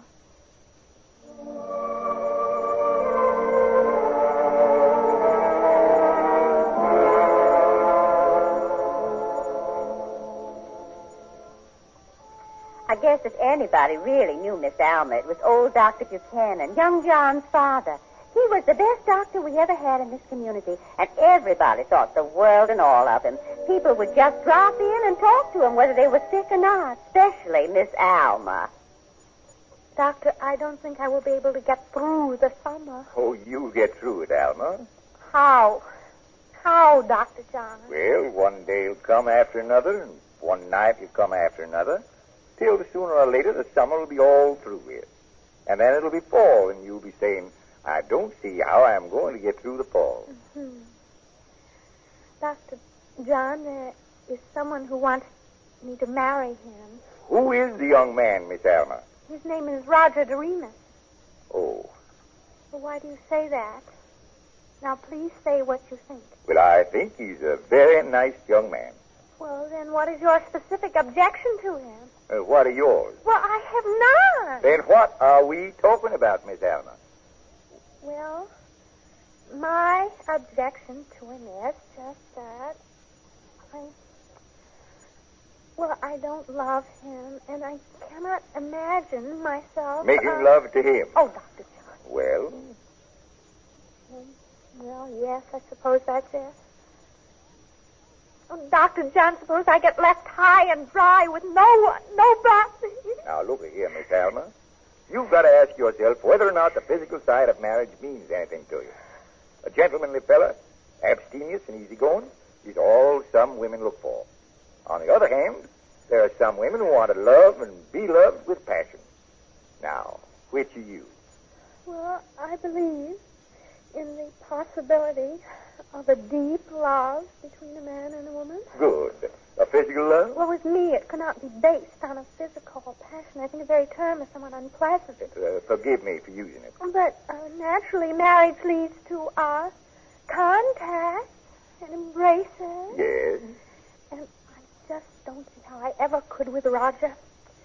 Well, it even offends me when he touches my hand, in spite of all the respect that I do have for him, and even affection. Has anyone ever touched you? I mean your hand. Without creating this distasteful feeling. Oh, yes. I'm not a cold person. Johnny! Where is John? I haven't seen him lately. The last I heard, my son was taking part in what is called a floating crap game. Oh, dear. Well, when do you expect him back? When he has lost his shirt, socks, and tie, and the belt to his trousers. Well, when he comes back, I wish you would remind him of something to me. About a month ago, he said that he would take me riding some afternoon in his automobile. but he seems to have forgotten all about it. Well, I'm afraid you'll have to remind him yourself.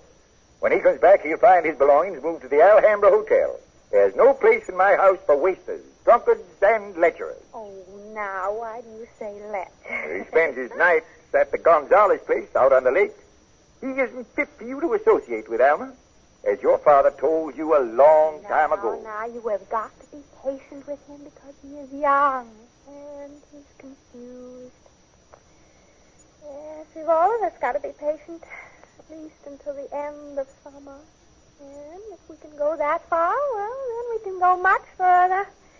And somewhere, sometime, there must be some revelation. A visit of some angel to straighten things up for us. How will we know this angel, Miss Alma? John. Hello, Dad. You will find your things at the Alhambra Hotel. That's the way you want it. Oh, don't you be too severe with him. Go upstairs and wash and shave and put on a clean shirt of mine. Okay, that's the way you want it. Infernal whelp.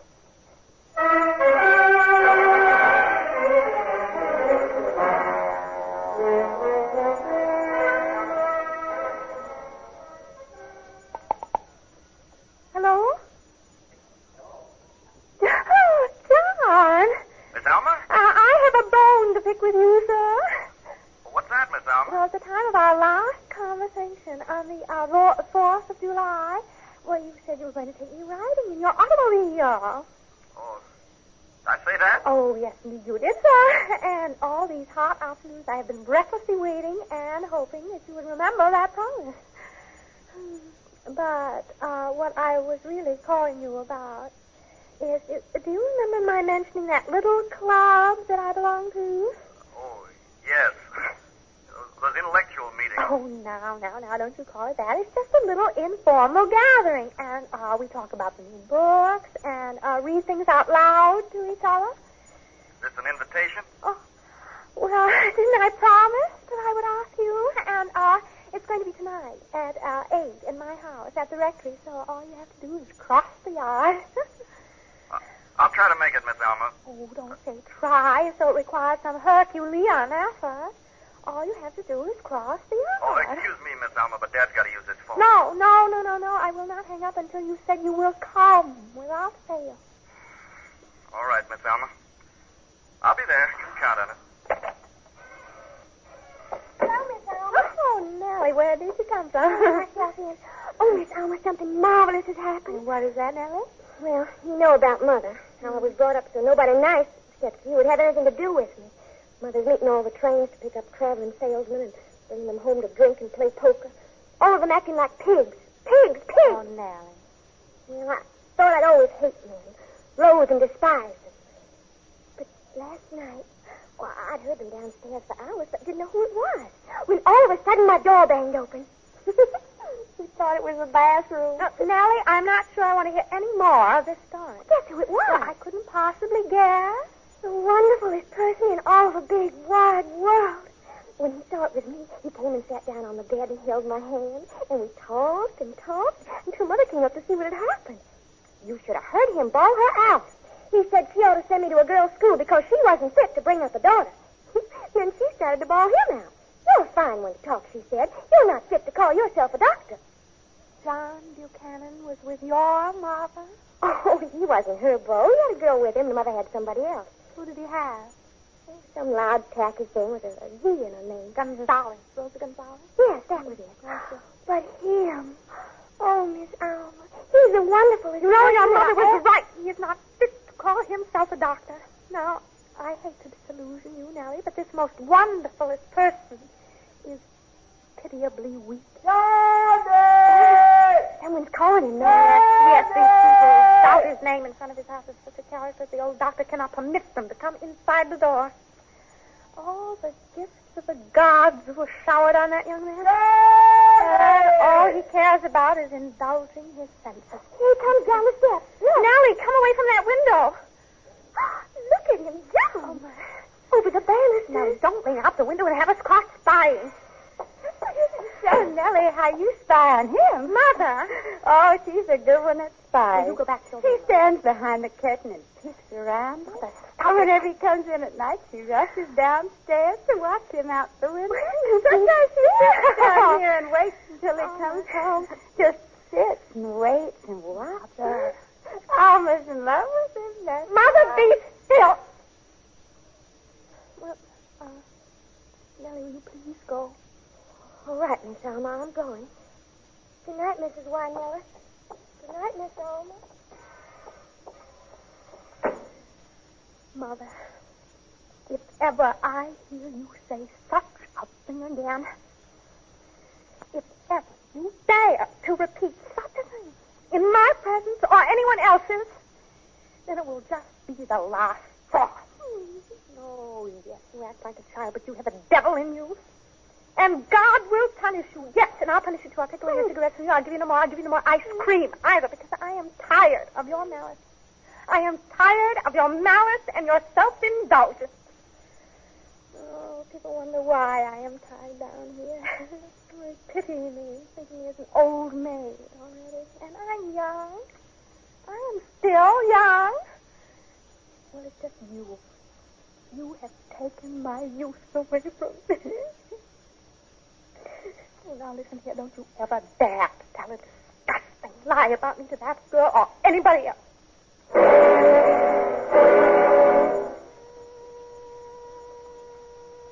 Everybody noticed the change that came over Miss Alma that summer. The first chance I had to notice it was the night we had our regular monthly literary meeting. Miss Alma had promised us a surprise visitor, and sure enough, she had one. Ladies and gentlemen, ladies, before we begin our meeting tonight, I would like to introduce our guest of honor, Dr. John Buchanan Jr. Hello, everybody. Well, now, we are all completely assembled. And I believe the first item on the agenda for this evening is... Vernon has his verse play with him tonight. Oh, we decided to put that off till colder weather. Yes. Miss Alma is supposed to read us a paper tonight on William Blake. Those dead poets can keep. Mrs. Bassett, everybody. Now, this is the way I feel about the verse play. Now, it is much too important a thing to be read under any but most ideal circumstances. I mean, not only atmospheric, on some cool evening, with music planned to go with it. Now, why don't we just have the paper on Blake, and then we can talk... Insane. That man was a mad fanatic. Now, Mrs. I Bassett. read up on him, and I know what I'm talking about. He traveled around with that Frenchman who fired a gun at him in a drunken stupor, and later one of them died of TB in a gutter. Oh, no. All right.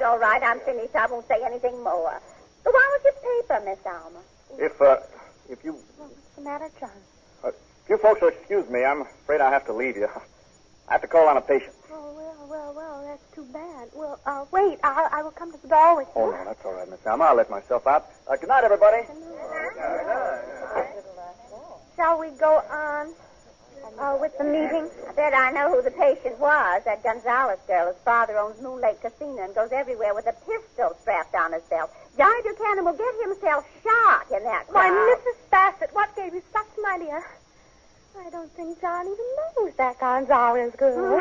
Knows her all right, in the biblical sense of the word, if you'll excuse me. No, I will not excuse you. A thing like that is inexcusable. I think Miss Alma has fallen for the young doctor. They tell me he has lots of new lady patients. Stop that! I won't have malicious talk here. You know you drove him away from this meeting after I bragged so much about how bright and interesting you all were.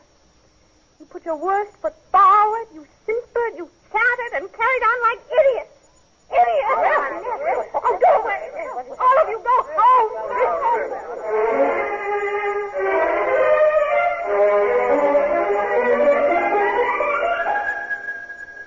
Father, would you tell me what time it is, please? 5 of 8. I'm working on my sermon. Why don't you work in the study? The study is suffocating, so don't disturb me. Father, would there be any chance of getting Mother upstairs if anyone should call? Are you expecting a call? No, I'm not expecting. There's just a chance of it. That boy next door is coming to see us. That's just coming to see us. You can't be serious, Alma. He asked me if he might, and I said yes if he wished to. But it's now after 8, so it doesn't look like he's coming after all. If he does come, you will go upstairs to your room. And I will receive him. If he does come, I will do no such thing, Father. I will receive him myself. I don't judge people by the tongues of gossip. I happen to know that he has been grossly misjudged and misrepresented by a lot of old busybodies who are envious of his youth. And his brilliance. And his charm. You're not out of your senses. Then I'm out of mine. I dare say we are all a bit peculiar, Father. And I have had one almost insufferable cross to bear. Insufferable cross yourself, your windbag, Mother. Perhaps I can bear another. But if you think I'm retiring to my study when this young man comes, probably with a whiskey bottle in one hand and a pair of dice in the other, you have another thing coming. Very well, then. I'll wait outside and meet him there if he comes at all. Alma, have you lost your mind? Oh, no, Father. I think I just found it. Alma, come back here. Alma.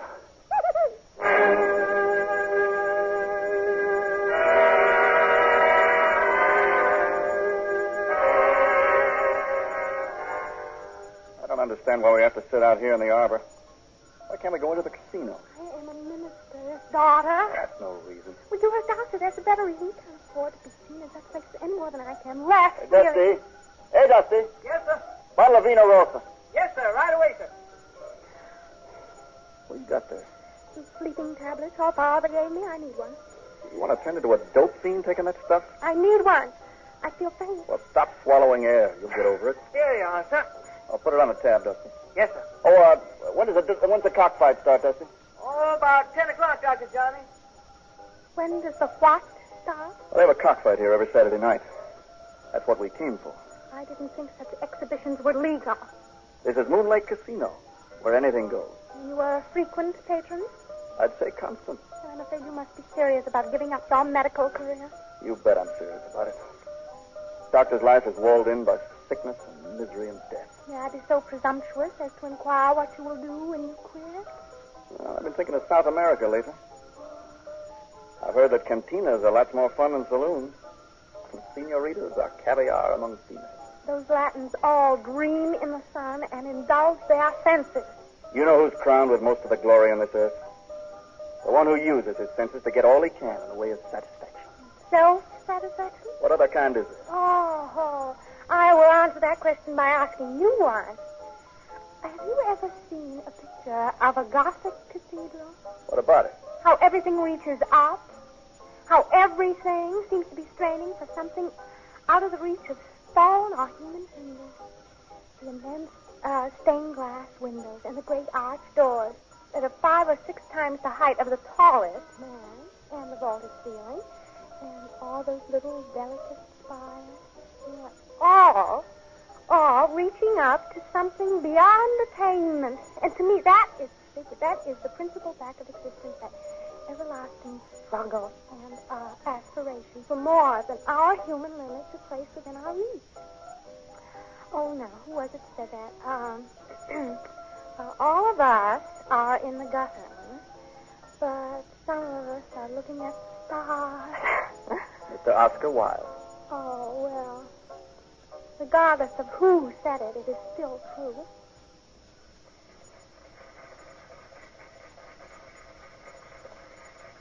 You know, I've only gone out with 3 young men at all seriously. And with each one there was a desert between us. Wide, wide stretches of uninhabitable ground. Of course, none of them ever engaged my serious feelings. You do have serious feelings of that kind. Well, doesn't everyone sometimes? Some women are cold. Some women are what is called frigid. Do I give that impression? Under the surface, you have a lot of excitement. A great deal more than any other woman I met. Well, of course, the soul. Oh, the soul again. Gothic cathedrals. Your name is Alma, and Alma is Spanish for soul. You know, sometime I'd like to show you a chart of the human anatomy I have in the office. It shows what our insides are like. And maybe you can show me where the beautiful soul is located on that chart. Oh, well, come on, the cockfight started. Let's go watch. No. I know something else we could do. I had heard that you made suggestions like that to girls you go out with, but I refuse to believe that such stories were true. What made you think that I might be amenable to such a suggestion? What you wanted all along, isn't it? I want to go home, but I won't listen to you. I'll go home in a taxi. Boy, call a taxi. I'll call one for you, Miss Alma. You are not a gentleman. Taxi! You are not a gentleman.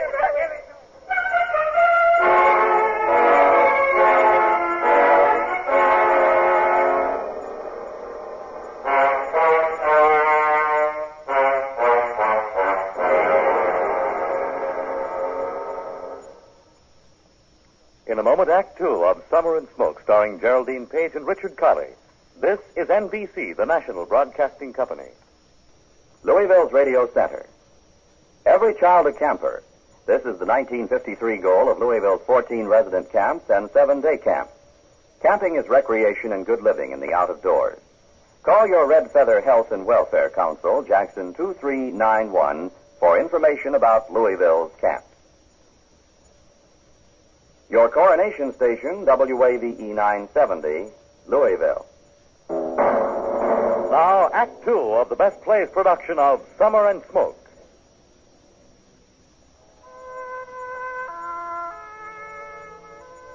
A while after her date with John Buchanan at the Moon Lake Casino, Miss Alma seemed to act more like herself. If she had another date with him, none of us found out about it, and it was commonly thought that something might develop between her and Mr. Roger DeRemus, who came to the rectory more and more often.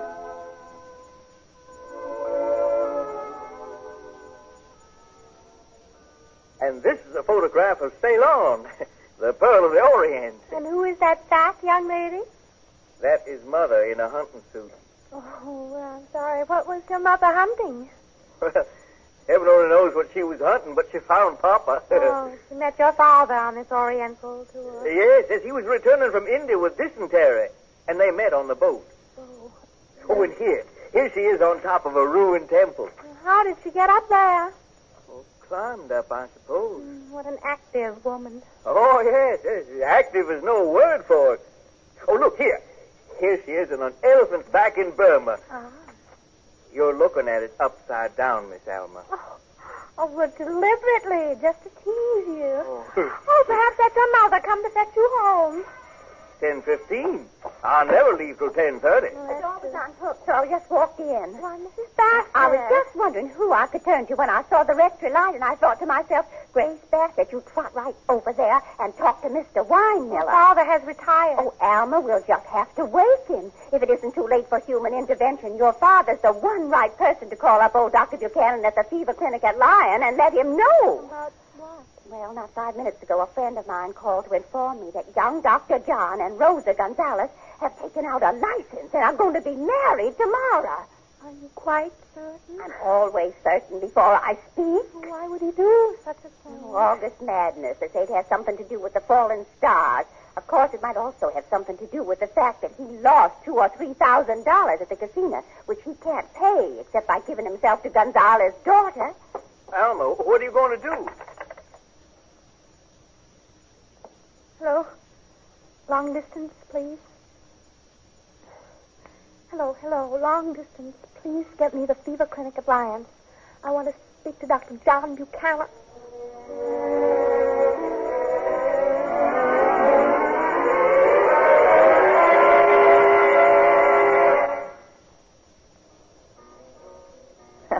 Johnny, you have blood on your face. Bit my ear. Turn that music off. No, I like it. Never make love without scratching and biting, Rosa. If I leave you, I have a little blood on me. Why is that? Because I know I can't hold you. Well, tomorrow we leave here together. We sail out of Galveston, don't we? You say it, but I don't believe it.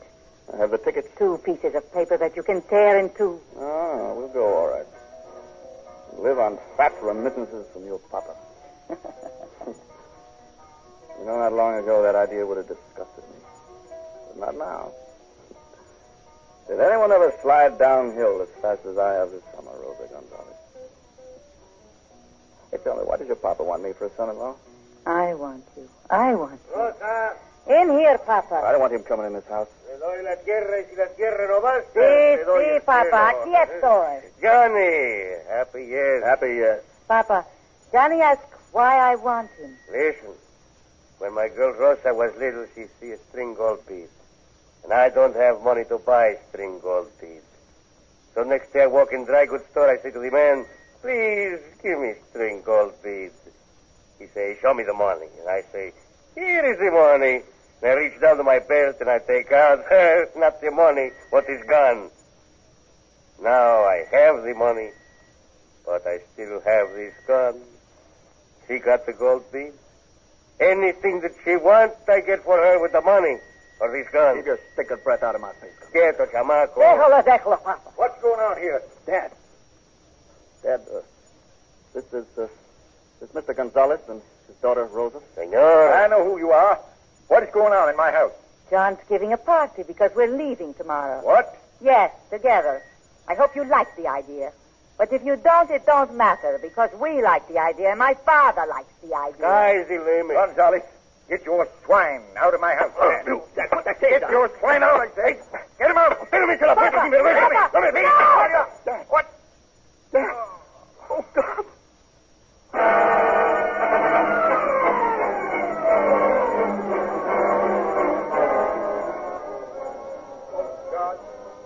To whom all hearts are open, and from whom no secrets are hid. Help this thy servant in his hour. That mumbo-jumbo your father's spouting. And if it be thy will, O Tell him Lord, to quit. take him You unto don't want thy that worn-out sight magic. It is no longer a question of what you want. of life everlasting. You've got to go in and see him, John. Amen. He wouldn't want me. It just happened because of his devotion to you. No, it happened because some meddlesome Matty called him back here tonight. I called him back. But you can't put the blame on anything but your own weakness. You white-blooded spinster. Listen, you call me whatever you want, but don't let your father hear your drunken shout. There's something here I want you to see. This chart of anatomy. Look. I don't want to see that. Oh, how can you behave like this with your father? Die! I want you to look at this chart and listen to a lesson in anatomy. You see? Very well, I'm listening. This is a picture of the human body. This upper story is the brain, which is hungry for something called truth. Doesn't get much, but keeps on being hungry. This part here is hungry for food. This part's hungry for love. Because it's sometimes lonesome.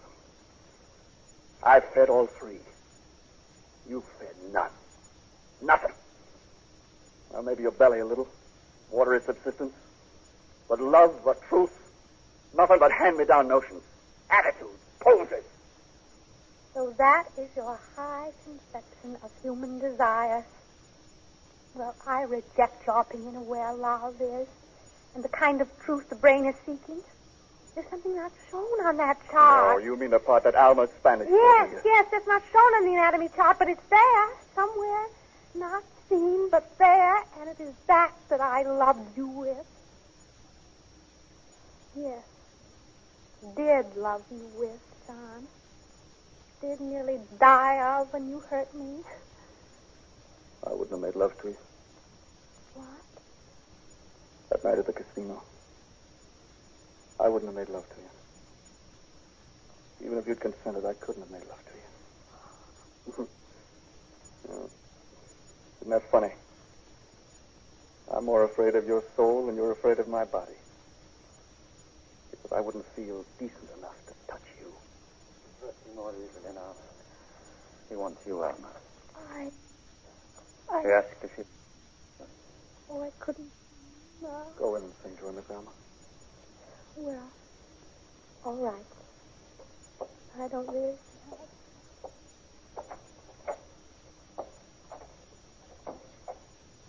Sir? Yes. Do you think I might... Yes, John. Go on in. I think he'll want to see you. John. Dad? Dad? It's too late, John. Too late.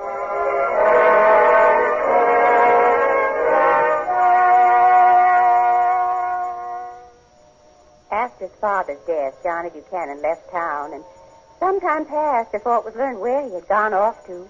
While he was away, a kind of strangeness came over Miss Alma. She very seldom left the house, and if anybody called at the rectory, they would come away with stories of the funny way she acted and dressed. Is there a parade in town, Father? Haven't you looked at the papers? Well, no, not lately. He's finished the work his father started. Sent out the fever. And gotten all of the glory. Well, that's how it is in this world. Alma, come away from that window. Oh, there he is. He's home. Then why don't you rush right over? That's what you want to do, isn't it? Oh, that's exactly what I want to do, Father, but I'm afraid someone else has already gone to welcome him home. Oh, that Gonzalez creature. No. Here she looked like Nellie Ewell, but you know that little girl used to be one of my music students, but I couldn't see her. Why, Nellie is just a child.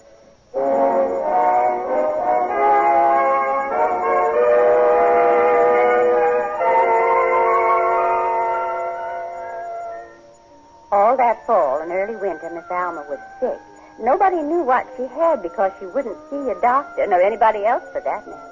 I'll never forget the first time I saw her after her sickness. It was down in the park just a few days before Christmas of that year.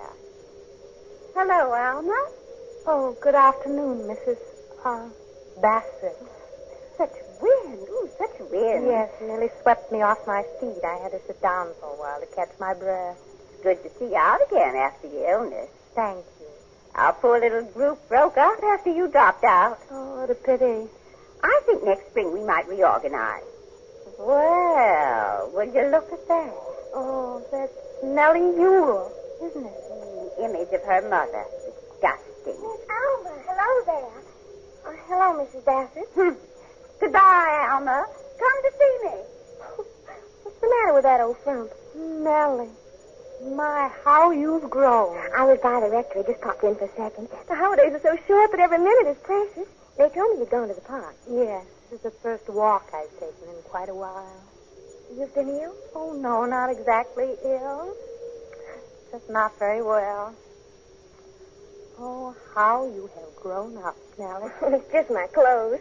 Since I went off to Sophie Newcomb, I picked out my own clothes, Alma. I'm sure it must be very fashionable at school. Oh, yes. They're preparing us to be young ladies in society. What a pity there's no society here to be a young lady in. You'll find out the fields to conquer. What's this I hear about you? I have no idea, Nellie. That you've quit teaching singing and gone into retirement from the world? Well, naturally, I had to stop teaching while I was ill.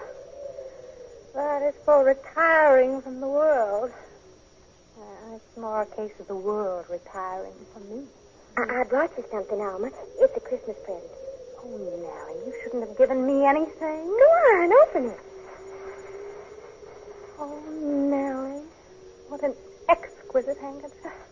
There's a card, too. Oh, yes, so there is. Joyeux Noël to Alma from Nellie. And John?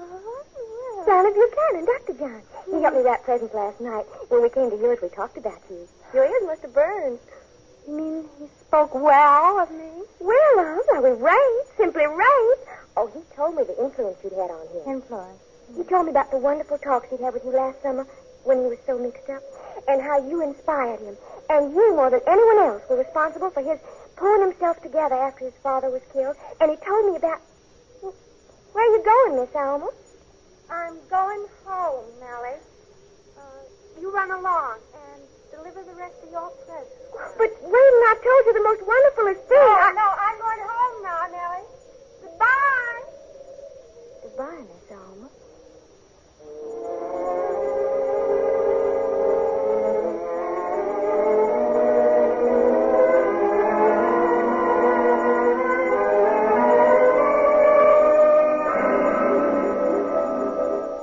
Hello, John. Well, Miss Alma, how nice to see you. I called the rectory when I heard you were sick, but your father told me you wouldn't see a doctor. Oh, well, I just needed a rest. That was all. You were out of town mostly. Yes, I was mostly in Lyme, finishing up Dad's work in the fever clinic. Covering yourself with sudden glory. redeeming myself with good works. Well, it's rather late to tell you how happy I am, and also how proud. But, no, you're right, I haven't been well. You see, I've thought many times of something you told me last summer, that I have a doppelganger.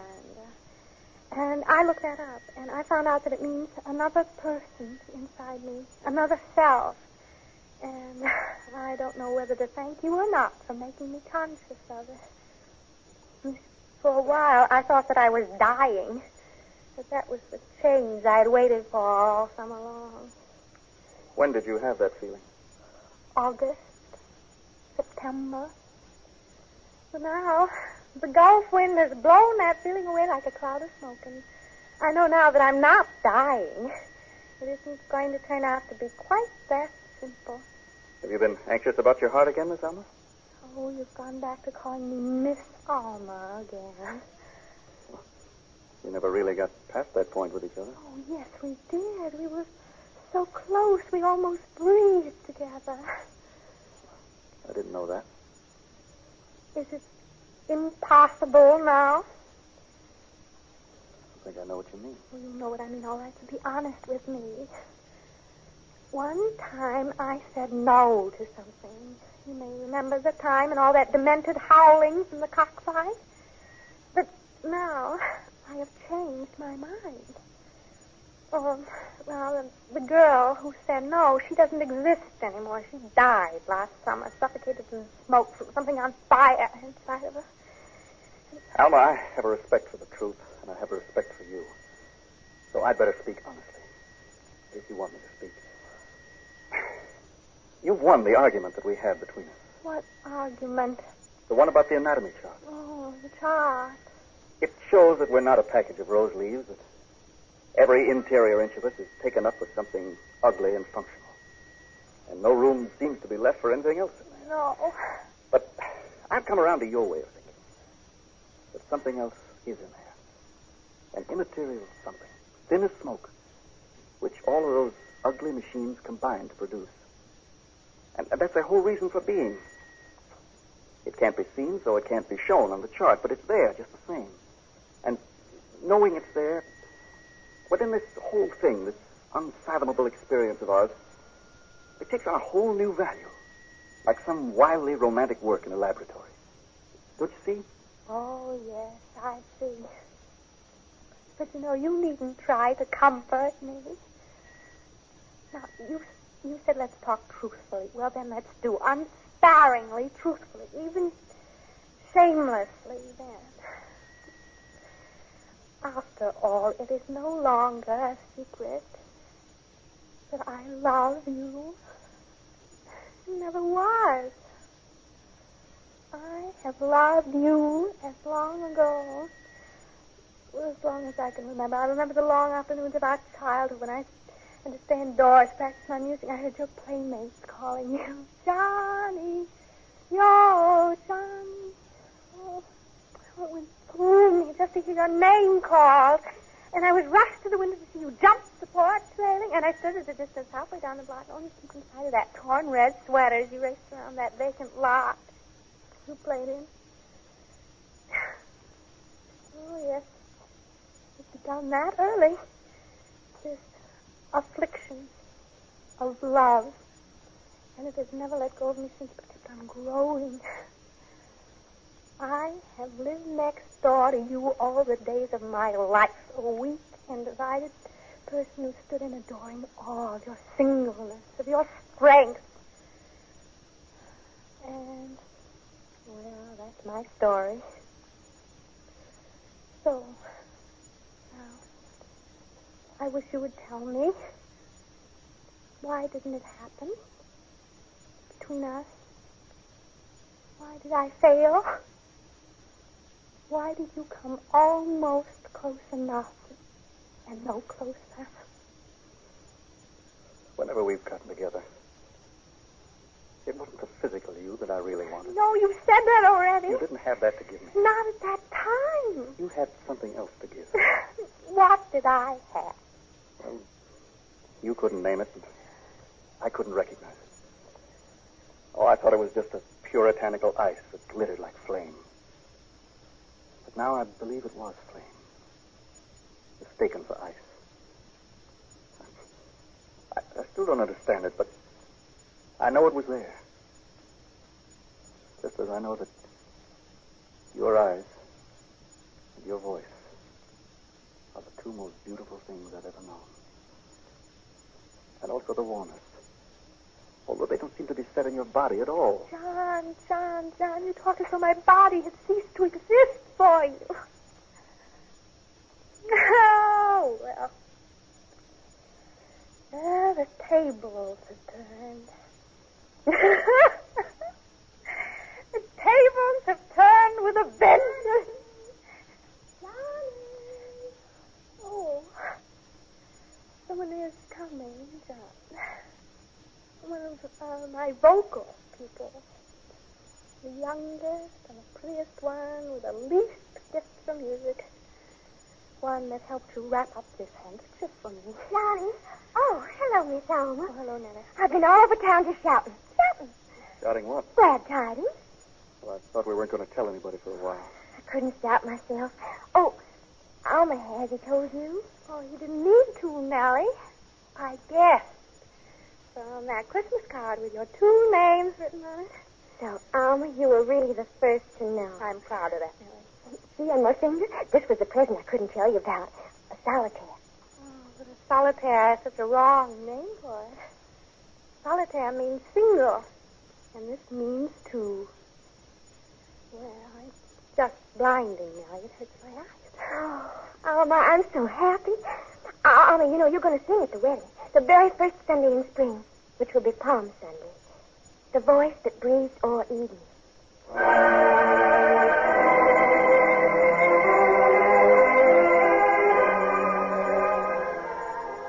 Young man. You say something, miss? A train at night makes a lonely sound, don't you think so? Yeah, it sure does. The water in the fountain is cool. Is you thirsty? No, not right now. Even in summer, it keeps cool. It comes from deep underground. That's what keeps it cool. Glorious Hill is famous for its artesian springs. Well, I didn't know that. Oh, didn't you now? Are you a stranger in town? I'm a traveling salesman. Oh, you are salesmen who travel. But I should say you are younger than most of them are. And not so fat. I'm just starting out. Oh, I see. I travel for Red Cross shoes. And the Delta is your territory? From the Peabody Lobby to Catfish Row in Vicksburg. The life of a traveling salesman is interesting. But lonely. You're right about that.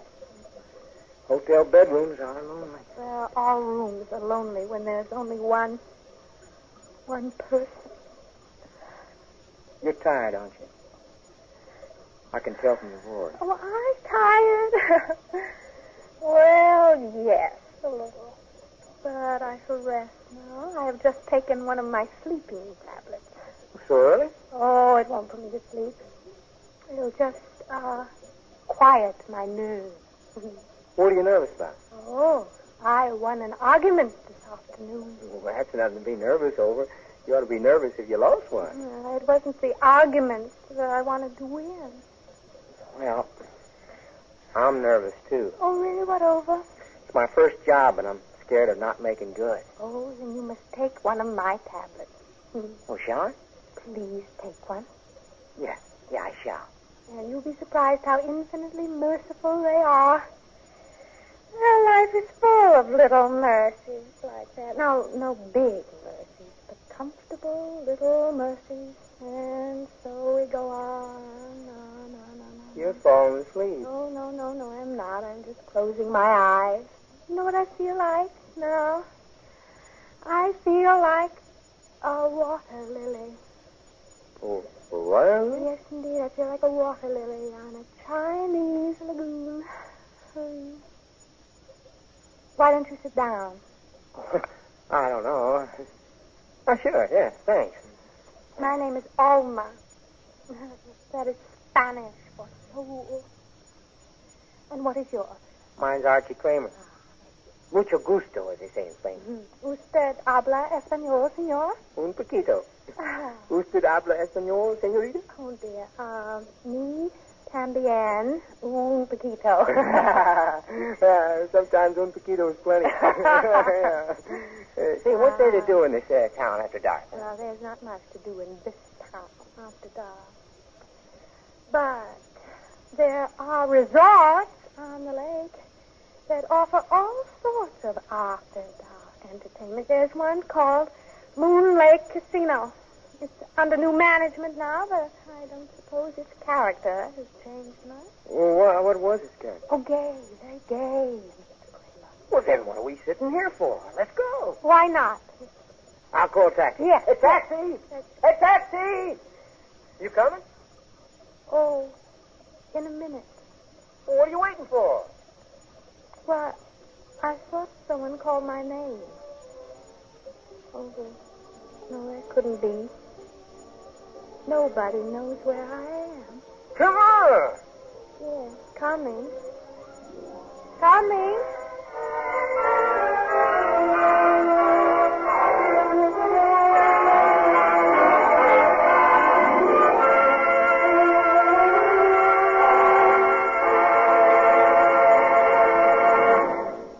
You have just heard the Best Plays production of Summer and Smoke, starring Geraldine Page and Richard Kiley.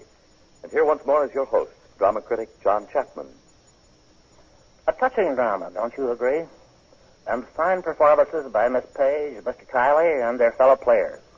Our thanks to them all. Next week, we're going to try one of those melodramas the English know how to make so well. This one is Barry Lyndon's The Amazing Dr. Quitterhouse. Dr. Quitterhouse is a reputable man who becomes an extremely clever criminal in a spirit of pure psychological research. I think you'll enjoy it. And we'll be pleased to learn that our Dr. Quitterhouse will be the star who created the role on Broadway, Sir Cedric Hardwicke. This is Chapman saying goodbye until next week.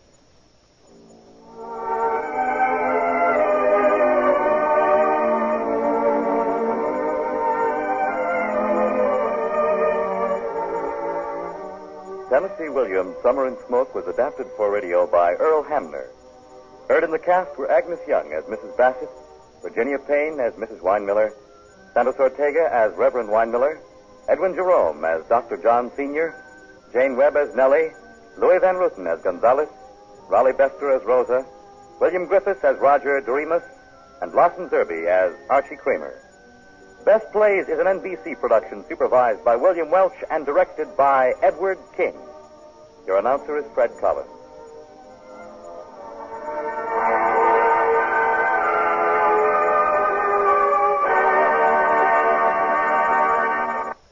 Sundays, hear Theater Guild on NBC.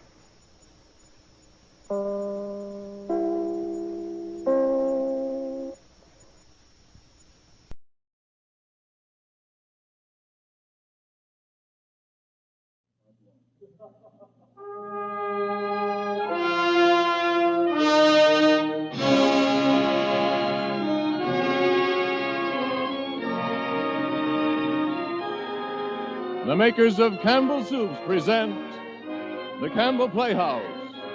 Orson Welles, producer.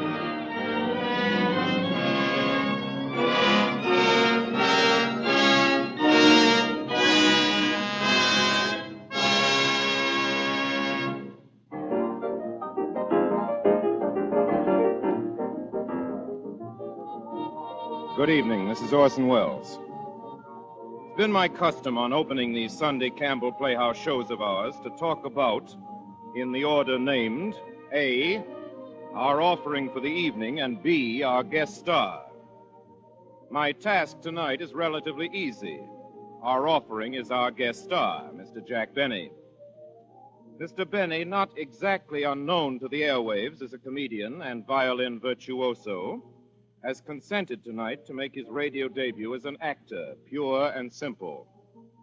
It is his art, I hasten to add, which is pure. It is the character he plays who is simple. Tonight, for the first time since I've been its producer, we've opened the doors of the Campbell Playhouse, opened them to admit as our guests a few hundred of Mr. Benny's fans, whom Mr. Benny at least numbers in millions. we bid them a sincere and hearty welcome. And if Mr. Benny behaves himself tonight, the silence of the Campbell Playhouse will remain, as always, undisturbed. Granted, of course, that tonight's specialty is no particular invitation to sobriety on the part of the giddiest guest in our career. June Moon by Ring Lardner and George S. Kaufman is advertised as his vehicle. Until just now, at least, it's always been one of my favorite plays. Now, for just a minute or so, while Mr. Benny gets in the mood, Ernest Chappell, who is in the mood, has something to tell us about a discovery he's made. Mr. Chappell? Thank you, Orson Welles. Perhaps it's hardly to be called a discovery. The other night I was browsing through the diaries of the great and greatly human Englishman, Samuel Pepys, when I came upon this entry in the year 1665. All morning at my books, which I have had new bound. Then with Sir W. Penn in his carriage to the Lord Chancellor's. We were there regally entertained, dining upon a vast dish of chickens of most excellent sweet meat. And so we have evidence, if indeed evidence were needed, that the taste for chicken was as keen in the year 1665 as it is with most of us in 1940. Now, I'm sure it must be our continued liking for chicken that has made this country take so wholeheartedly to Campbell's chicken soup. One after another, families have tried this chicken soup and found it rich in chicken flavor clear through, from its golden surface to the very bottom of the plate. They've seen how its broth fairly glistens with chicken richness. They've enjoyed the fluffy rice and tender chicken meat in every plateful. They've told others how much they enjoyed Campbell's chicken soup, and so its popularity has grown and continues to grow. Have you tried this deep-flavored, home-like chicken soup of Campbell's? Won't you enjoy it tomorrow? I promise you, just as sure as you like chicken, you'll like Campbell's chicken soup. And now, Orson Welles opens our Campbell Playhouse presentation of June Moon, starring Jack Benny.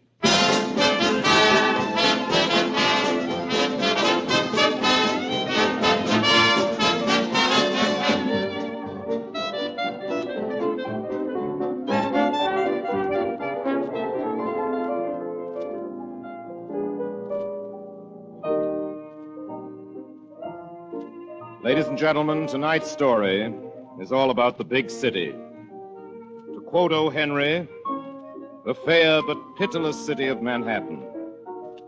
In this big city, large and sudden things happen. You round a corner and thrust the rib of your umbrella into the eye of your old friend from Kenosha, Wisconsin. You stroll out to pluck a sweet William in the park, and lo, bandits attack you. You stand in the bread line, marry an heiress, and take out your laundry, all seemingly in the wink of an eye. You travel the streets, and a finger beckons to you. A handkerchief. Oh, Orson. Orson.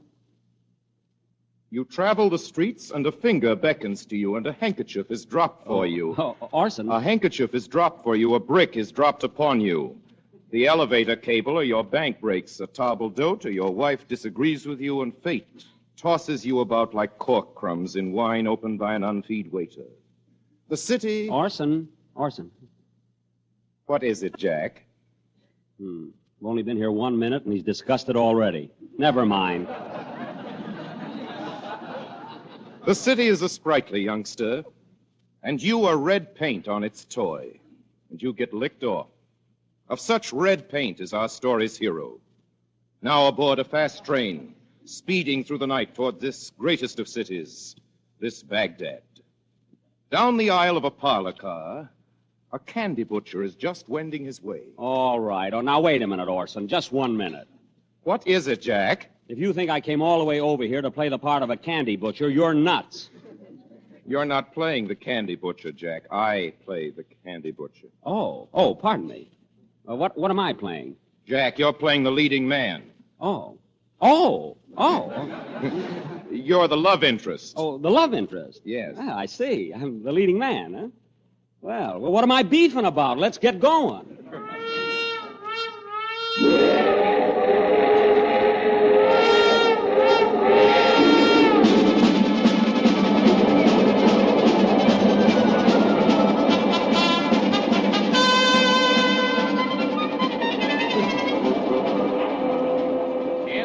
Cigarettes, magazines, candy, cigarettes, a magazine, miss? No, thank you. Candy? No, thank you. Candy, mister? You got any Fritzy Wootsy rolls? I sure have. How much are they? 15 cents apiece. How many? 15 cents for Fritzy Wootsy rolls? None. Excuse me, mister. Didn't you ask me did I have a footsie-wootsy roll? Yes. And then you asked me how much? I was just making conversation, that's all. Hey, now, wait a minute, Orson. Look, let's stop this right here. Look, Orson. No, wait. Look, Orson. I'm afraid this part doesn't fit me. It's not my character. I'm not a tightwad. No. Well, Jack, you're an actor. Just throw yourself into it. Oh, all right. Fine party gave me the play. I'll try. Candy, cigarettes, magazines, newspapers, miss? No, thank you. Candy? No, thank you. Cigarettes, candy. Oh, miss. Hey, miss, would you care to look at part of my newspaper? Oh, thank you, but I don't think so. Thank you. Thank you. Thought you might want to read. No, thank you. Well, we're due in New York at 10:03. Yes, I know. You got on at Hudson, didn't you? Yes. I seen you. Now, there's another thing, Orson. Look. Now, wait a minute. Orson, look. Now, Orson, no, 1 second. Wait a minute. Orson, look, I don't talk like that. I mean, I seen you. What is that I seen you? That's for Phil Harris. It's not for me. Now, look here, Jack. I can't tolerate any more interruptions. This is a legitimate program. You're playing a character. The character speaks ungrammatically. Miss Gordon, will you please continue? Gee, what a tyrant. Jack, let's start where we left off. It's your line, Jack. We're due in New York at 10:03. All right. Sound effect. We're due in New York at 10:03. Yes, I know. You got on at Hudson, didn't you? Yes. I seen you. Seen you. You know, I've been on ever since Schenectady. Really? Yeah, that's where I worked. I mean, where I did work, at the GE. GE? Yeah, General Electric. They call it the GE. That's where the plant is in Schenectady. I've got a girlfriend from Schenectady. Is that so? She's in New York now, or at least she was the last time I heard of her. Grace Crowell. Oh, I used to know a Mildred Crowell, but her name wasn't Grace. This was Grace. Yeah, this was Mildred. I guess there's a difference, all right. You know, Mildred's brother was quite a billiard player. 3 cushions. Eddie, his name was. That's my name, too.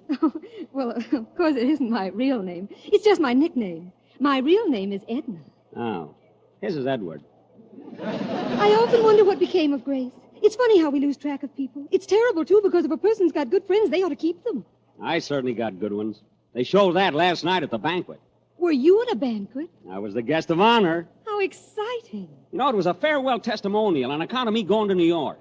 And then this afternoon, 10 or 11 of the boys came down to the station, and Ernie Butler, that's a friend of mine, you know, he had a hangover and bought me the seat in a parlor car. And he said it'd be a disgrace for me to ride in a day coach with this new valise. It's a lovely valise. Yeah, they gave it to me at the banquet. It's got my initials. FDC. Frederick D. Stevens. What's the D for? Deductible. I was born March 15. 5:10 a.m. I like a man to have a middle name. Girls don't usually have them. I'm just plain Edna. I wouldn't say plain. Oh, you know how to make pretty speeches. I bet you're used to them. You know, talking about speeches, you ought to have heard the speech Carl Williams made when he gave me this valise. At the banquet, I mean. I guess I blushed all right. I bet they were sorry to see you go. You look like the kind of a man men would like. And girls, too. I don't go around much with girls. I don't go much with men, either. Neither do I. Yep, Carl sure made quite a speech, all right. He said the boys expect me to be the best songwriter in the country. Is that what you are, a songwriter? Not the music part, just the words. Lyrics, they're called. The words are called lyrics, I mean. Not the music, you know. It must be wonderful to have a gift like that. You know, that's what Benny Davis called it. A gift. I guess you heard of him. He's turned out 100 smash hits. I guess I must have. He wrote, Oh, How I Miss You Tonight. It was a song about how he missed his mother.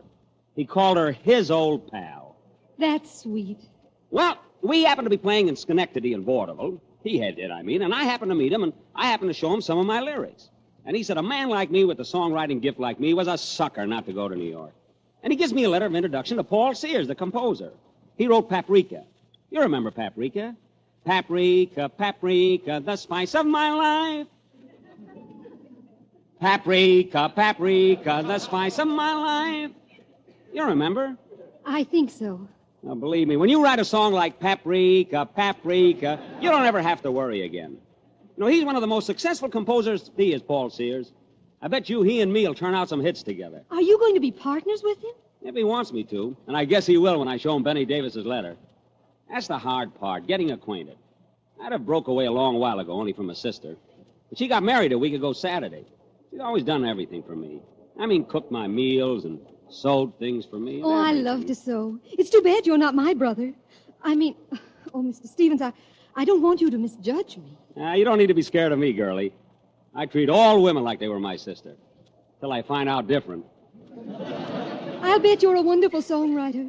No wonder your friends gave you that big dinner. Yes, sir. It sure was some banquet, all right. I bet some of my pals got a headache today, all right, all right. I feel terrible. I hardly ever touch it myself, only once in a great while at a party. Yeah, girls ought to lay off it entirely. I never touch it. You take some of those women in Schenectady, and they want to go out every night and guzzle. Married women, too.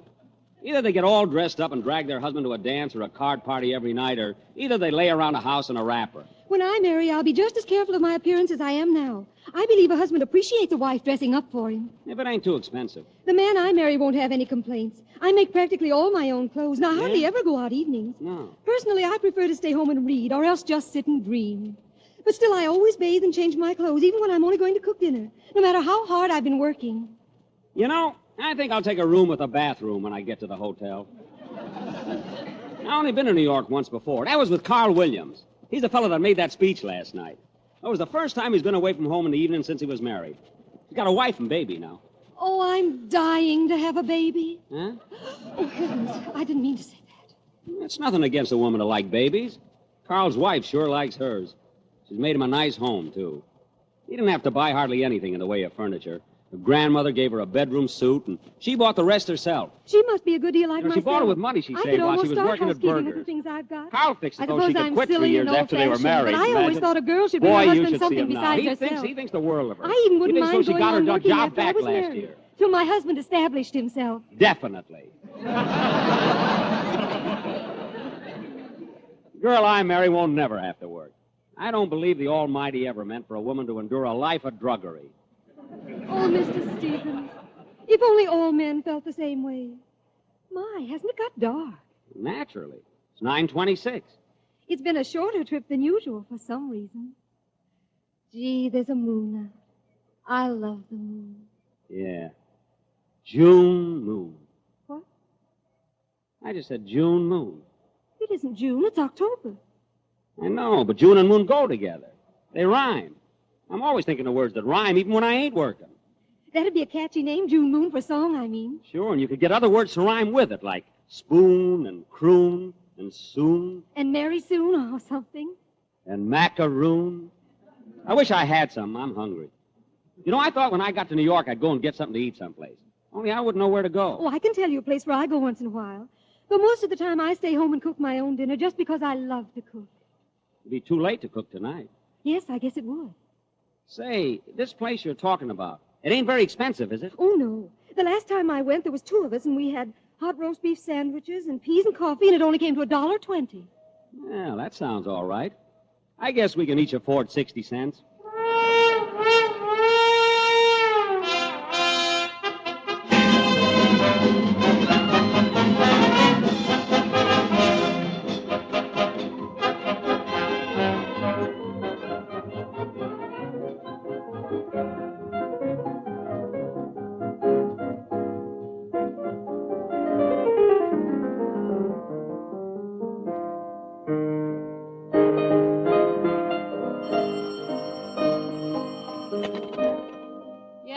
That's for me. Hello, this is Paul Sears. Who? Fred Stevens. Oh, hello, Mr. Stevens. Welcome to our city. Where are you now? Well, you better hop in a taxi. It's quite a ways yet. That's it, Mr. Stevens. That's Mr. Stevens. That's the lyric writer I was telling you about, Lucille. He's from Schenectady. Thank heavens he can't get that in a lyric. I've been thinking maybe he and I could do something together, or I could get rid of Houseman. If Houseman gave me a new idea, I'd drop dead. But this fella's got a fresh slant. Houseman would drop even deader if you gave him a new tune. I gave him Paprika, didn't I? That's so long ago, I don't see how you remember it. Well, Hart made enough money out of it. Everybody makes money but you. This Stevens is a nice kid. Hope Hart likes him. Say, your sister's got a date with Hart. Why don't you keep it? It's hair past age. Don't you worry about Eileen. What about Hart and her anyway? If she's engaged to him, aren't they ever going to get married? You'll know as soon as there's anything if you ask me, she's tired of him already. Yeah, he'll wiggle off the hook some way. If you ask me, he's getting so tired of it, it's not his... Listen, what makes you think so? Oh, just because of the luck I'm running. If I ever marry again, it'll be a woman without a sister. If the sister didn't have a sister, that's who I'd like to be. Either of them. What time is it, Lucille? Oh, it's nearly 9 o'clock. Do you want me to fix your evening dress, Eileen? Say, it's not going to last much longer. I know it. Why don't you shop around Monday and see if you can find something? I'd go with you if I had anything to shop with. You wait till this new number gets over. By that time, I'll only want a shawl. Oh, it's Hart going to phone her, isn't he? It gets me crazy, this waiting. Oh, shut up, Paul. Oh, all right. And don't slam. I wouldn't mind waiting if there was something to wait for. I nearly go out of my mind just sitting. You hear women brag about the nice, cozy evenings they spend at home with their husband. They're not married to a piano tuner with 10 thumbs. Hart said he'd call me the minute he got in. Maybe the train was late. He was in Philadelphia, you know. I know, but they got phones there now, too. Wish there was something I could do tonight. Why don't you go to a picture? They charge admission. You're a fool to keep it up. You ought to break away while you still got a chance. That's easy to say. I haven't got any grounds. You wouldn't need grounds. Just get him up in court and let the judge look at him. And if I did leave him, do you know what'd happen? He'd write 10 smash hits in a week. That's my luck. Who's that? Oh, Maxie, I guess. Or maybe that lyric writer. Who? You know, that's coming to see Paul from Albany or someplace. Oh. Hello, everybody. Oh, hello, Maxie. Hello, Lucille. Hello, Maxie. Hi, kids. Well, everybody's staying at home on a Saturday night. All nights are alike up here. Look, I want the girls to hear that Montana number, Maxie. You know, the way it really sounds when it's played. Okay. Hey, he's going to play Montana number. That's all right. I'll close the door. Go ahead, Maxie. She don't know anything. You know, I might have been a songwriter myself, but I got stuck on my own stuff. I wrote tunes nobody ever heard of before. Yeah, they wouldn't stand for it. You know, that was a great idea of Hausman's writing a lyric about Montana. He's using up his ideas too fast. Montana Moon. He puts a state and the moon all in one song. Are you going to play it? Yeah. Montana moonlight, as bright as noonlight.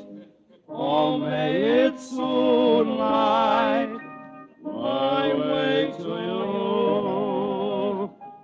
I know you're lonely, my one and only, for I am lonely, that's lonely too. Solid, Maxie. Boy, ain't it great the way Maxie plays it? I don't think Berlin will kill himself. You know, Paul, I wouldn't count on this number too much if I was you. They were talking about it when I left the office. Hart and Goebel. Who was talking? Oh, hello, Eileen. I said Hart and Goebel were talking about Paul's new number. You mean they were talking about it today? Yeah. What time? I don't know, 5 o'clock. Goebel and Hart both? Yeah, why? Oh. What's the matter with Eileen? Oh, that don't matter. What did they say about the song? Right now, they don't want it. If I don't deliver pretty soon, Maxie, they'll let me out. I guess this is Stevens. Who?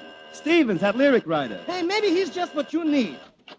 Hello, Stevens. Glad to see you. Hello, Mr. Sears. Put your hat and coat in the chair. This is Maxie. Mr. Schwartz, shake hands with Mr. Stevens. Glad to meet you, Mr. Schwartz. Hello, Stevens. And this is my wife. Dear, this is Mr. Stevens. How are you, Mr. Stevens? I'm all right. Paul tells me you're a songwriter yourself. Just the words. Well, that's all Paul needs, that and the music. Well, I just write the words. You know, I've always admired Mr. Sears ever since he wrote Paprika. You've got a good memory. Well, sir, I'm anxious to get started. All right. Since I got to town, all I've done so far is spend money. Spend money? Say, you are a stranger. Sit down. Thanks. Guess I'm a little late.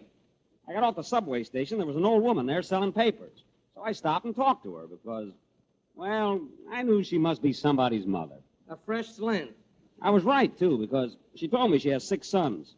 I feel sorry for old women that has to earn their own living.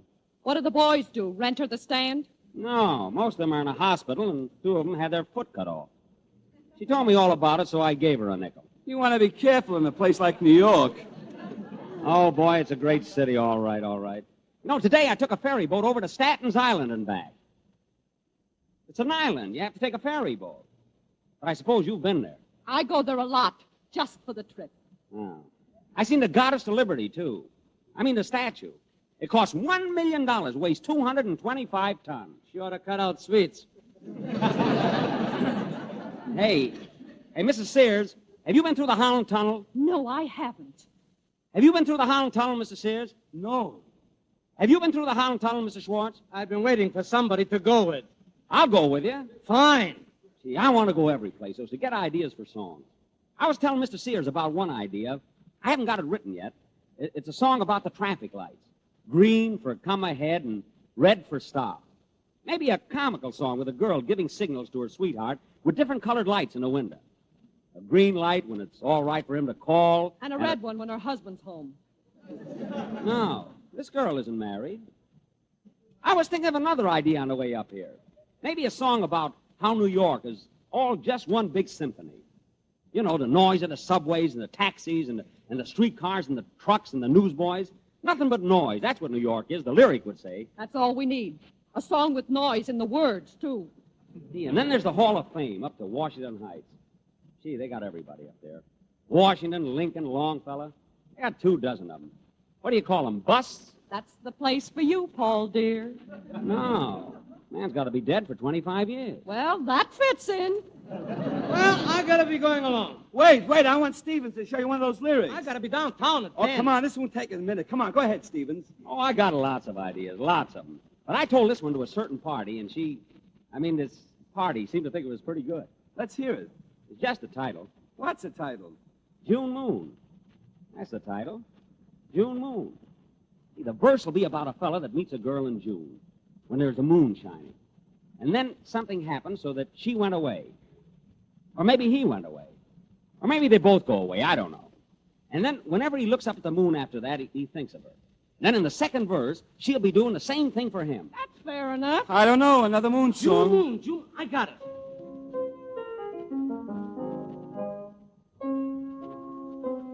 June moon, how I wish you so-and-so. How I miss my so-and-so. Spoon. For heaven's sake, this would have taken Cole Porter months. I'm a genius. Hello?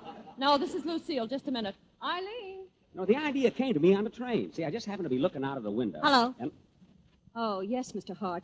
Not at all, Mr. Hart. What train, Mr. Hart? Oh, nothing, Mr. Hart. Goodbye, everybody. Yes, I'm I can doing the imagine. It ocean. must have Glad to been have met you, Mr. terribly Stevens. tiresome. Wait a minute, Maxie. Maxie. See you again. Don't What? say anything now, Oh, really? I husband, thought you were about... leaving tomorrow. What time tonight? My, it must be important. Well, I won't have a chance to say goodbye before you go. Oh, don't trouble yourself. It's quite all right. Have a pleasant trip, Mr. Hart. Mr. Stevens, this is my sister, Miss Fletcher. Hello. glad to meet you, Miss Fletcher. Thanks. Mr. Stevens, the lyric writer. He's from Schenectady. He's been all over New York getting ideas for songs. Do you like it? Yeah, I like it fine, but it costs money to live here. Gosh, I had breakfast in a hotel this morning. And it was 40 cents for salt, mackerel, mashed potatoes, and a cup of instant postum. Imagine. A few more breakfasts like that, and you won't have any money left. I still got plenty. Oh, really? Say, I'll bet you haven't been to any of the real places, have you? It takes a New Yorker to find those. Well, I seen the Goddess of Liberty. I mean the night places. I seen it at night. Oh, no. Restaurants. Huh? Mr. Stevens would love those, wouldn't he, Eileen? Yeah. I'll tell you what. Why don't we make up a party, the four of us, and show Mr. Stevens the town? You mean tonight? What do you say, Eileen? How about it? Why, sure. I don't know why not. Sure. Well, wait. It'll be great to go, all right. Only the trouble is I got another engagement. Ah, you could put that off. Of course you could. Paul had another engagement, too. He broke it on your account. Didn't you, dear? What? We thought it'd be fun for the four of us to go out someplace, but Mr. Stevens doesn't want to. Well, it ain't that I don't want to. You know, you really ought to. Paul was just saying that what you needed was to go places where they do the latest numbers and hear what kind of songs they're getting over. Isn't that what you were saying, Paul? Sure. Sure. Are we all set? Well, gee, I'd like to go, all right, but I don't know on account of this other engagement. Oh, but you could do something about that. You could go if you really wanted to. Don't you want to?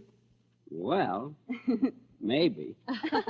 Maybe I can get out of the party I was going with. But this engagement, I was going to take in a radio show. Say, listen, I'll tip you off about that, Mr. Stevens. One thing about a radio show, you don't have to go to see it. You can always hear it on the air or turn it off. Well, you know, in Schenectady, I listen to the radio all the time. And there's one guy I never miss. Gee, he's a scream. A fellow by the name of Jack Benny. You know, Benny.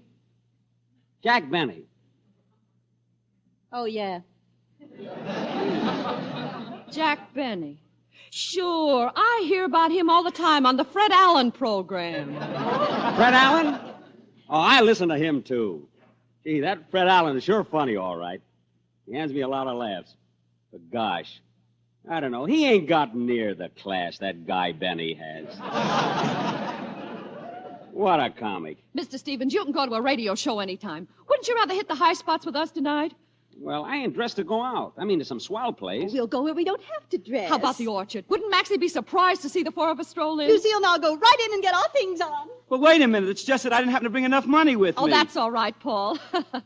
Mr. Stevens can be the treasurer tonight, and you can fix it up with him later. Come on, let's hurry. Say, Paul, she's a good looker, ain't she? Who, Eileen? Yeah. Does she live here with you all the time? I'd say she does. Say, can I use your phone a minute? Sure. Do you want the book? No, I know the number. Look, they was talking about the orchard. That ain't one of them expensive places, is it? Nah, just about average. Average is too expensive. Hello? Does Miss Edna Baker live there? Yeah. No kidding, Paul. What do you think it'd cost for the four of us? More than $6? You got more than that with you, haven't you? Well, no, don't call her to the phone. Just give her this message. Tell her Mr. Frederick D. Stevens, the songwriter, called and won't be able to make it tonight. He's all tied up. More than $6 for four people. Where are they going to take me? $6. I wish I was dead.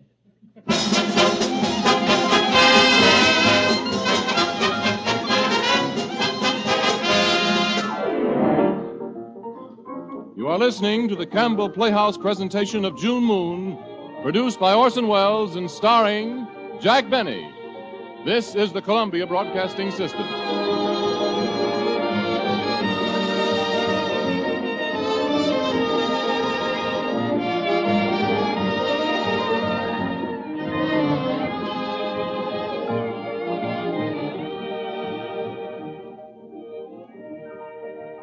This is Ernest Chappell, ladies and gentlemen, welcoming you back to the Campbell Playhouse. In a moment, we shall resume our presentation of June Moon. You know, I think everybody will agree that this is the day of the expert, of the specialist in every field. Now, Campbell's have spent 41 years in the highly specialized field of soup making. Throughout all these years, every day has been soup making day at Campbell's. Every day a day devoted to marketing for the finest ingredients, to improving recipes and to acquiring skill in soup cookery. And I think after all these years, it may be truly said that Campbell's know how to make soup. Certainly this is conceded by good home cooks everywhere. The moment they first taste Campbell's soups and discover their fine flavor and wholesomeness, they often say something like this: yes, these soups are really homelike. And so it is that more and more women are turning over the making of all their soups to Campbell's. Have you done so yet? If not, I invite you to try your family's favorite soups, one after another, as they're made in Campbell's kitchens. And if you will, I sincerely believe that you, too, will appoint Campbell's soup makers to your family from now on. And now Orson Welles resumes our Campbell Playhouse presentation of June Moon, starring Jack Benny.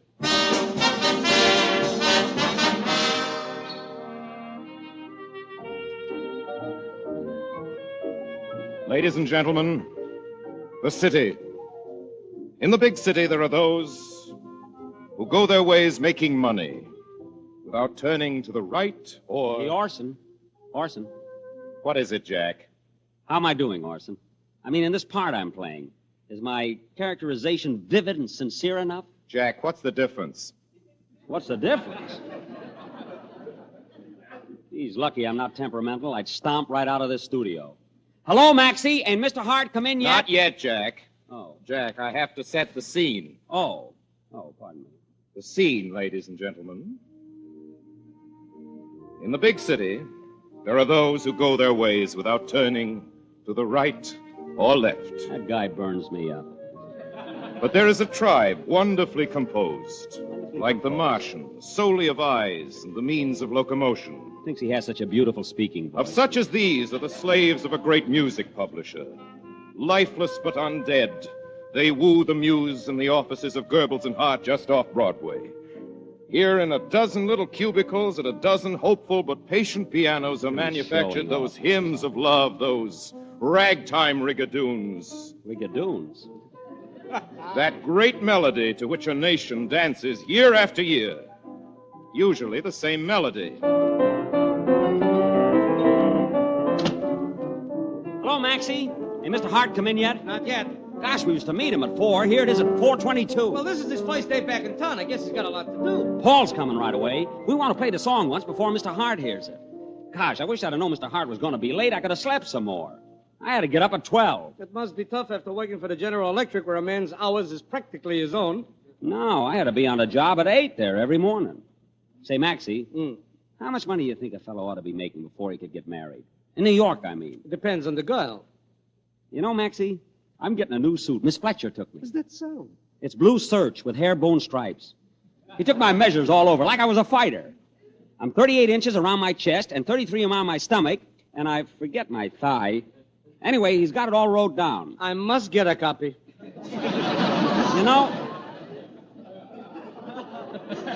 You know, Maxie, if they like June Moon, I'm going to get an evening dinner coat with a tuxedo.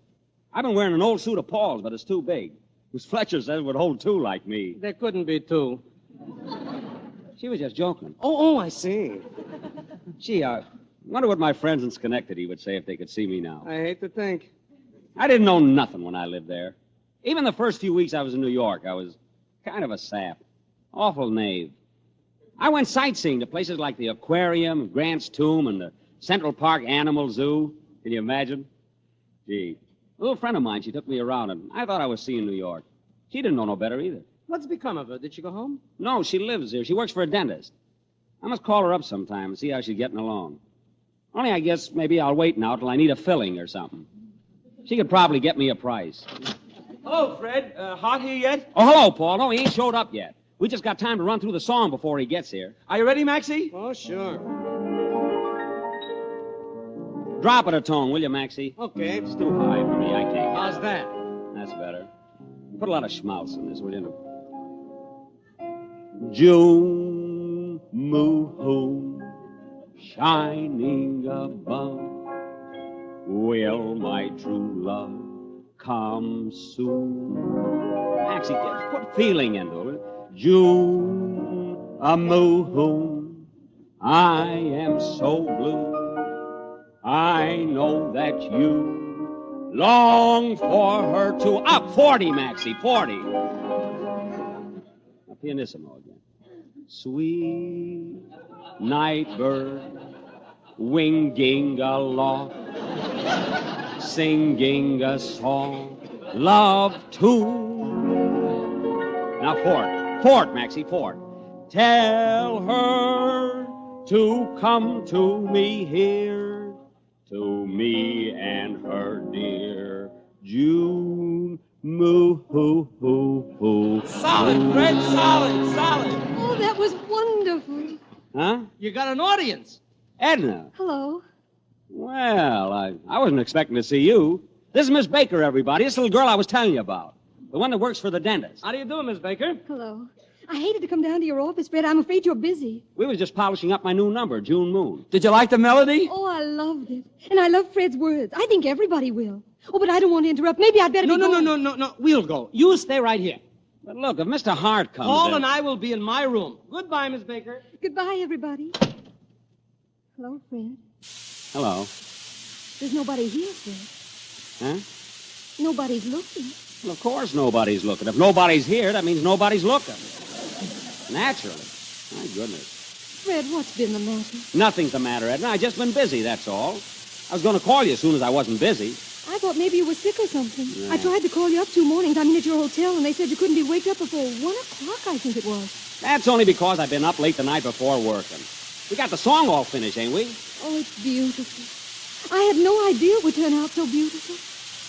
It's beautiful. You said it. And when it's published, I'll make them put your name on the cover. Dictated to Miss Edna Baker. How's that? Oh, Fred, I'd love that. But I'd love something else better. What's that? Fred, it's been 2 Sundays since we went anywhere together. Remember the day we took our lunch and went over to the Palisades all day? And then we were going again the next Sunday, only we didn't. I remembered that Sunday. It's silly to remember a Sunday you didn't go someplace. Well, every Sunday you don't go someplace. I mean, someplace you don't go to. I don't know what I mean. But what have you been doing, Fred?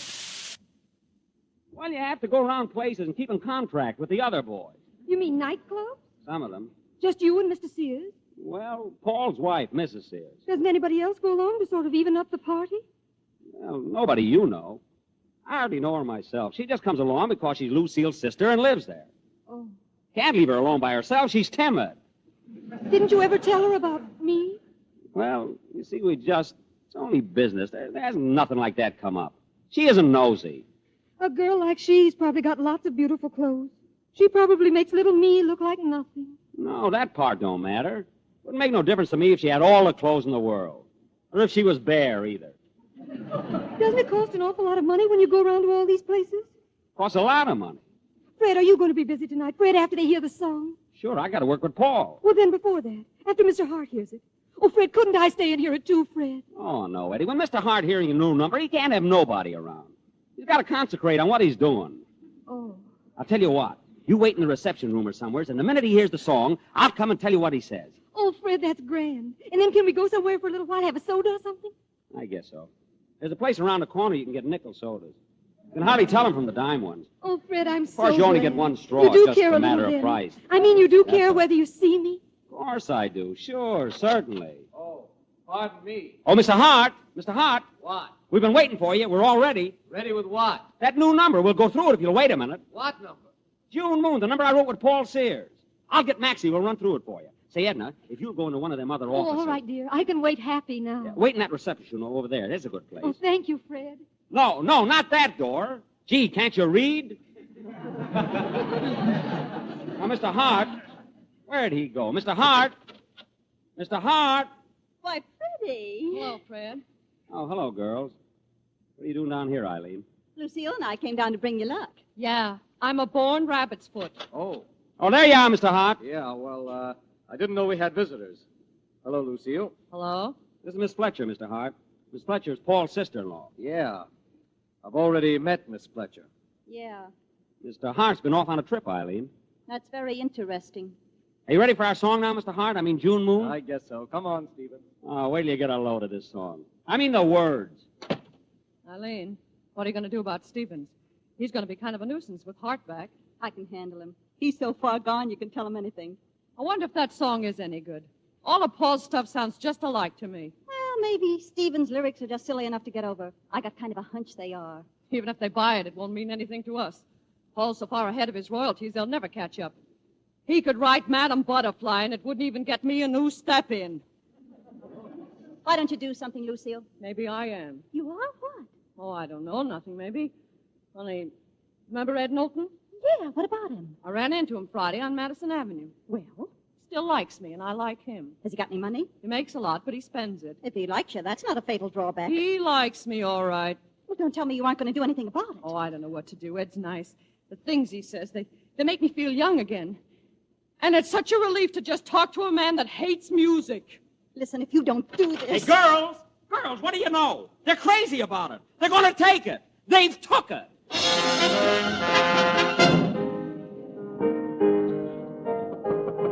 Come in. Mr. Schwartz, do you know if Mr. Hart heard Mr. Stevens' song yet? I mean, June Moon. Yes, Miss Baker, he did. Was it all right? Did he like it? He took it.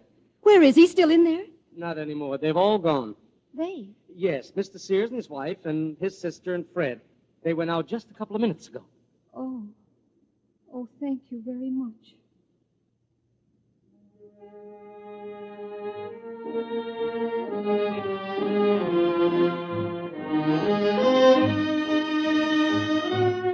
And now for the tune that's still in first place on our hit parade for the 16th consecutive week, June Moon.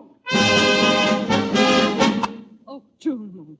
If I hear that ridiculous song again, I'll scream. What's ridiculous about 16 weeks on a hit parade? Well, it doesn't mean anything to us, does it? We still haven't any money. That dress is new, ain't it? Don't you think it's about time? How much was it? It won't come due for a while. I may take care of it myself. I can take care of it if it ain't too soon. I gotta go on out. Eileen's waiting. Hold on, that's what I want to talk to you about. What? About her and Fred. Oh. She's got him so he can hardly work at all. I don't know when we're going to finish the new numbers. Of course you can finish them. But marrying him and taking him off on this trip, it's going to cost him $1 million. And just when we're beginning to work together good. You can write other numbers while he's gone. Don't you think they ought to go ahead and get married? No, they shouldn't. He's a nice guy. Oh, I've got to kind of like her myself. Well, what of it? Eileen's a nice girl. Oh, you know what I mean. Isn't it kind of a dirty trick? I mean, after the way Eileen... Well, the way she and Hart and everything... Oh, you ought to have more sense. Oh, just the same, I don't feel right about it. And the way she's throwing this money around just like it was confetti. Spending every nickel she can get on herself. Clothes. You can't go to Europe in a lifebelt. Ah, don't you know what she spent yesterday afternoon just in one day? Close to $400. Fred pretty near cried when he told me. And I don't blame him. He's a nice kid. She doesn't spend that every day. Well, she shouldn't have spent it at all. And you should have saw that she didn't spend it. Well, how could I stop her? I wasn't there. Oh, yes, you were. You were with her all afternoon. You said you were. Oh, yeah. Oh, I thought you meant the day before. It was Sunday the day before. Yeah, I just got mixed up, that's all. Anyhow, something ought to be done about it. She's got him in debt enough.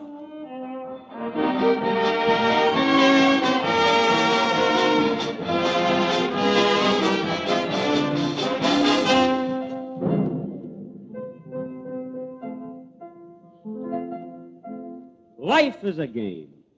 We are but players, playing the best we know how. Yeah, that's good. Playing the best we know how.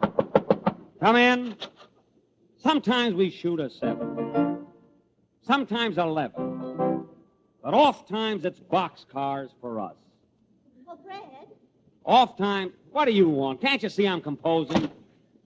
did you ask Hart about that advance? He's advanced me so many advances already in advance. Gee. But, sweetheart, you promised. All right. But I gotta find Paul now. He's waiting for me. Oh, don't go to work yet. You never have any time for me. You don't realize I want to be loved once in a while. Loved once in a while. I held your hand in the taxi, didn't I? What do you want? Just think, only 3 more days till we belong to each other. It's 4, ain't it? 4 till we sail. Only 3 till we get married. And don't forget, you're to ask Hart for $1,000 advance. I've borrowed $3,500 on June Moon already. Maybe more than my royalties will amount to altogether. Don't be ridiculous. That number will still be selling when you're dead. I won't care so much then. Oh, Fred, your children will. Don't you want children, Freddie? I don't get along with them very good. You would with your own. No, I figure I'd get along better with other people. Because they go home once in a while. We needn't think of that now. Let's just think of you and me, all alone on that big boat. We won't be alone. The fellow said it'd be pretty near full. But we don't have to see anybody. A bride and groom don't generally go around much. They're supposed to be so awfully in love. I hope the dining room won't be crowded. They'll serve us in our cabin. It'd be kind of cramped. Maybe I could go in the dining room and order your meal sent up. And leave me all alone? I'd be scared to death. Look, it's just as dangerous in the dining room as the bedroom. If the ship sinks pretty near, all the rooms will be underwater. Let's not think about such things. Just think of the pleasant side. London, Paris. Oh, I'm glad we're going to Paris first, so I can get some clothes. Clothes? What have you been buying? Well, they're all right for the ship, dear, but not the Riviera. Don't you want to be proud of me? Don't you want to be proud of the way I look? Well, if you're going to stay in your cabin all the time, you won't eat nothing but a Mother Hubbard. Well, all ready for the big trip? Hello, Maxie. The boat sails Saturday. I don't know what you want to go to Europe for. Why not? Well, because he's never been there before. A songwriter never goes anywhere for the first time. They're always going back to places. Back to Indiana, back to Baltimore. Fred, are you going to talk to Mr. Hart? Yeah, I'm going to talk to Mr. Hart. Well, this would be a good time. And let me know what he says. I'll be outside. I'd like to be going back to Schenectady. But Eileen's got her heart set on Europe. I hear it's quite a place. Yeah, I guess so. I was kind of excited about it at first, but now, I don't know. Kind of tired, I guess, the way we've been going it lately. I'm kind of behind on my sleep. But you've been having a lot of fun, all those nightclubs. I did at first, dancing and everything. Now my feet's so sore, I have to take a bath every day. Might as well take a whole bath as just your feet. They ache so I can't sleep in them. If I don't get some rest soon, I'll have a nervous breakup. And everything costs so much. Eileen wants to take a taxi if she's going in the other room. You sure picked out a thrifty little girl. I kind of get thinking sometime, maybe a man like I that's just breaking in, maybe he shouldn't get married so soon. Especially a woman who's got to have so many clothes. Sometimes I think it'd be better if I hadn't got engaged. I read a case once in Michigan where a man was engaged to a girl and didn't marry her. I didn't read that. Have you got the clippings? No, but my memory's pretty good. For instance, I remember a nice little girl that was here to see you one time. I even remember her name, Miss Baker.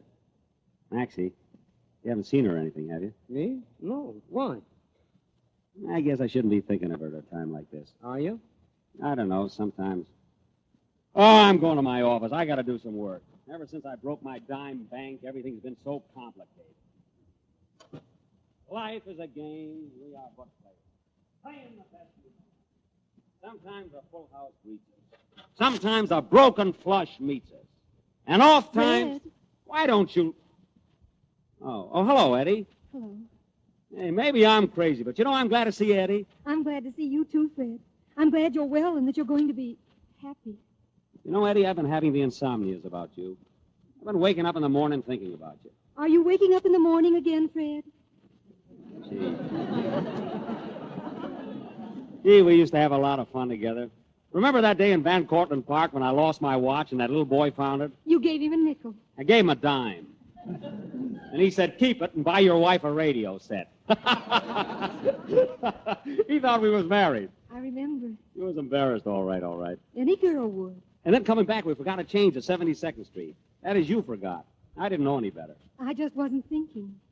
We had to go all the way down to Times Square. Remember, that's when we saw the flea circus. You said one of the police reminded you of a man in Schenectady. Yeah, Perry Robinson. He always walked like he just picked up a nail. Eddie, have you heard anything about me? I heard you were going to be married, Fred. I should have congratulated you. Thanks. Say, Eddie, wait here a minute, will you? Where are you going, Fred? You congratulating me made me think of something. What, Fred? I got to go see my intended-to-be fiancé.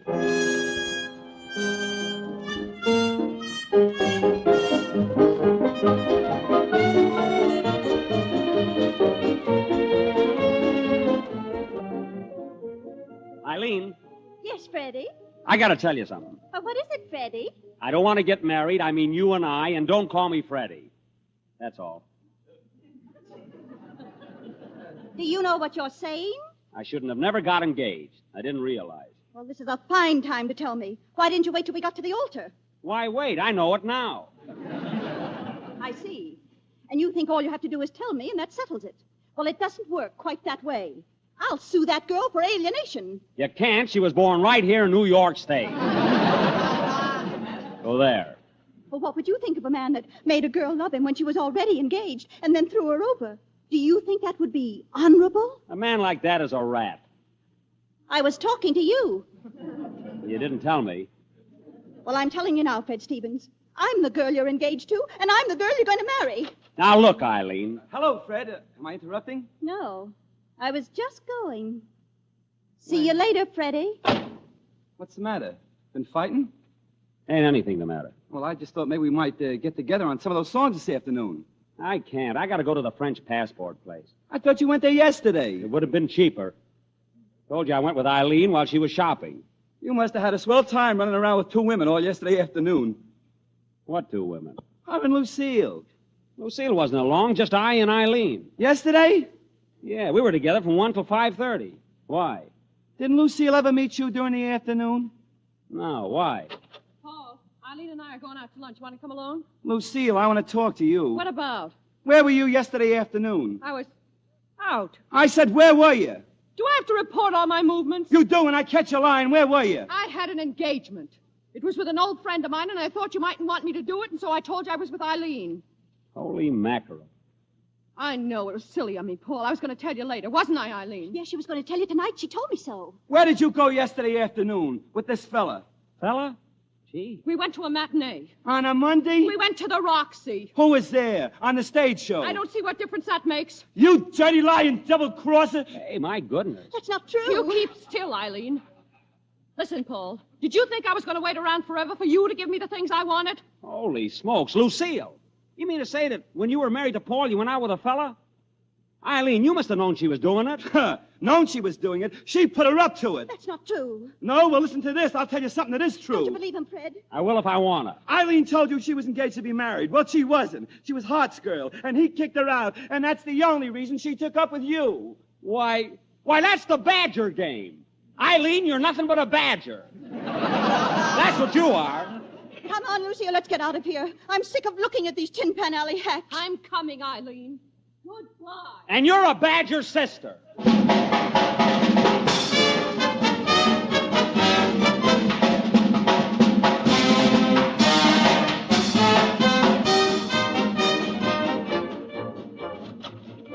Hey, Eddie. Eddie.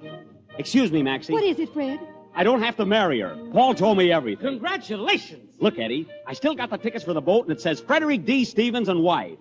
I wonder if the steamship people allow you to change your wife. Yes, if you don't do it in midstream. If your wife is the right kind, she won't let you take her on an expensive trip. She'll make you put everything into a home. Oh, I don't mean a big home. Just a little bungalow would do. A bungalow?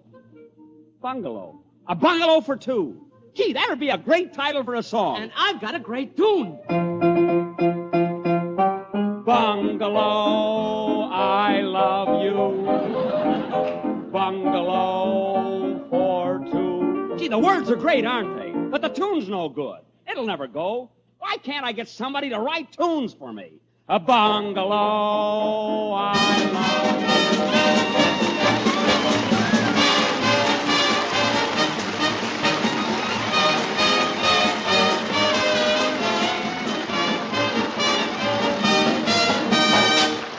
You have been listening to the Campbell Playhouse presentation of June Moon, produced by Orson Welles and starring Jack Benny. Mr. Welles and our guest star will be back with us in just a moment. Meanwhile, I'd like to leave just this thought with the mothers listening. When your children come home at noon for lunch, why not give them bowls of Campbell's chicken soup now and then? Children love chicken, and they'll enjoy the flavor of chicken in every gleaming drop of this good chicken soup, along with fluffy rice and tender chicken meat. Now, perhaps your children take their lunch to school. In that case, why not fill a thermos bottle with good hot chicken soup and let them take it along as their needed hot dish? Try it, and see if they don't ask for it often. Because just as sure as they like chicken, they'll like Campbell's chicken soup. And now, our producer and star of the Campbell Playhouse, Mr. Orson Welles. June Moon, ladies and gentlemen, June Moon, the play which you've just heard, written by Ring Lardner and George S. Kaufman, was one of the greatest comedy successes that Broadway has ever known. And I want to say, ladies and gentlemen... Orson. I want to say, ladies and gentlemen, that Jack Benny, despite what any of you may think, genuinely did his best tonight, and we're very grateful to him for his efforts. Well, thanks. Thanks, Orson. Thanks. Quite all right. The part of Fred Stevens, the songwriter, is generally not regarded as a difficult one. But tonight we happen to have with us a man who makes mountains out of molehills. Well, thanks. Quite Thanks, all right. Orson, thanks. I don't, I think that called for a thanks. Yes, I didn't know. That's right. You know, I don't often do legitimate plays like this. No, you don't. No. Oh, you could sort of feel that. Yeah, it came to me. Okay. While I was playing it? While you were reading your own line, yes. Oh, I didn't know. Now where am I? Oh, yeah, here I am. You know, I don't often do legitimate plays like this. I'd love to get just one line out. All right. Sorry, Jack. You drive a guy nuts. I'm not kidding.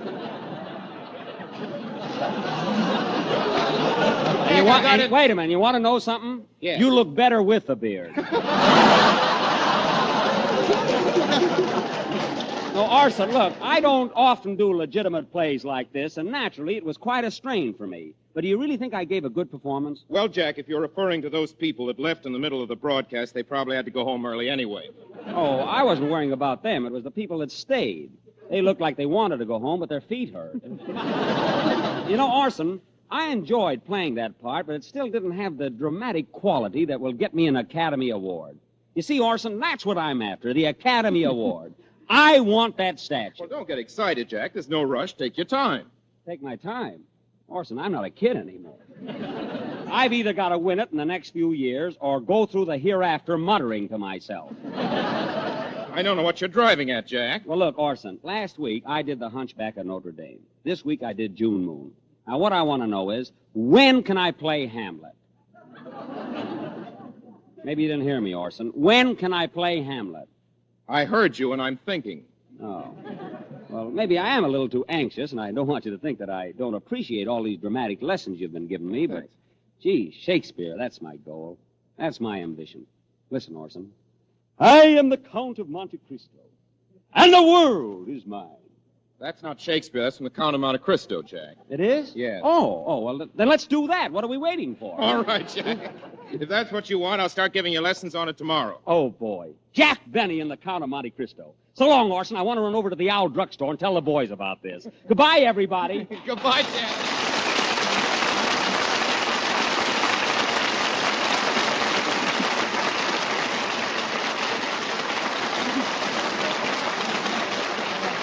Ladies and gentlemen, the character of Frederick Stevens was sustained tonight by Jack Benny. Other characters were also sustained by Benny Rubin and Gus Schilling, for instance, who were Maxie and Paul in the order named. Lee Benaderet was Lucille, Lee Patrick was Eileen, Virginia Gordon was Edna, and the Candy Butcher, a little jewel of its kind. Candy Butcher. You may remember the Candy Butcher way back there in the first scene. Need I say, fans, that the Candy Butcher was your obedient servant. I had conceived of the Candy Butcher as the part most suitable for our guest of the evening. I had another part in mind for myself. Jack Benny didn't think he was right for the Candy Butcher. I don't know why, just didn't think he was right. As a matter of fact, there has been some talk that Jack Benny was going to play Rochester in Jane Eyre. This is a lie. We're doing Jane Eyre, all right, and I'm playing Rochester. And not the Rochester that first comes to mind. I mean Miss Bronte's Rochester, not Mr. Benny's. Miss Bronte's Rochester neither dances nor sings. And if any of you people would be interested in hearing me play a part again, please tune in. That other faction had better be warned that Rochester is present in several sequences in next week's romance. And romance it is, too. Jane Eyre, quite seriously, is next week's story, and it's one of the really fine, really moving romances in all literature. We're genuinely thrilled at the prospect of doing Jane Eyre for you. We're very proud indeed to announce as our guest for the name part an old friend and very gifted actress, Miss Madeleine Carroll.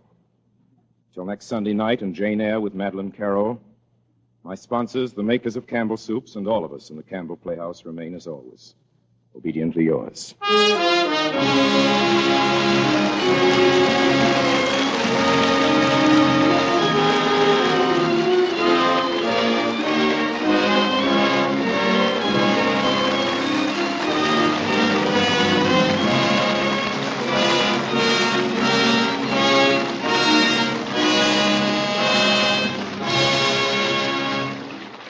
The makers of Campbell Soups join Orson Welles in inviting you to be with us in the Campbell Playhouse again next Sunday evening when we present Jane Eyre with Madeleine Carroll as our guest.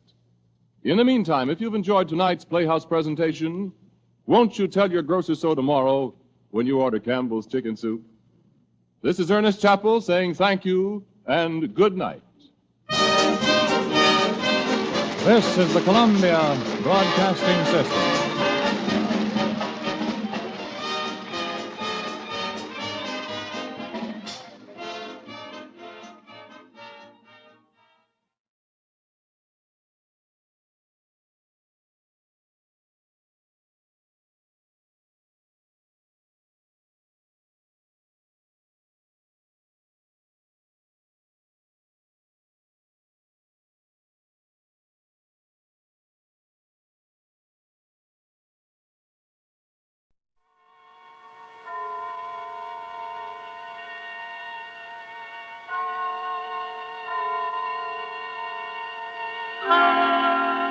Suspense.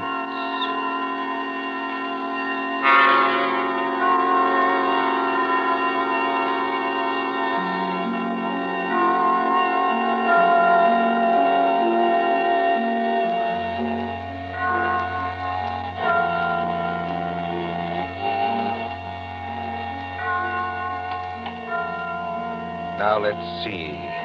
Suspect, suspectant, suspend.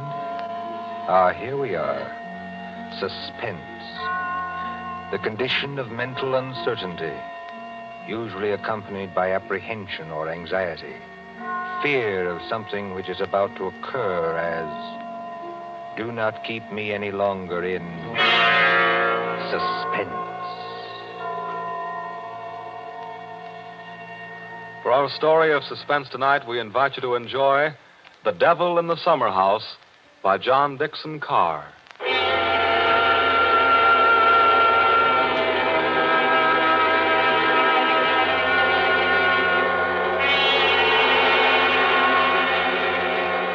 Somewhere along the Hudson, perhaps not far from Terrytown, there is a modest house in its own grounds. Behind it, in a spacious garden, stands a summer house of evil memory. More than 25 years ago, a man shot himself, or at least died, in that summer house. They found Major Kenyon with a scorched bullet hole in his head and the weapon beside him. But we are in the present now. The latticed summer house has grown heavy with vines, and only the other evening 2 men came into that garden at twilight, over the shaggy grass, as a storm was brewing along the Hudson. 2 men, the lawyer from New York. Who's there? And Captain Burke of the homicide squad. Easy, my friend, easy. I was just going to ask you the same thing. My name is Parker. I'm an attorney. You're not Captain Burke. Yeah, the very same and no other. I thought I recognized you, Mr. Parker. Must be something important to bring you so far from New York at this time of night. I was in Tarrytown anyway. I thought there'd be a housekeeper here, but I don't see any lights. You've got business here? Yes, in a way. Have you? I don't know. I'll tell you better after you tell me what brought you to a place that no one has lived in for 10 years. Tell me, Captain. Did you ever get an anonymous letter from a dead man? Did you? No, I can't say I did. The letter's anonymous. How do you know the man's dead? Because they're all dead. Every last one of them. Dead and under the ground, where they can't be hurt any longer. Look. There's the summer house where Jerry Kenyon used to work. There are the windows of the library and the dining room.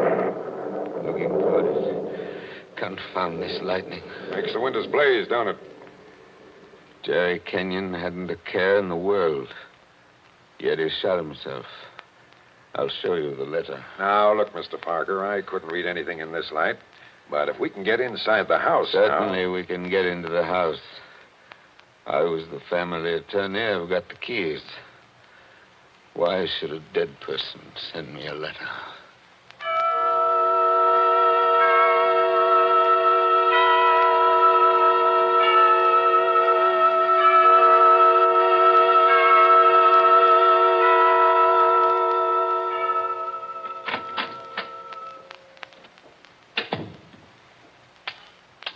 No lights working, eh? But you got a flashlight, I see. Came here prepared for anything, eh? This is the library. There were always candles on the mantel. Yes, there they are.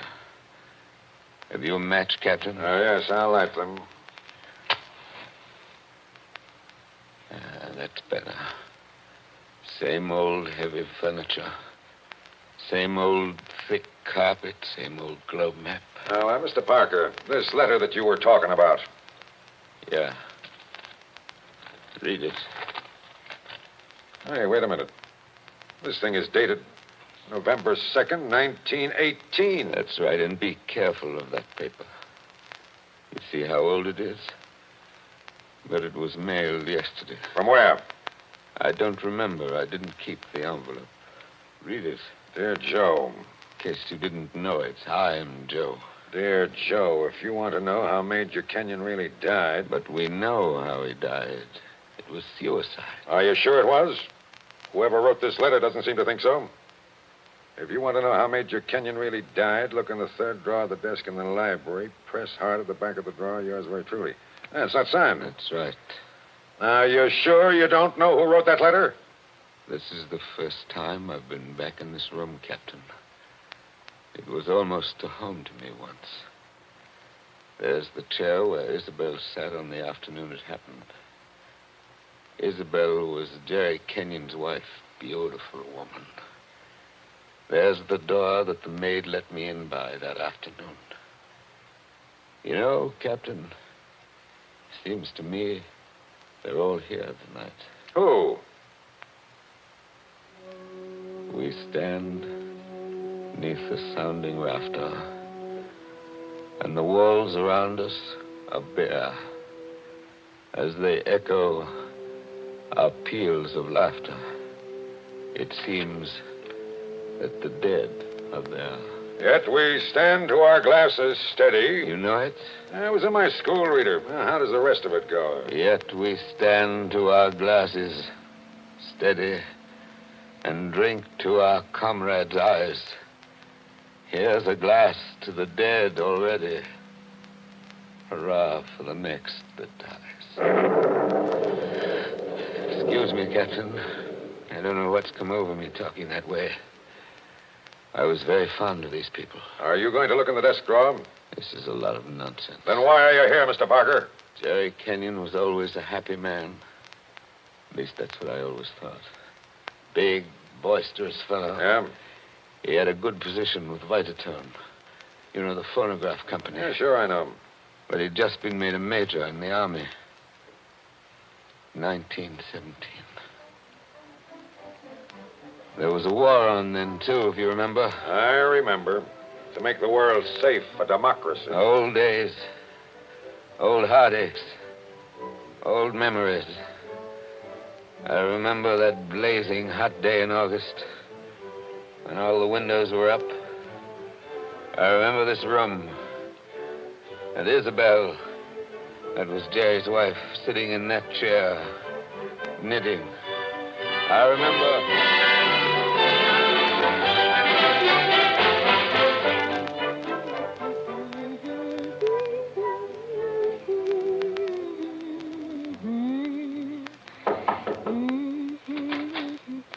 Oh, yes, Kitty. What is it? There's a man to see you, Miss Kenyon. He says his name's Parker. Yes, I'm expecting him.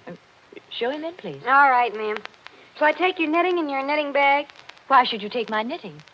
I don't know, Miss Kenyon. I just wondered. You can come in now. Thank you. Hello, Joe. Hello, Isabel. You sent for me? Joe, I must apologize for Kitty. Servants are getting to be a problem nowadays. She looks pretty enough to get along. Oh, Kitty's got large ideas. She wants to go on the stage, if you please, and do imitations, like Miss Draper. She only knew how hard it was acting all your life. Isabel, you've been crying. I have not. At least, Is that why you sent for me? I've missed you. You haven't been here in over a week, Joe. I had an idea Jerry was getting a little tired of having me around this house. Oh, no, Joe. Why, Jerry... Yes, what about Jerry? I wish I knew, Joe. That's why I wanted you here. Where is he, by the way? I want to say goodbye to him before he leaves. He's probably out in the summer house where he works with all those papers. He's got a lot of work to catch up with.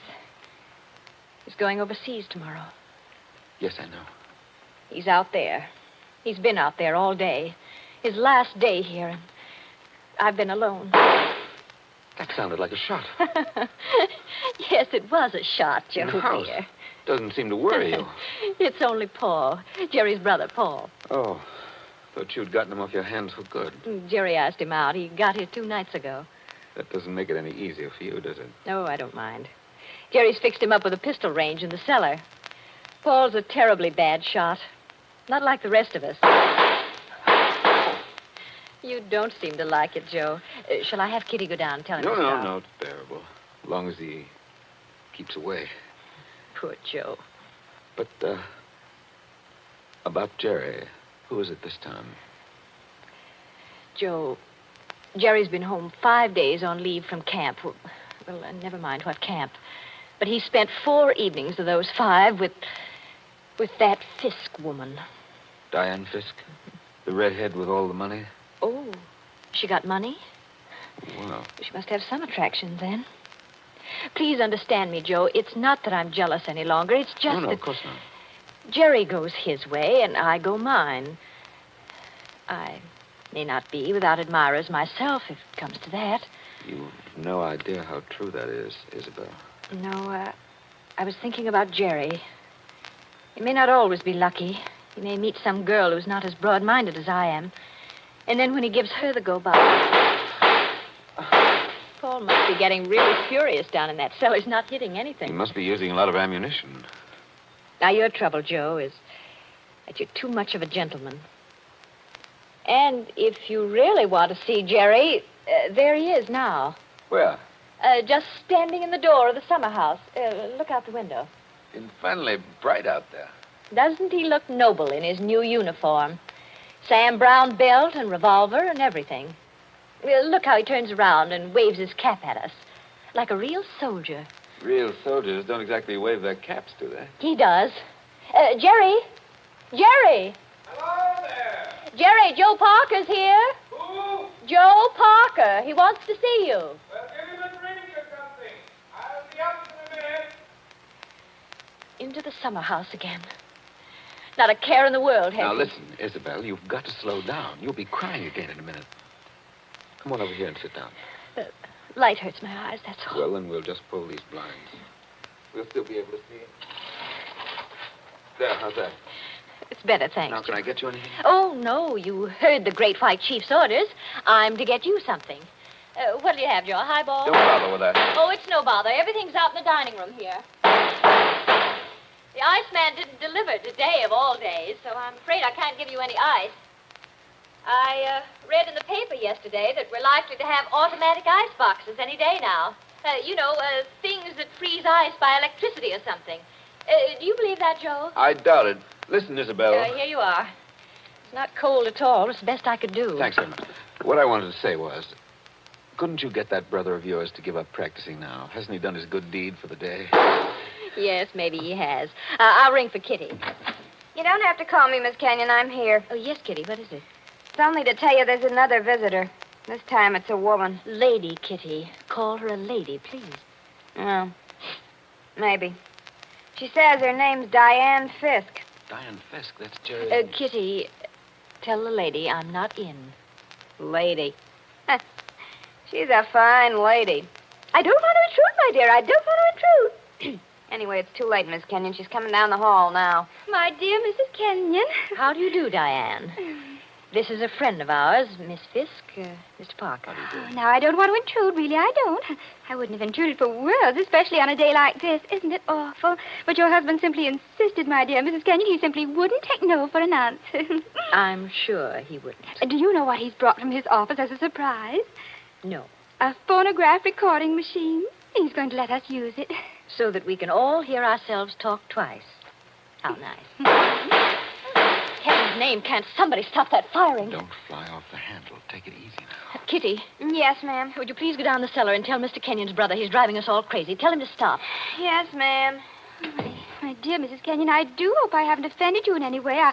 I know I'm a silly little chatterbox. They say people who have red hair often are. Of course, at your age, you must find the heat very trying. Don't you think we'd all better sit down? I was very much interested in what Miss Fisk said about a phonograph recording machine. Mrs. Kenyon was just talking about a machine to make ice. Yes. Isn't science wonderful? But I do think it was mean of Major Kenyon to invite me out here and then go and fall asleep in the summer house. Did you say fall asleep? Yes, of course. How did you know? Well, I came up the back way and I saw him in the summer house with his head forward on the table, taking a nice little snooze. That's very queer. Of course, you couldn't see much except in the bright light of the door, but I think I saw him there. I didn't disturb him, naturally. But I think I'd better disturb him. Oh, now, please don't trouble on my account. The fact is, my dear, I don't altogether trust myself in this room. A woman of my age has to conserve her strength, you know. So if you'll just excuse me. Well, of course, if you... Oh, dear, I just can't think what I'm always saying because I have the best intentions in the world, Mr. Barker. But, Parker. Oh, yes, Parker, but I do somehow manage to offend people being so dependent and everything. Except the men, of course. I couldn't offend you, Mr. Parker. Now, could I?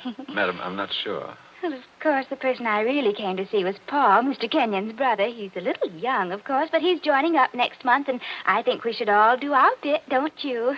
He has such a pleasant personality. I think he likes me. Why, if he walked in at that door this minute... Now, how am I ever going to get any place? Someone's always interrupting my revolver practice just when I'm getting to the point where I can... Oh. Why, Paul... Good Lord, are you here again? You're a very untidy object, Paul. Well, it's pretty untidy in this cellar. And dirty. I've got cockroaches on me, so keep away. Did you have a good day shooting? Swell. One of the best. Hit the target? On the only shot that mattered, I hit the target dead center. That sounded like Isabel. I think it was Isabel. Why have you got those blinds down? Get them up. What is it? What's wrong with you? What are you looking at through that window?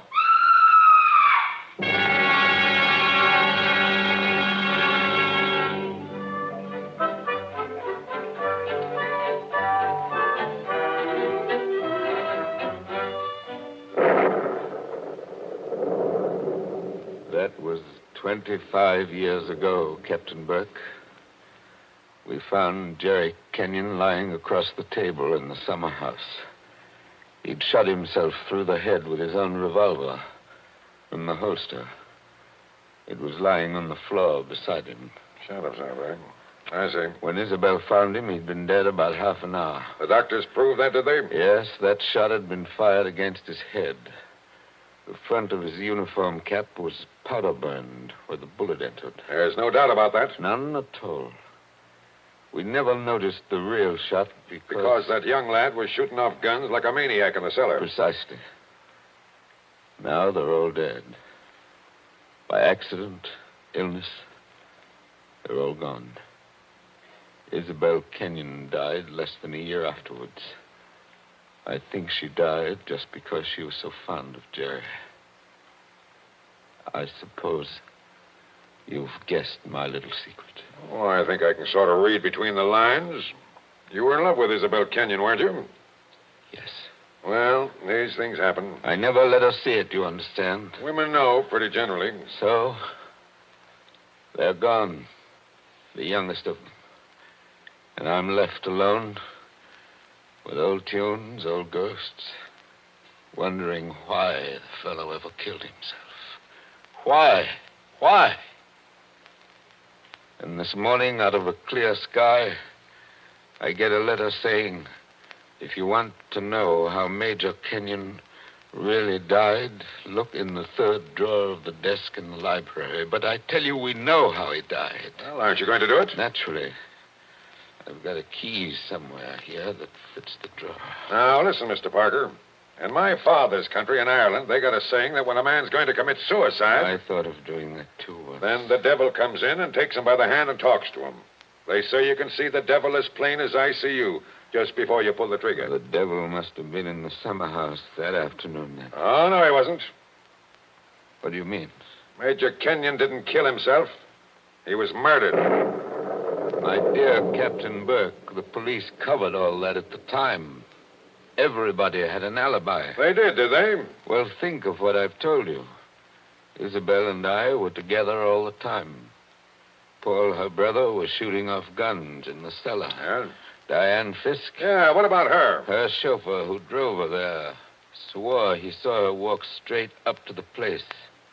She passed the summer house, but didn't stop there. Well, that checks. Even Kitty, the maid, could prove she'd never stirred out of the house until just a minute or so before Isabel went herself. Oh, and why did the maid have to leave the house at all? She was taking Jerry the black coffee he drank every afternoon. He'd already been dead half an hour then. And that, my dear Captain, disposes of everybody. Well, now listen, Mr. Parker. You're a good guy, and I'm not going to hold out on you any longer. You see, I say Major Kenyon was murdered because I know he was murdered. By an outsider? By one of the people in the house. That's impossible. Is it? Well, why don't you open that desk drawer and see? What time is it? It's 7:45. 7:45? And I haven't got much time. For what? Holy St. Patrick, will you open that drawer? If it's waited 25 years, my friend, it can wait a minute more. I've got the key somewhere in this bunch of keys. Everything the same. Paul never altered what he inherited. Same old desk, same old phonograph. Same old... I think this is the key. Yeah, it opens. There's nothing here except one or two old newspapers. Everything very dirty. The letter says to press hard at the back. Now, have you tried that? Doesn't seem to. Yes, by George, it does work. Well? There seems to be a movable back on a hinge. Well, what's inside? Some sort of flat brown paper parcel sealed with wax. And about as dirty as it can get. Open it, man. Open it. I'm going to. It's a phonograph record. There's a plain white label, something on it written in pencil. I don't see too well nowadays without my glasses. Well, here, give it to me. I'll read it to you. Go on. A record of how I killed Jerry Kenyon. Say, don't you get it, Mr. Parker? This is the real goods. The murderer's going to tell us his own story 25 years later. Be careful. Whatever you do, don't drop it. You seem to be interested enough now. I don't say I'm not interested. I say I can't believe it. You know, when you were talking about the dead coming back and that kind of thing, you sure started giving me goose pimples. But that's just what it is, a dead person. Now, there's the phonograph. Put that record on. Let's hear what the ghost says. Any of them could have made the record, of course. The apparatus was all here. Don't just stand there by the phonograph. Won't it work? Yes, it works. Is it wound up? Yes, it's wound up. Here goes. Now, look, Mr. Parker. Whose voice do you think it's going to be? I don't know. Now, I want to warn you. The voice you're going to hear from there... Please, be quiet. Listen. I've started it up. Well, speak up. Who killed Jerry Kenyon? I killed him, Joe, dear. Isabel. I'm sorry about it, Joe, but I had to have you for an alibi. And you were so terribly easy to It's fool. only a phonograph record, man. Don't look at it as if it was alive. You said you and I were always together, Joe, but that wasn't quite true. I left you to go into the dining room and mix a highball, remember? Yes.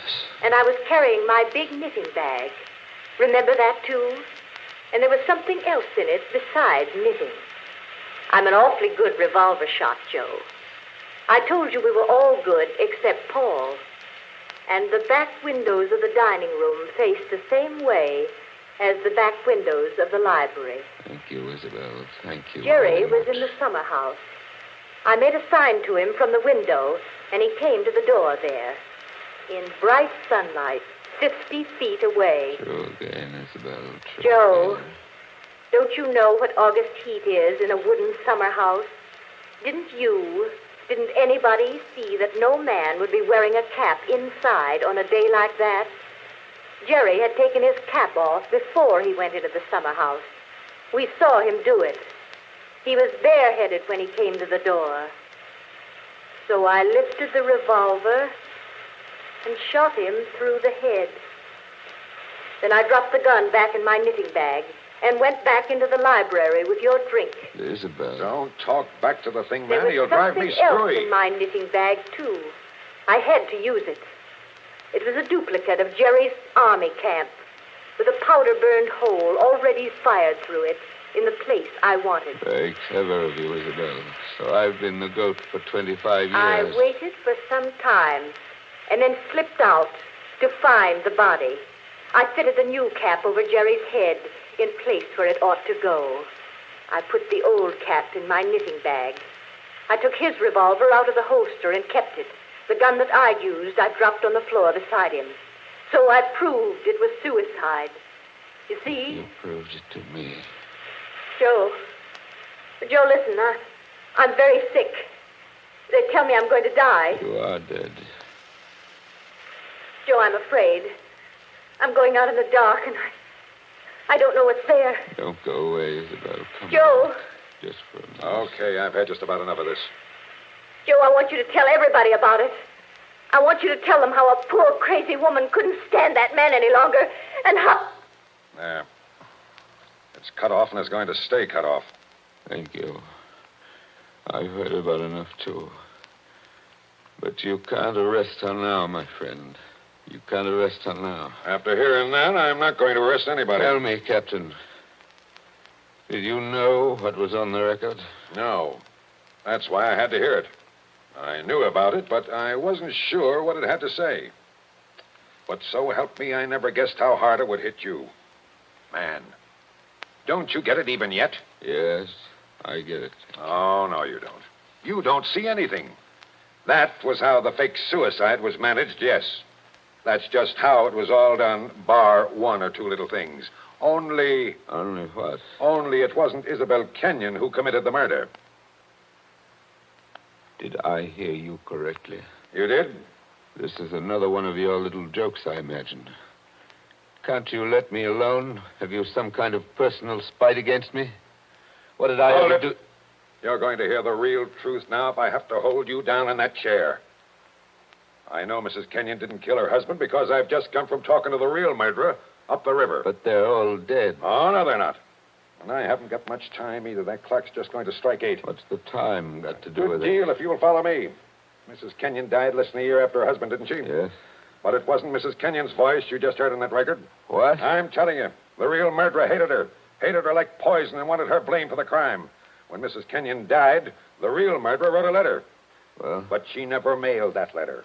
She made a lying record of Isabel Kenyon's voice as evidence. Now you figure it out for yourself. Who was pretty enough to take Major Kenyon's eye and strike back like fury when she got thrown over? Who wanted to go on the stage and do impersonations? Kitty, the maid. Ah, you're talking sense. She shot Jerry from the dining room window. When she couldn't borrow Mrs. Kenyon's knitting bag, she went out to the summer house with a gun and the fake cap wrapped in a napkin on a coffee tray. She did go out, I remember. Actually, she got there before Mrs. Kenyon did. But the summer house was dark inside, and Mrs. Kenyon never noticed her. The next day, Kitty wrote that letter, but she couldn't bring herself to send it. So she kept that letter till the day before yesterday. Then one of the boys at Sing Sing... Wait a minute. ...thinking he was doing her a kind action, put a stamp on it and mailed it. Did you say Sing Sing? Yes. They're electrocuting her tonight for the murder of an Italian down at Collier's Hook.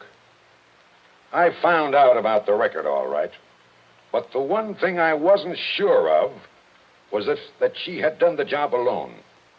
Now, frankly, the way you acted, I thought that you might have been in on it, too. Well, that's why I had to hear it through. And it was anything but a joke.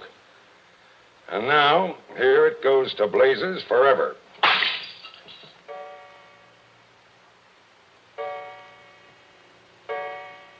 Eight o'clock. Now she's dead.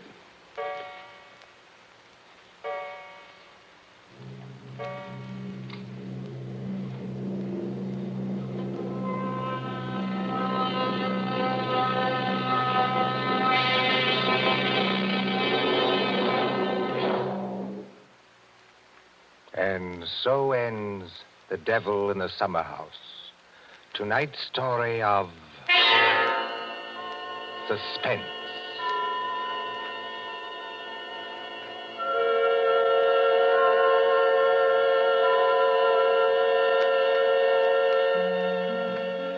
The part of Mr. Parker was played by Martin Gable.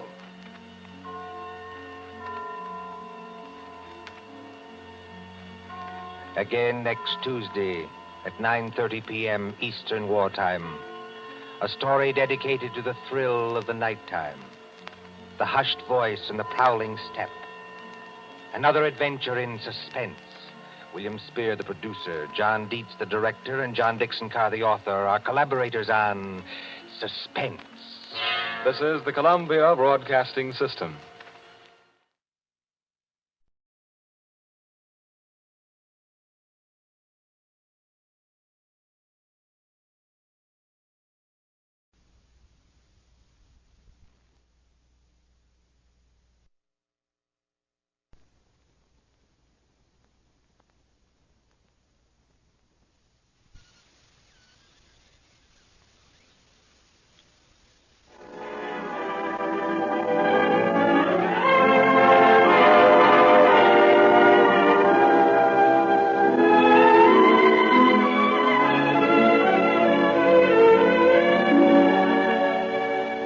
Theater, a series of hour-length dramas based on some of the most significant writings of our time, with an introduction and commentary by one of the great personalities of the American theater, the distinguished actress, director, and producer, Eva Le Gallienne.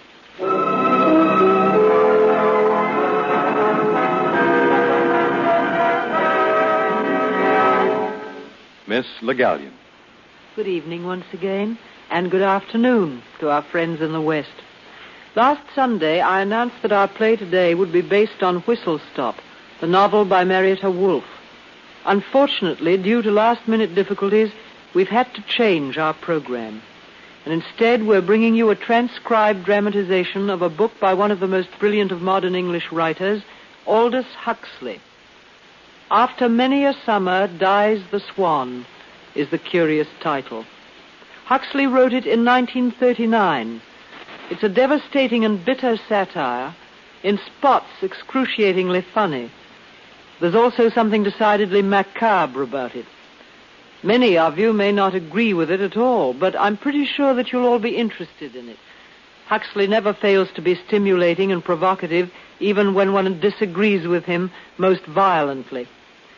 The setting of this strange intellectual excursion is California, and our performance today actually takes place there, for while I am speaking to you from New York, the players of our company are in Hollywood. I invite them now to begin their performance of Aldous Huxley's After Many a Summer Dies the Swan.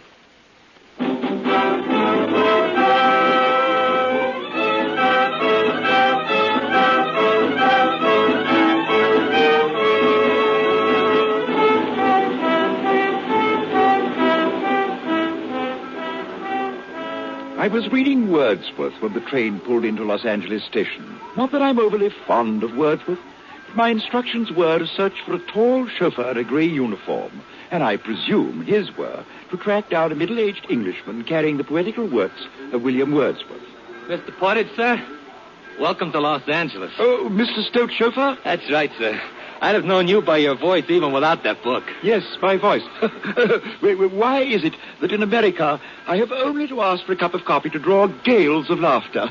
It's quite provoking. I beg your pardon, sir? Oh, never mind. If you will collect my box at the window, we'll be off.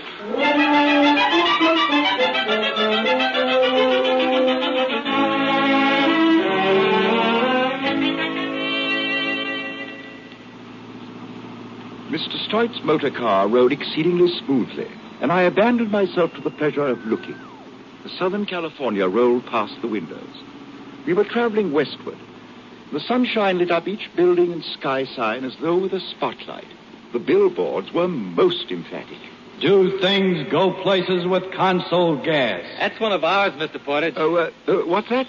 Consol Gas. That's Mr. Stoyte's company. He's president. Broken romance. Science proves that 73% of all adults have halitosis. Beverly Pantheon, a cemetery that is different. Funerals are not expensive. That's ours, too. Oh, you mean the Beverly Pantheon? Finest cemetery in the world, I guess.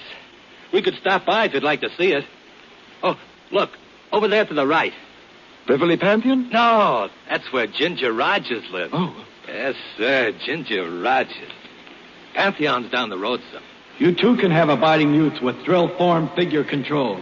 That's Groucho Marx's place over there. Here we are, the Beverly Pantheon. Beverly Pantheon, the personality cemetery. Oh, that's the Tower of Pisa, isn't it? Except that it doesn't lean. It's the showplace of the Beverly Pantheon. Mr. Stoyte had it straightened special. $200,000, that's what it cost. Yes, sir. Good.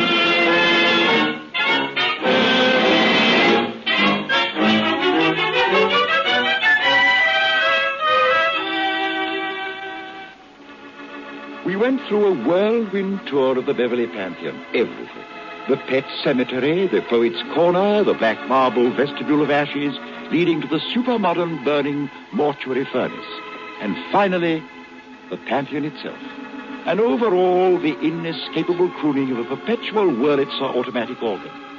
This new heaven of the Beverly Pantheon seemed to promise all the more conventional delights, with the added joys of everlasting tennis, eternal golf, and millennial swimming.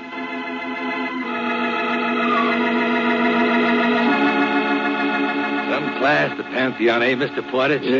Oh, yes, definitely. Out of this world, what? Now, look up there.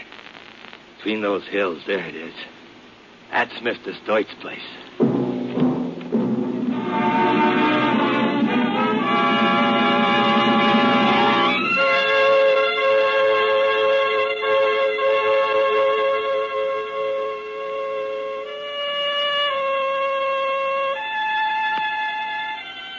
On the summit of the bluff, as though growing out of the rock, stood a castle. The thing was Gothic, medieval. Medieval not out of vulgar historical necessity like the castles of France and Germany, but out of pure fun and wantonness. Platonically, one might say. It was medieval as only a witty and irresponsible modern architect and engineer is equipped to be. Want a ride, Mr. Proctor? Oh, hello, George. Nice of you to stop for me. Always glad to, Mr. Proctor. This here's Mr. Portage from England. I'm sure he won't mind. Oh, not at all, not at all. Pleased to meet you, sir. How do you do? Visiting Mr. Stoyte, Mr. Portage? I am here on business. I'm to catalogue the Hoback papers. Mr. Stoyte's just bought them. A historical treasure, you know. You're a scholar? well, a bit, yes. A scholar and a gentleman. Well, there are worse types of human beings.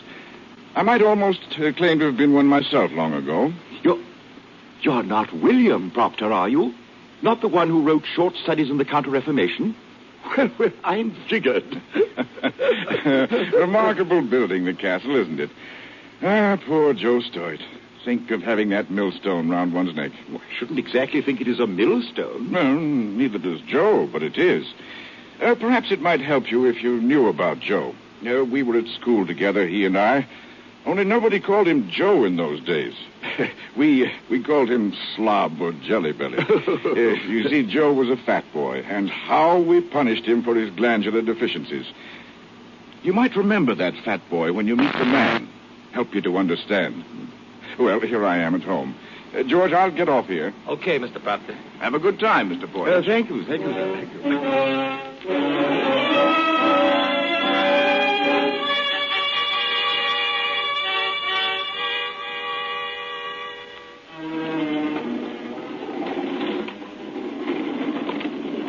Mr. Portage, pleased to meet you. My name's Stoyte, Joe Stoyte. Oh, You're older than I thought. The sere and withered leaf, you know, one sinking... What's your age? 54. Only 54?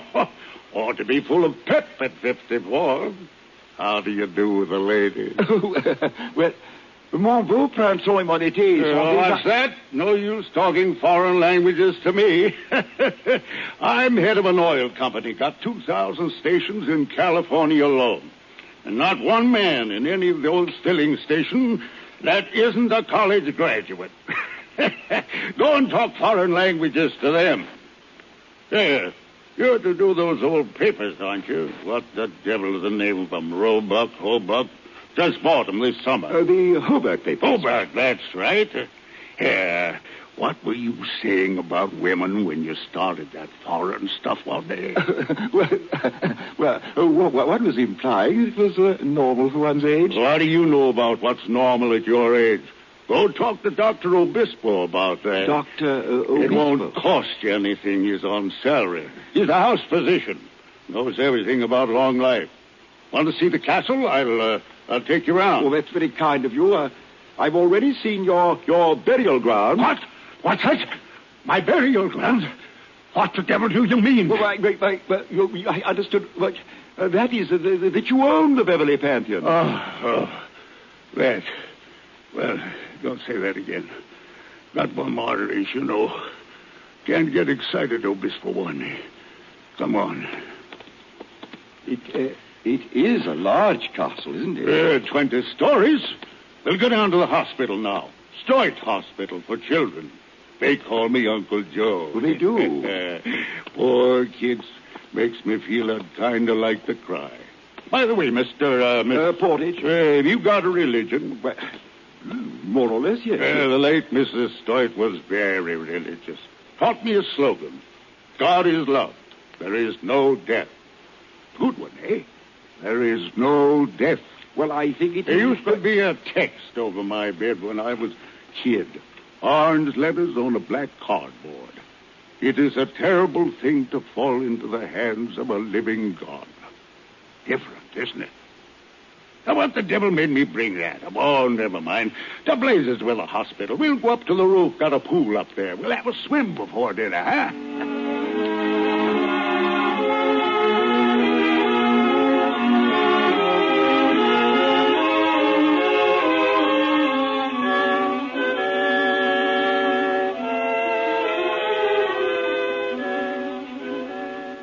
The view from the swimming pool was remarkable.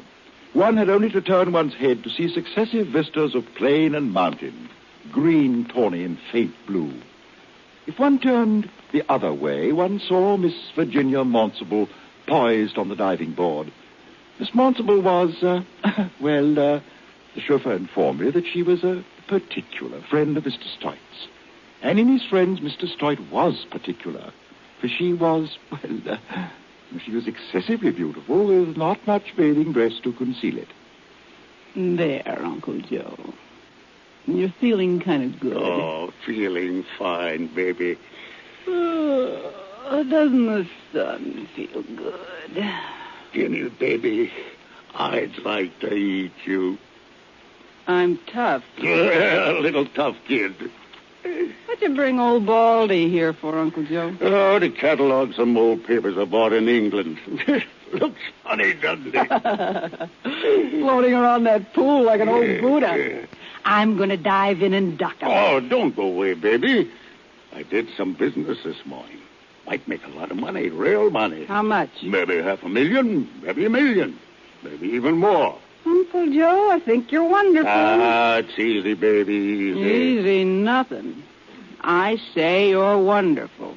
So just keep your own mouth shut. Stop it. You're tickling me. Stop it. Oh, my wonderful Uncle Joe. I'll give you a present if the deal goes through. What'd you like, baby? I don't know. I never really want things bad. Uncle Joe, I don't think I want anything. Ah, that's what I like about you, baby. No, I don't want anything. Don't you, Virginia? Well, I do. Obispo, don't pussyfoot up like that. I don't like to be startled. I don't like it at all. Not at all. Mr. Stoyte, I don't advise your working up a temper. Anger is a poison, my friend, and not a slow one. But if you want to shorten your life instead of lengthening... All right. What do you want, Doctor? To be precise, I want to inject 1.5 cubic centimeters of this stuff into the great man's gluteus medius. So off with you, Virginia. Sig, you're an old... Up along, Angel. You think you're Tyrone Power or something, don't you? You're ready for the injection, Mr. Stoyte. Obispo, I don't like the way you talk. No, I don't suppose you do. It makes your blood boil, but when your blood boils, your blood pressure goes up, and, well, you just can't afford to be angry with me. Obispo, I put you on your feet after the last stroke, Mr. Stoyte. Without me, perhaps next week, the week after, within the year. Don't talk like that. I don't like it. But if I continue my research, perhaps 10 years more for you, or 20, or 30, or even... Well, there's no guessing about that. You think there's a chance, Obispo? You really think that... That, my friend and benefactor, time will tell. Ready now for the injection? Roll over.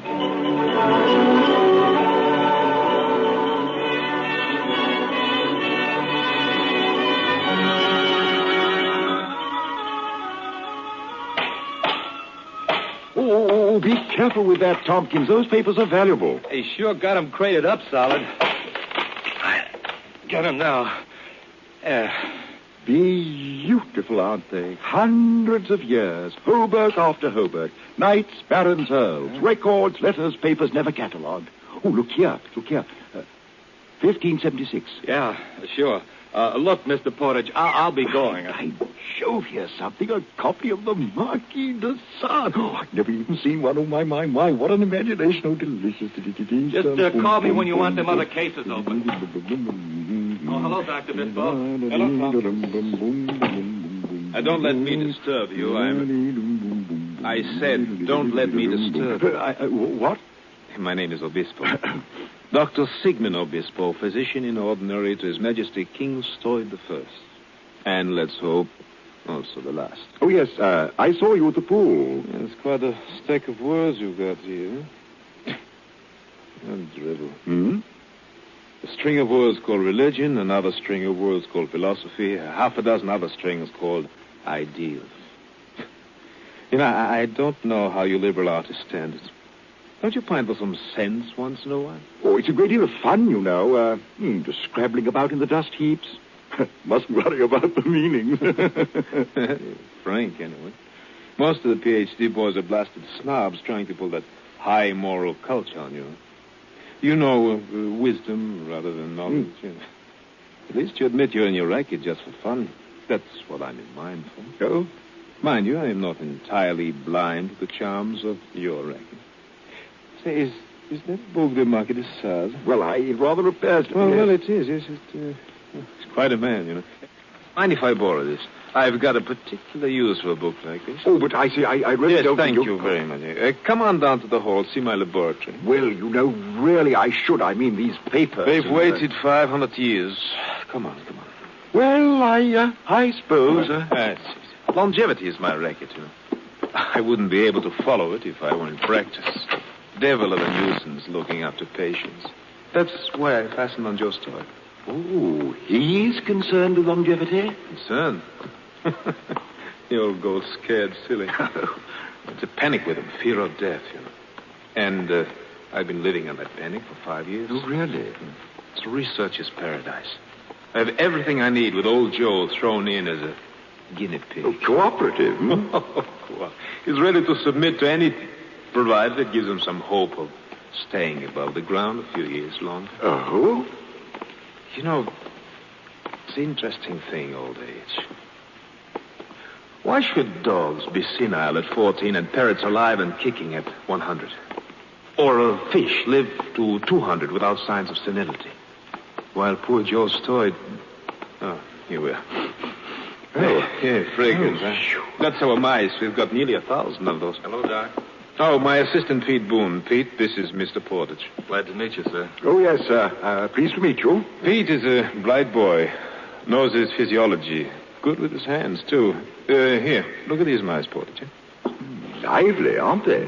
Lively enough while their fakes last. They're shot full of what I poured into old Joe this morning. Not that the old devil needs it, with young Virginia around. I'll go get the diet sheets now. Well, put my foot in it again. I beg your pardon? Poor old Pete. He's fantastically in love. Thinks our Miss Monsiple's like something in the works of Tennyson, chemically pure. Well, if it makes him happy, I won't spoil. Oh, speaking of Uncle Joe, take a look at this. Fish, by Joe. Yes, and what fish? Joe had them stolen from an estate in Europe. They've got rings in their tails dated 1761. 1761? Oh, that's the beginning of my favorite period. Those carp are nearly 200 years old, perfect health. And there's no reason why they shouldn't live another 3 centuries. It's incredible. There's something about the flora and the intestinal tract of those fish. Something that kills the poisons that produce senility. It's something that... rather a fountain of youth. That's all right, my friend. Go ahead, laugh. But we're working on the operation that will transfer that something from the carp to... Well, now we're working on mice. Mice? Yeah. After that, large animals. And if it works all right on dogs and baboons, it ought to work on Uncle Joe.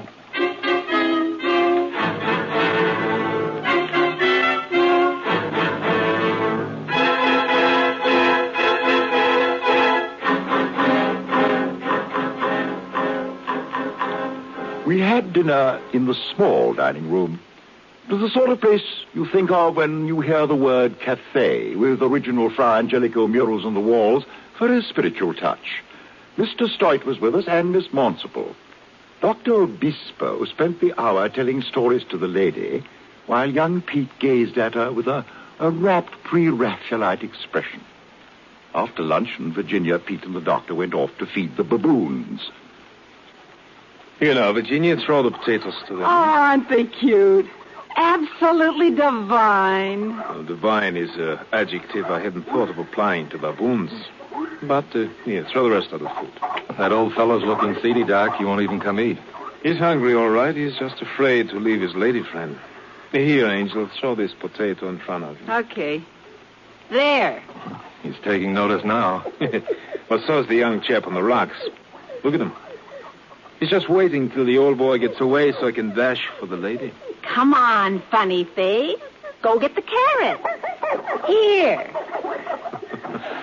And there goes young Launcelot sweeping down on the lady. That's young love for you. Oh, aren't they cute? The old one's too busy eating to notice it. Aren't they cute? Aren't they human? Mr. Proper would say it the other way around. Aren't we baboon-like? Oh, that's silly. I don't know. He's pretty smart. Say, as long as we're half down the hill, why not go see him? Get Portage to go with you. Old Proppy scares me stiff. Besides, I think I've got a headache. Sig, couldn't you give me something for it? Mens sana und corpus sano. Well, does it taste bad? I don't like nasty medicine. No. It's Latin. Sound mind and sound body. But the mind has just been demonstrated, and the body is evident. You talk too much, Sig. Yes, I know, dear. But only a trifle of it filters down into that pretty head. And if you're not going with Pete, come back to the castle. I'll read you an old book I borrowed from our English friend. Who's interested in old books? Don't worry, darling. You will be in this one.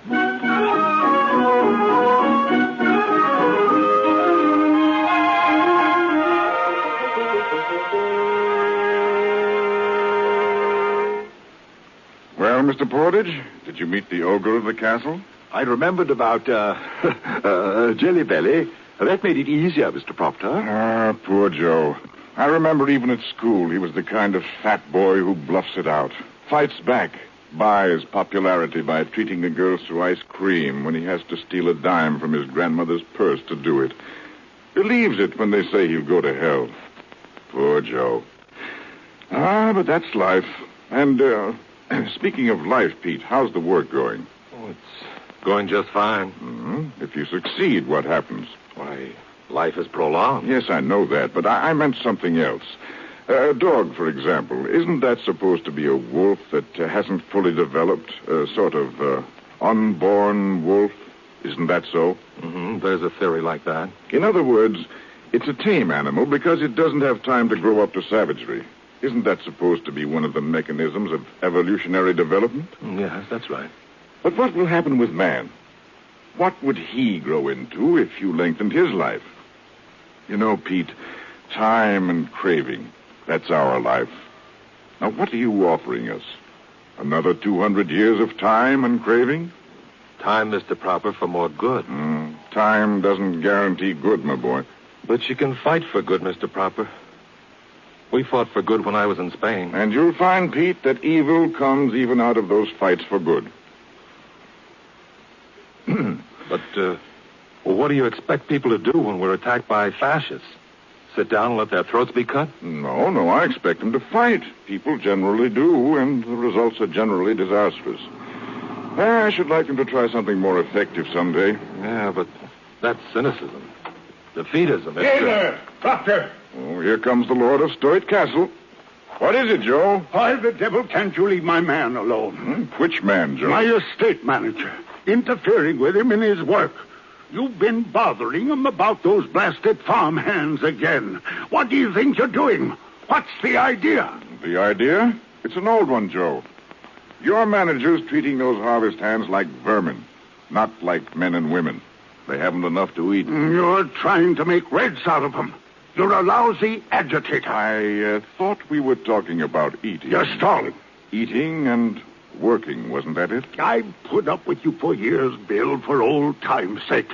But you're making the place dangerous for decent people to live in. I'll have you run out of the valley. I'll see that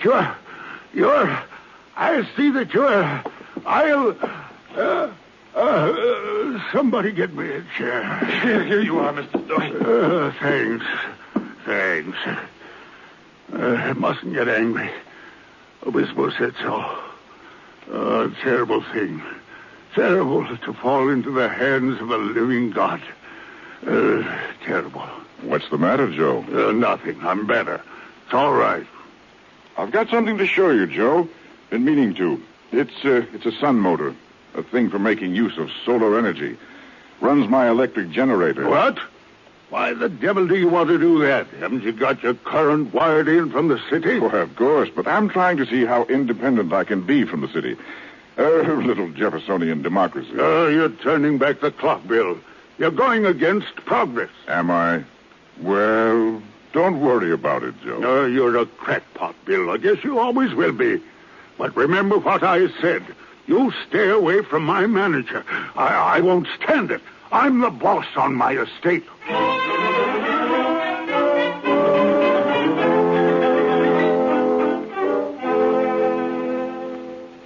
Mr. Stoyte forgot all about his blood pressure and the living God, and he felt suddenly happy.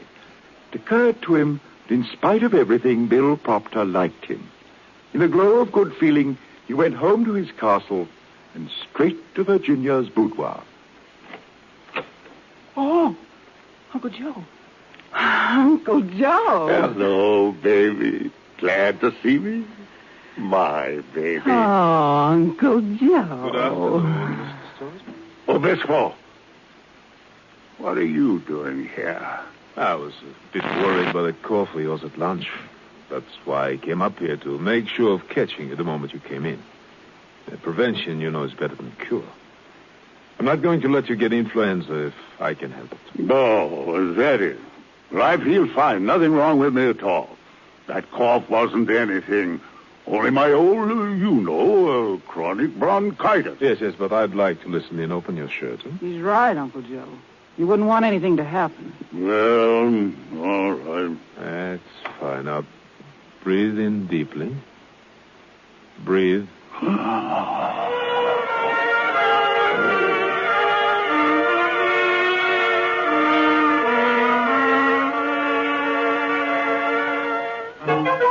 Night fell on Stoyte Castle, and the long halls were shrouded with shadows. In his room, Pete Boone was dreaming of Virginia, trying to equate his vague yearning for political and religious justice with the warm glow he felt when he considered Miss Monsable, even objectively. While, in the young lady's room, the object of his adoration was busy redecorating her toenails. Oh, darn.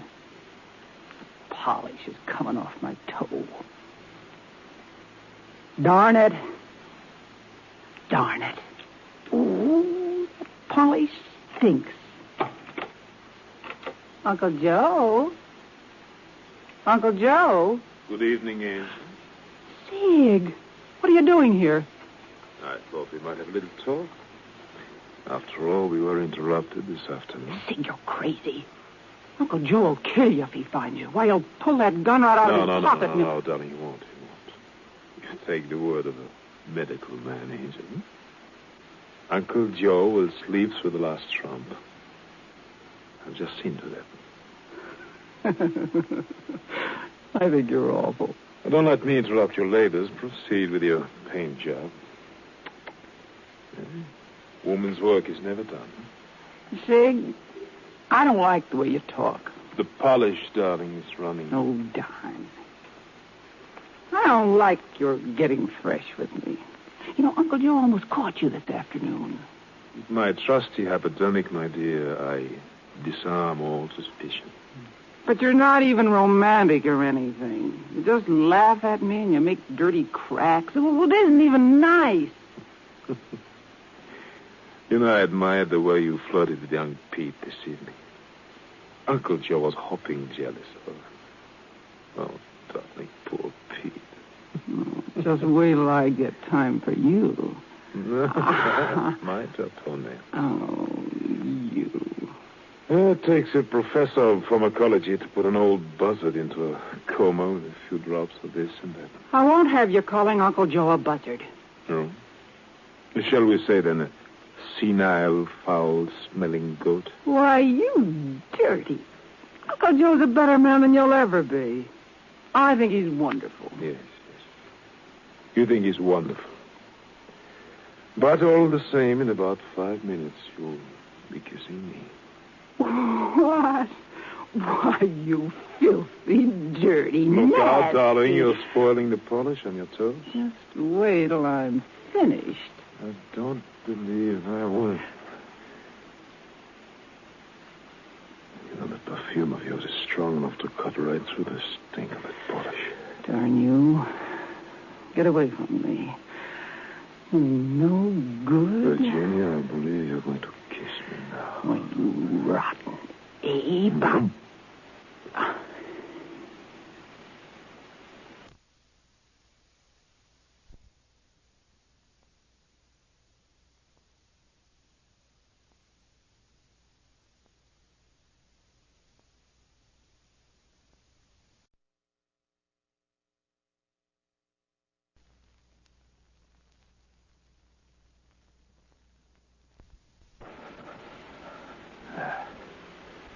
That's much better.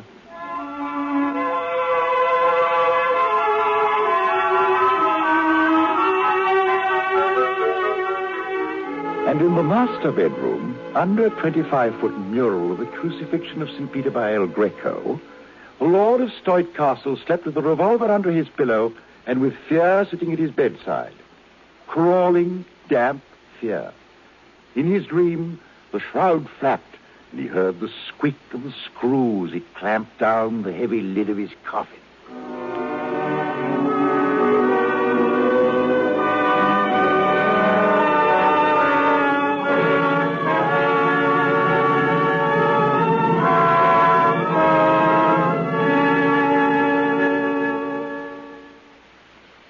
You are listening to After Many a Summer Dies the Swan by Aldous Huxley. And here again, Miss Eva Le Gallion. As a playwright, he has been less successful, though I've always liked his play, The World of Light.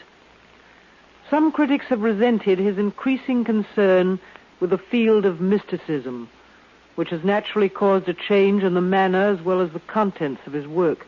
Sidney Case says of him, for instance, from being anxiously intellectual, he became too confusedly anti-intellectual. Well, people who think along these lines bemoan the fact that he has become less and less an entertaining novelist and more a man absorbed in the search for truth. I see no reason to condemn a man for that.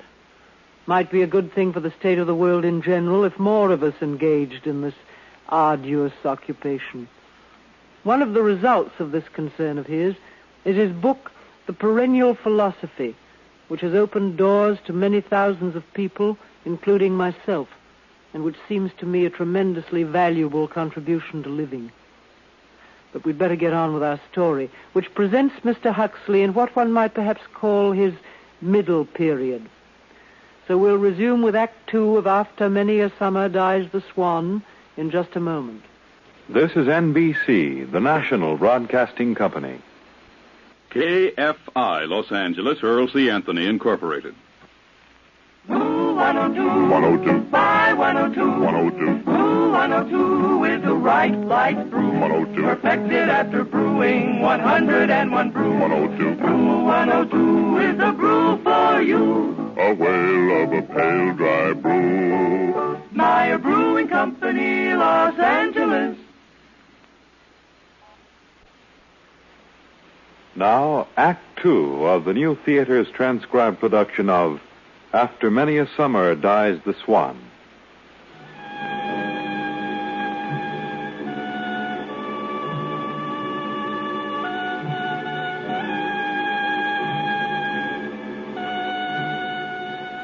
Muddling about with the Holberg papers was completely fascinating. The 5th Earl of Garnister, about 1789, writes as follows. If men and women did woo as noisily as do cats, what Londoner could ever hope to sleep o' nights? There speaks the 18th century. But the 20th century, life in Stoyte Castle came rapidly to a rolling boil. The baby, Miss Maunsable, had that inward dreamy look of young ladies who discovered that love does not necessarily go with the largest checkbook, while Uncle Joe became chronically ill-tempered due to jealousy of, oddly enough, young Pete. On the longevity front, Dr. Obispo swore constantly that soon we should all be living as long as crocodiles. But for those of us doomed to shuffle off the mortal coil, there is always the Beverly Pantheon, Joe Stoyte, president. The total profit, Mr. Stoyte, comes to over $500,000 for the 3-month period. Not bad for a boneyard, eh, Mr. Stoyte? Don't talk that way and close that door. That caterwauling organ ruins my digestion. Sure, Mr. Stoyte, sure. Now, what'd you get me over here for? I don't like this place. I don't like cemeteries. Mr. Stoyte, look, this here idea I had. You know that ridge up there by the tiny Taj Mahal? Yeah. Well, I figure we can dig right under it and make it a catacombs. A what? A Class A catacombs, like in Rome. Now, how about a chapel of the martyrs with a nice plastic group of girls being eaten up by lions? People would get a big kick out of that. Sex appeal in death. What a promotion. Listen, Charlie, I don't like the idea. And there's another thing. Some young fool out there had the nerve to show me a place he said he'd save for me. Fire him. Sure, Mr. Stoyte, sure. You can get the estimates and plans for your cave, but no martyr. Not even one dame, Mr. Stoyte? Just one? No martyr. That's final. Call my car. I want to get out of here.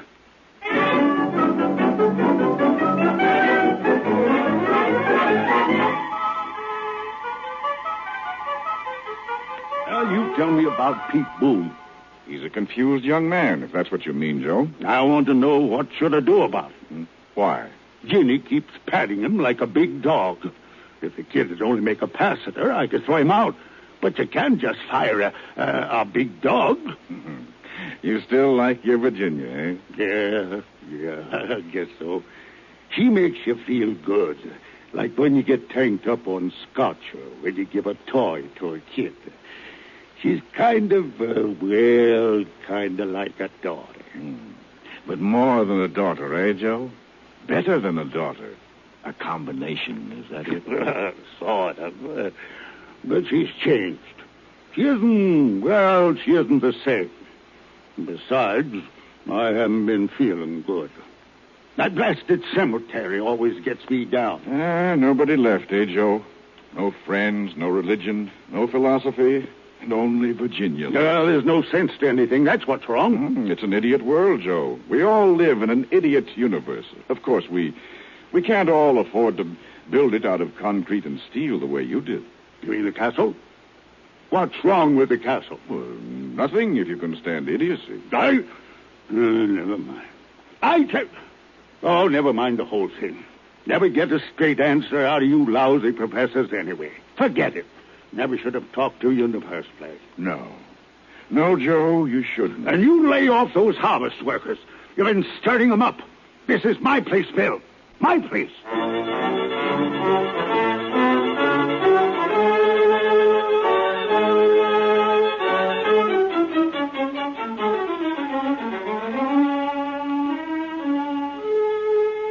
Working on the Hoburg papers kept me busy during the day.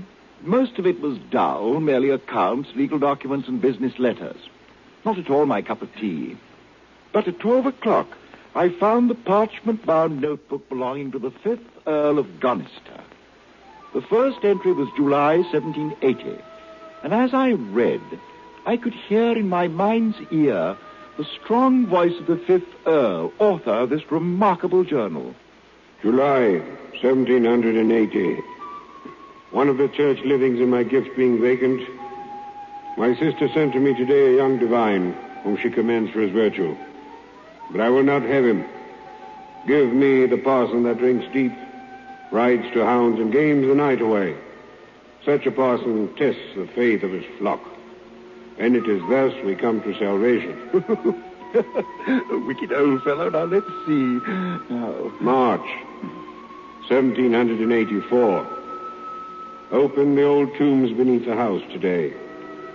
A kind of ropey slime depends from the roof and coats the walls. It is the condensation of decay. Hello! Tombs beneath Gonister House. That'll cause quite a ripple in England. Let's see now. 1789, 94, 95. I have tried King David's remedy against old age and found it wanting. Warmth cannot be imparted, but only evoked. I'm an old man now, weak and shrunken, without desires. Ooh, the fifth Earl suffers from Uncle Joe's complaint. Well. July 1796.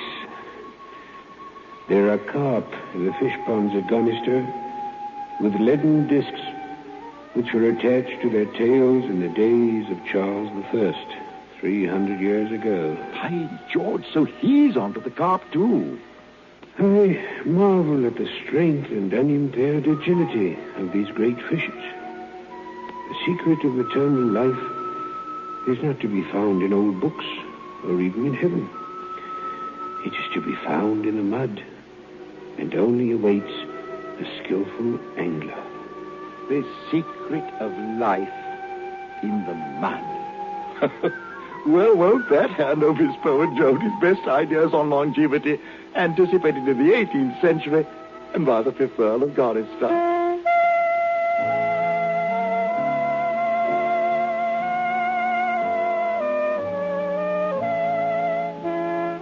Do you mean to say some old fossilized Earl was onto the carp theory? Can you tell that? Well, you're not annoyed? Oh, why the devil should I be? Well, your theory, I mean, it's been anticipated. Let's hear more about your fifth Earl. You say he lived till 90? More than 90, 96 or 7. He died in the middle of a scandal once more. Oh, not really. What sort of a scandal? Well, it seems he had a tendency towards homicidal pleasures. Killed somebody? Not actually killed, just damaged. You know, the old buzzard's line, the secret of life is to be found in the mud. That's almost a definition of science. Well, I was up to 1796. The old chap was feeling pretty seedy.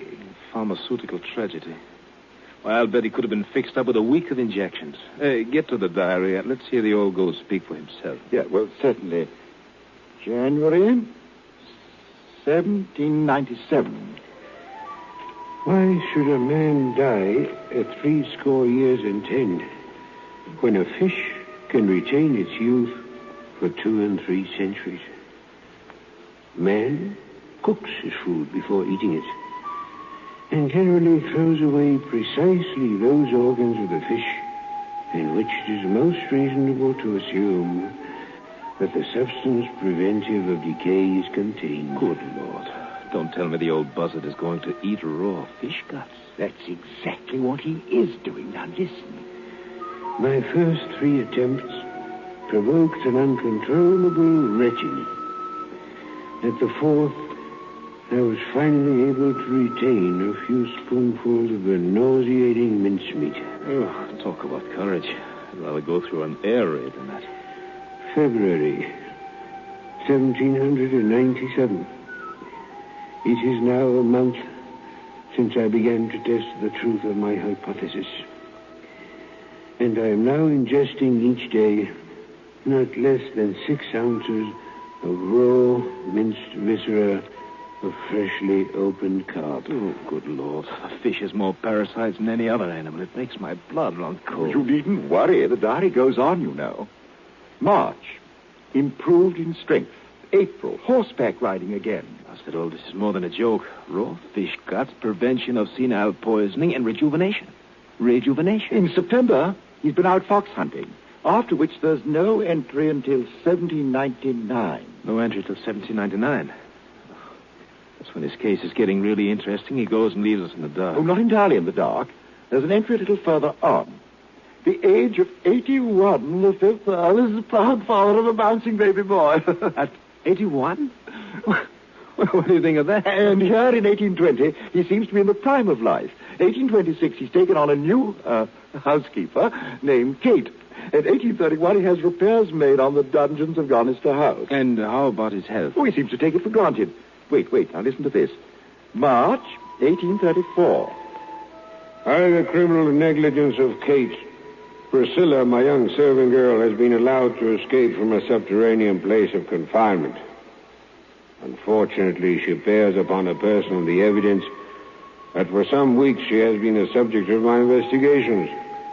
She holds in her hands my reputation and perhaps even my liberty and life. Well, there it is. That's the scandal. Well, the old devil. The girl must have told a story. Well, what's next? I really can't make it out. It is devilish odd. My funeral will be conducted with all the pomp befitting my rank and virtues. My only regret is that I shall be unable to leave my subterranean retreat to see the pageantry of woe. I go now to my own private hell, deep beneath the walls of Gonister House.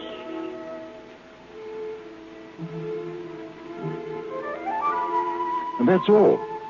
There's nothing else. Just 2 more blank pages and the end of the book. And nobody knows how long the old buzzard lived, huh? Not outside the family. There's an old woman living in Gonister House now, Lady Jane Holbert, the last of the line, but she's completely... Porridge, do you realize what this means? Well, the 5th Earl could still be... Yes, it could be. Bless me. I suppose he really could. Porridge, we've got to find out. I'm taking the next boat to England.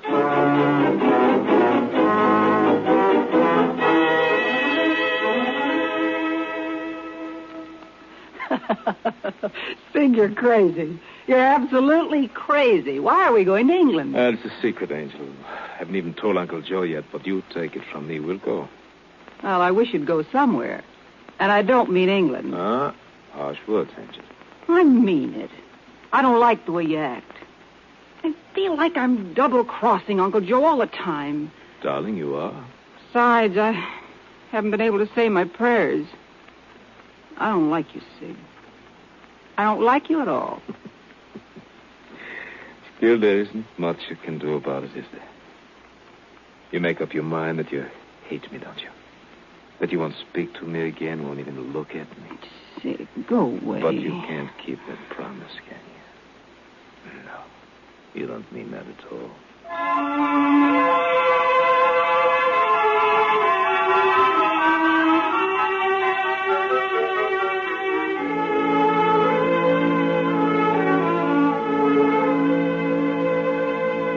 Hi there.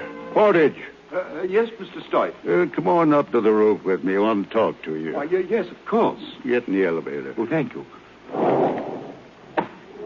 Had a rotten time today. Oh, I'm sorry. God was that blasted cemetery. Always gets me down. Going up to see Virginia now.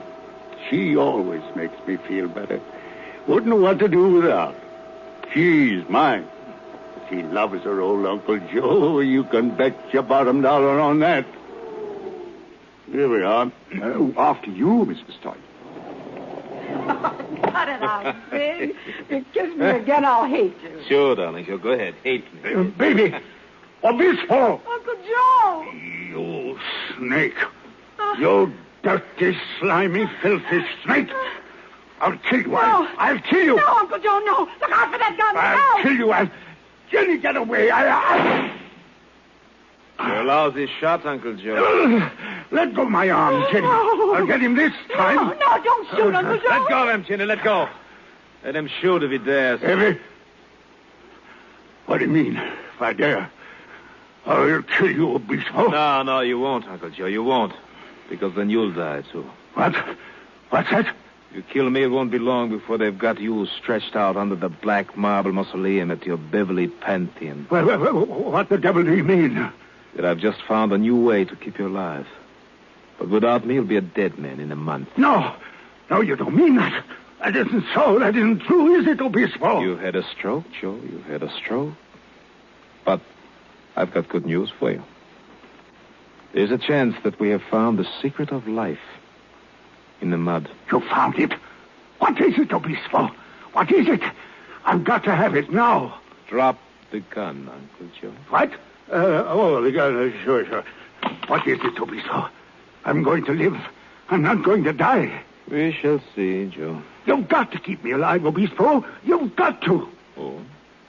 After you tried to kill me? Oh, that was an accident. I didn't mean to. You can't let me die when you know how to stop it. You can't. If you don't mind all, I'm going to sit down. You've got to keep me living. You've got to. You can have anything you want. I can pay for anything. Anything? Well, Uncle Joe, now you are talking turkey. Yes, sir. Now you are talking turkey.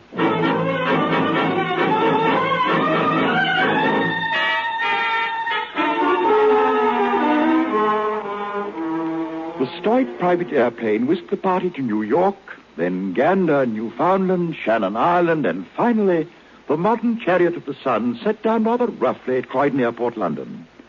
Consul Gas supplied a tremendous black limousine, and off it drove through the diluted London sunshine down into the country towards Gonister House. Mr. Stoyte sprawled under a fur rug in the back seat of the car. He was on sedation by the doctor's order, so he slept fitfully as the car roared on. Dr. Obispo was at the wheel, while Virginia sat aloof on the front seat. I dreamt I dwelt in marble halls. For heaven's sake, shut up, will you, no fear, awake, Uncle Joe, honey. It's out like a light. And will you love me in December as you do in May? Why not? It's open season on doctors, darling. But don't worry, Angel. We understand each other, Uncle Joe and I. We even understand about you. I dreamed I killed a golden goose that laid the golden egg. Stop it! What's the matter? What's wrong? She objects to my singing. Goodness knows why. I have such a charming voice, particularly well adapted to a small auditorium like this car. What is it? Are we here? Yes, indeed we are here, Uncle Joe. Gonister House.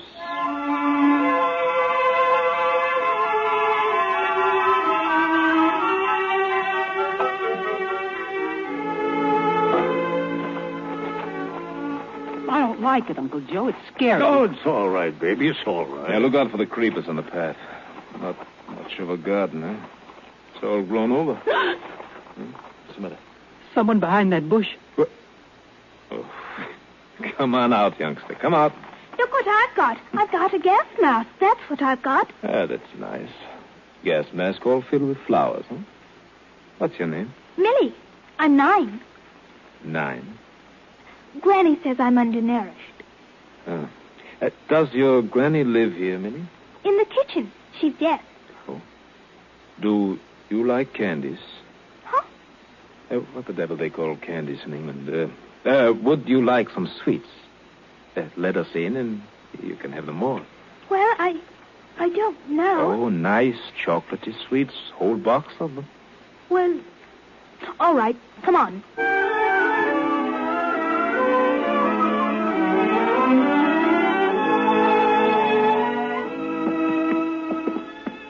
This way, sir. Right along this hall. I don't get this, Obispo. I don't understand why we're here. Why can't you tell me? Now, don't get worried, Uncle Joe. Obispo, can you prove absolutely there's no such place as hell? Can you prove the wrong side of the moon is not inhabited by green elephants? Oh, seriously. Oh, don't bother me with the nonsense. But do you think hell is possible? Everything is possible. Millie. Yes, sir? Where's the cellar door, dear? No. What do you mean, no? Just show us the door to the cellar. I won't, I'm afraid. There's ghosts down there. You don't have to go, dear. Just show us. If you don't, you shan't have any more candies. Sweets. Come on, give them back. No. Yes, I'm going to eat them all up myself. Please don't. They're good. I want them. Oh, poor little Millie isn't going to have any more sweet chocolates. It's so good. I want my sweets. Now, till you show us the door to the cellar, dear.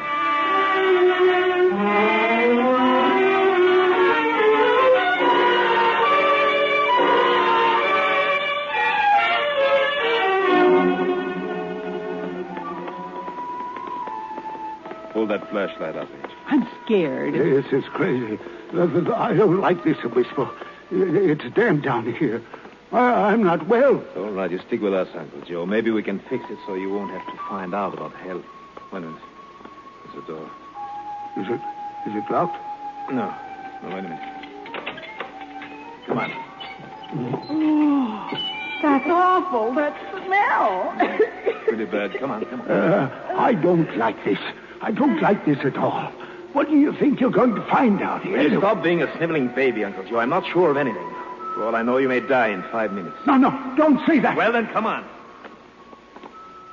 Oh, that smell. It's getting worse. It's awful. Just around this corner. Here, keep the flashlight up. Here, give it to me. I'll go ahead.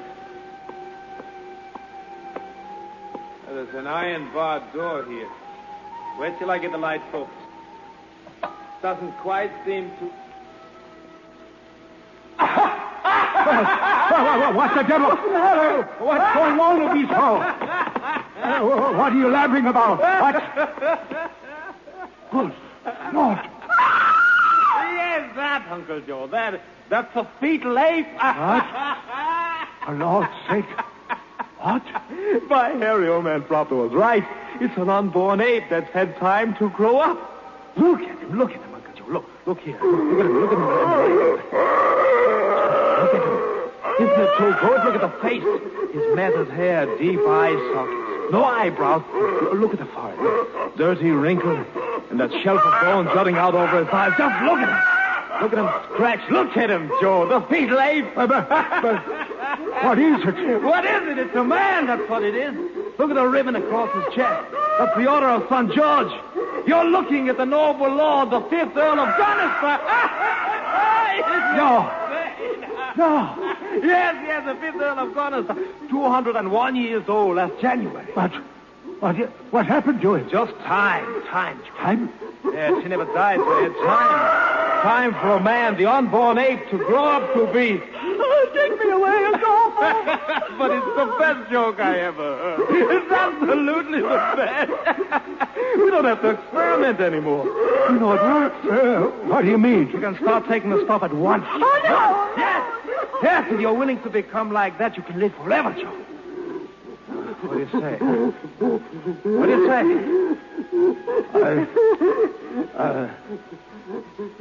Obispo, how long do you figure it would take before a person got like that? I mean, it wouldn't happen all at once. There'd be a time while a person, while he wouldn't change anything. Oh, no. You want to, Uncle Joe. You don't want to. Once you get over the first shock, I mean, it's better than dying, isn't it? Looks like he has a pretty good time. I mean, in his own way, of course. Don't you think so, Obispo? Don't you think so, Obispo?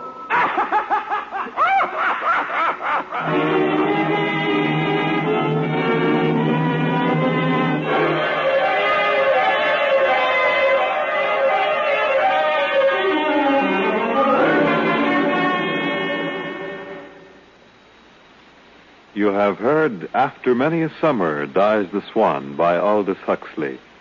The dramatization was by Ernest Kenoy. And here again, Miss Eva Le Gallion.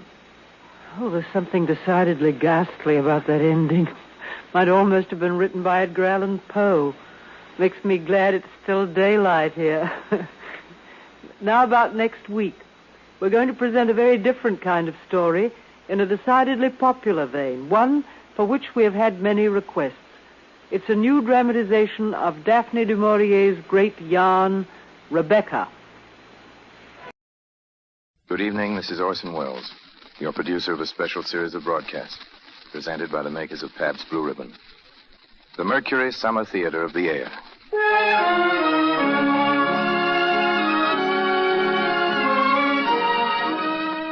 Tonight and every Friday night, Pabst Blue Ribbon presents you with a front row seat in America's favorite summer theater.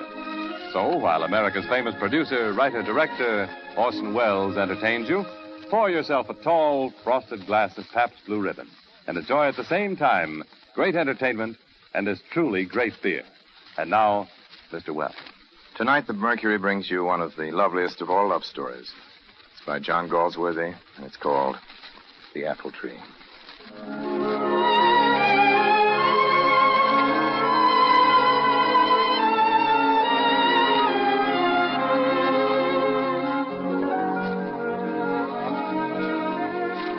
It was Stella's and my silver wedding anniversary. We'd motored to Torquay where we'd first met to celebrate. Stella had suggested that we take a lunch and drive out on the moor. It would be so lovely there, Frank. It's quite warm in the sun. I can do some sketching while you read. We drove several miles and stopped on a high hill with a view into the deep valley beyond.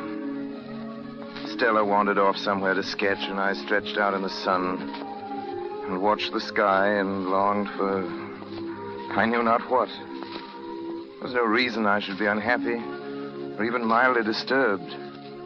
My life had been pleasant, my marriage quite successful, but as I lay there, it seemed to me that there was something missing. Something that had nothing to do with pleasant lives or successful marriages. The familiar words of Hippolytus echoed in my mind. The apple tree. The apple tree, the singing, and the gold. The apple tree. And then quite suddenly, I remembered. I'd been here before. Years before. I'd stood on this self-same hill. I knew the valley into which I looked. That ribbon of road and the old well behind. Life has moments of sheer beauty, of unbidden flying rapture, but they last no longer than the span of a cloud's flight over the sun. I'd stumbled on just such a moment in my own life. I'd stumbled on a buried memory, a wild, sweet time. It was after my first year in college. A friend of mine, Robert Cott, and I were making a walking tour of the country around Torquay. But my knee, which had been injured in a football game the year before, was giving me trouble. I knew I'd have to give up the tour. We were looking for a farmhouse somewhere where we could put up until I got better. I don't think you ought to walk much farther, Frank. Why don't I go ahead and reconnoiter? Oh, I won't need to. There's someone coming. It was a girl. The wind blew her crude little skirt against her legs and lifted her battered tam o' shanter. It was clear she was a country girl. Shoes were split, her hands were rough and brown, and her hair waved untidily across her forehead. But her lashes were long and dark.